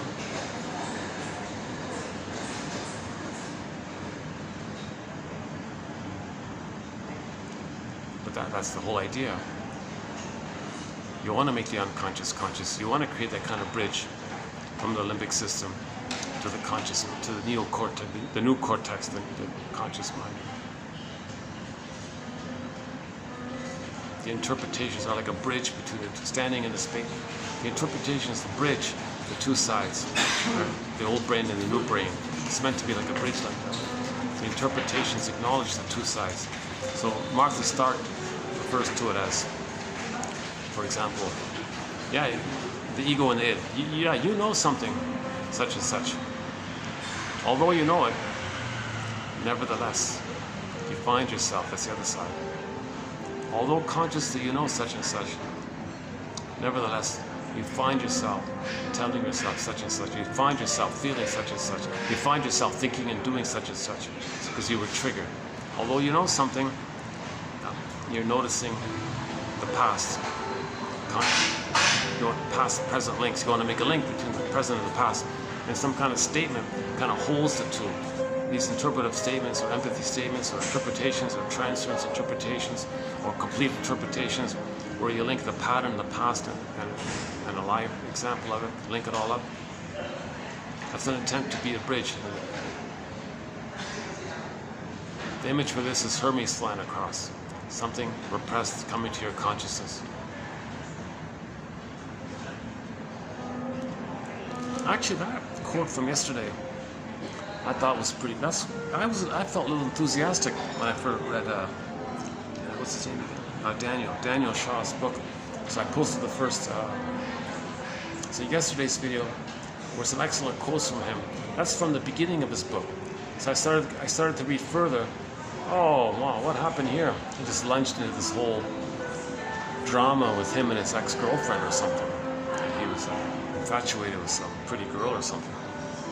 This whole drama. And he was going on a rant about her, about protecting her, going on a rant about her, and Jesus. And then he just quoted some other people in some general ways. Yeah, that book started off so promising. That's what yesterday's video was, that whole promising. And then I felt kind of, oh boy. Oh. And his follow-up book is nothing. It's just some old articles of his. So there wasn't much there.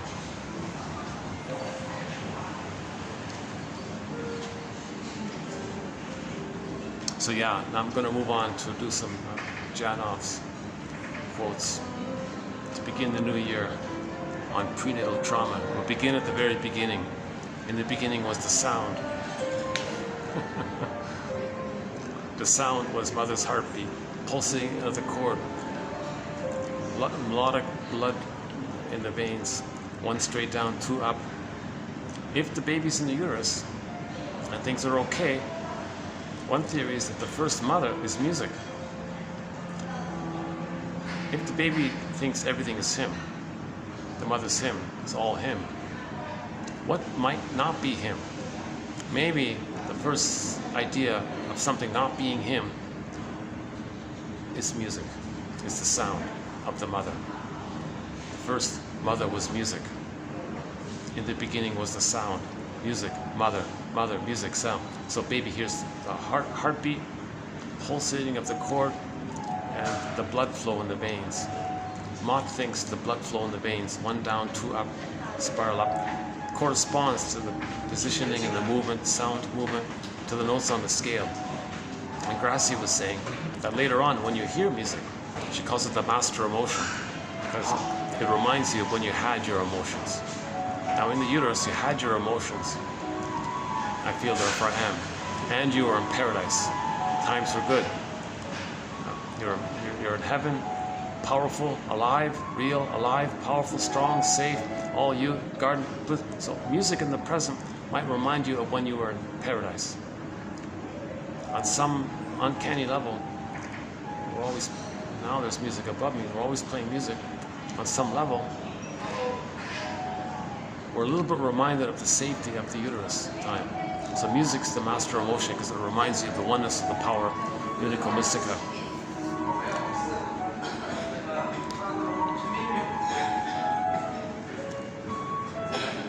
And then, the variation, all the factors involved are on why somebody likes one song but another song.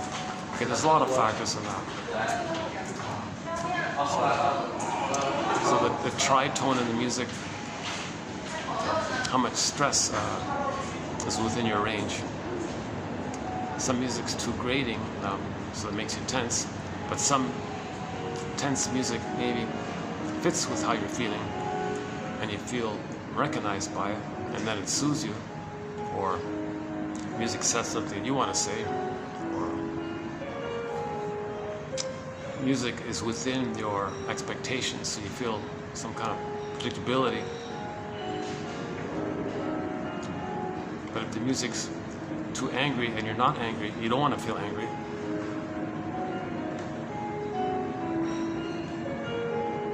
Or if you need soothing and the music is soothing, you might like it. Or there's a whole, and plus all of your associations. So if you had good times in childhood, maybe those melodies or songs heard in the present might trigger the past. So it's a lot of little mini factors around why somebody likes Street Heart. Maybe someone doesn't like Street Heart. That's a classic rock band from a while ago, from the 80s, right? 70s, 80s. We have some, the lead singer was Kenny Shields. We have some of his songs on our soundtrack. Star, Storyteller, What Kind of Love Is This? What else? couple of others.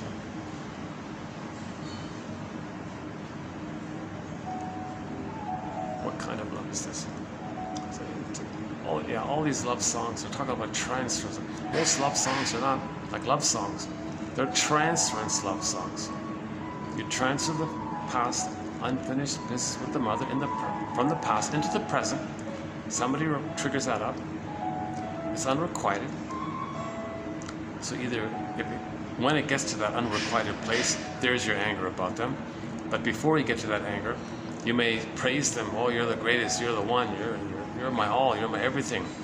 Okay. Now I can't live with you, but I can't live without you. That's the conflict the baby had with the mother.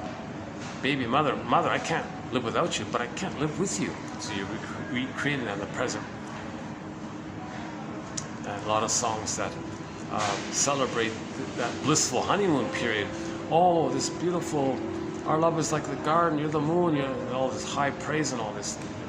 So that's part of the symbiosis, right? So baby had a symbiosis, but it's forgotten. Somebody in the present reminds you, it comes up, now you're in this blissful honeymoon period, and you write songs about that, right? Or you're looking for it.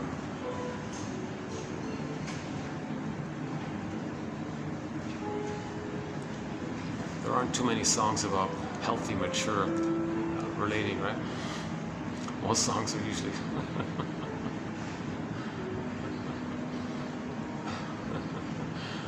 the ups and downs of the transference, though, right? The great hope, the seduction, the rejection, up and down, right?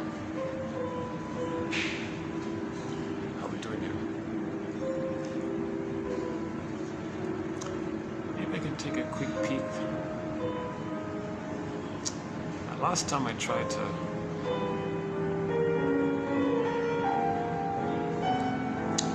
let's take a quick peek. Last time I was kind of busy up there. Let's see if let's see what it's like today. Hold on a second. Let's take a peek upstairs. Let's see. Wait a second.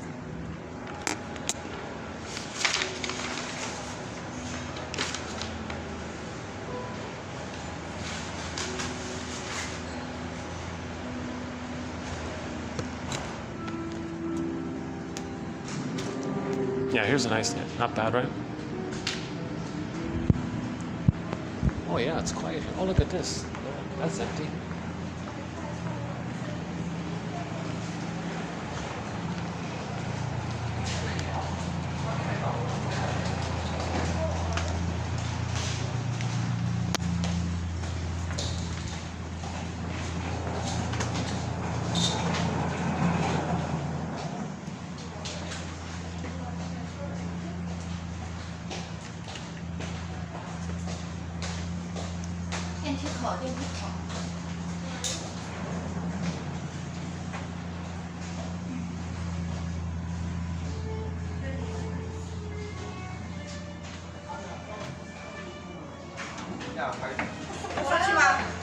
要啊，这是吃的吗？你们都批好了，那个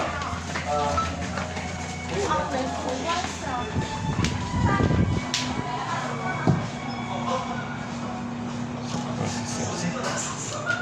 No? Okay. 11, right? What was it? 11?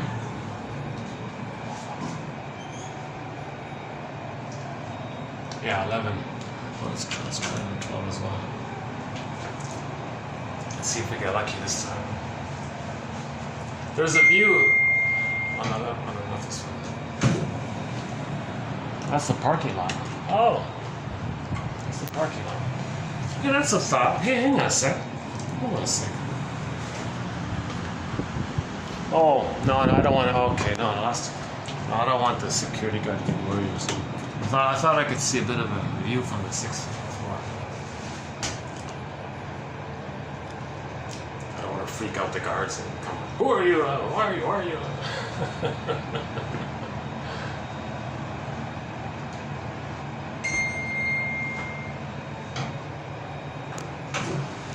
轩轩，把你打的时候说你吊钢丝，我现在就在说嘛，去拉的。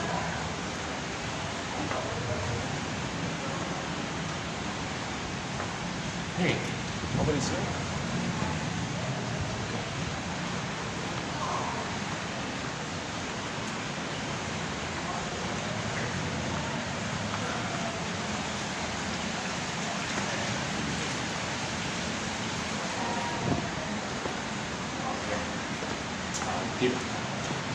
Yeah, too many people. Unless I can take a peek on this end. Let's see.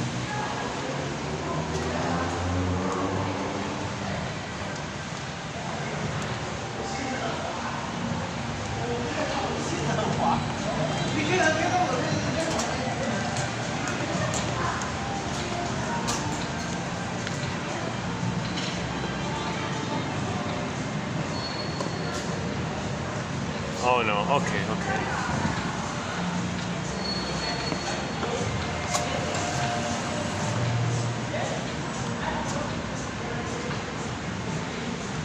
But I noticed this is maybe we can hang on here for a bit.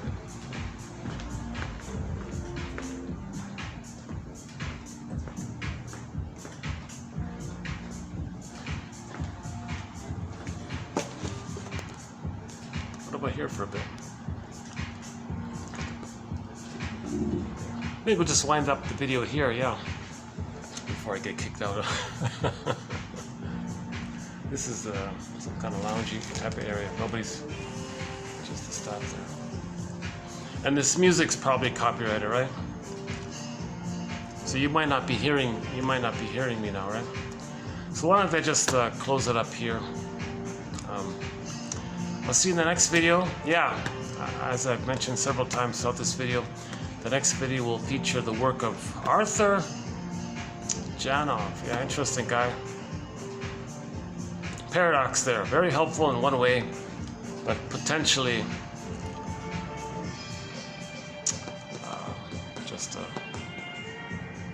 maybe not so helpful in another way. I don't know, but in terms of scale, in terms of balance,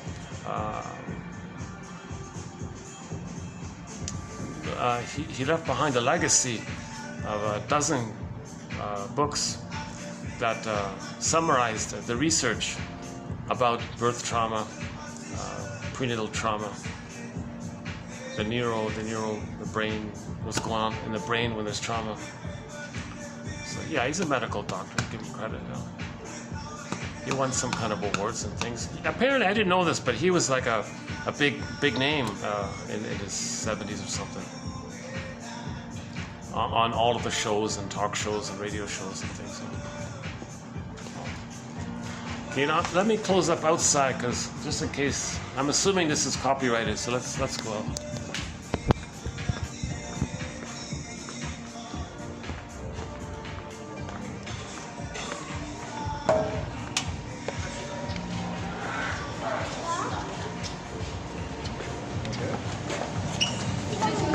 走了，谁去了？你帮我拿下来。好房子呢。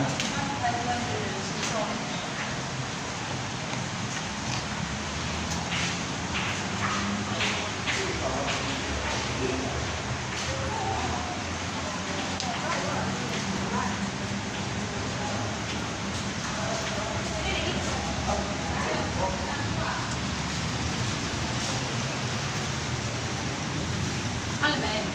我按了。你不知道这里拍的。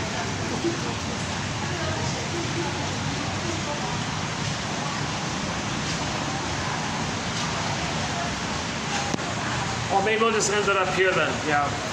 So just in case, if you notice a sort of skip just now for a couple of minutes, it's because there was some copyrighted music in the background which the phone picked up. The elevators are packed, so maybe I'll just finish up here. How about here? Oh, hang on. Can we get any view here?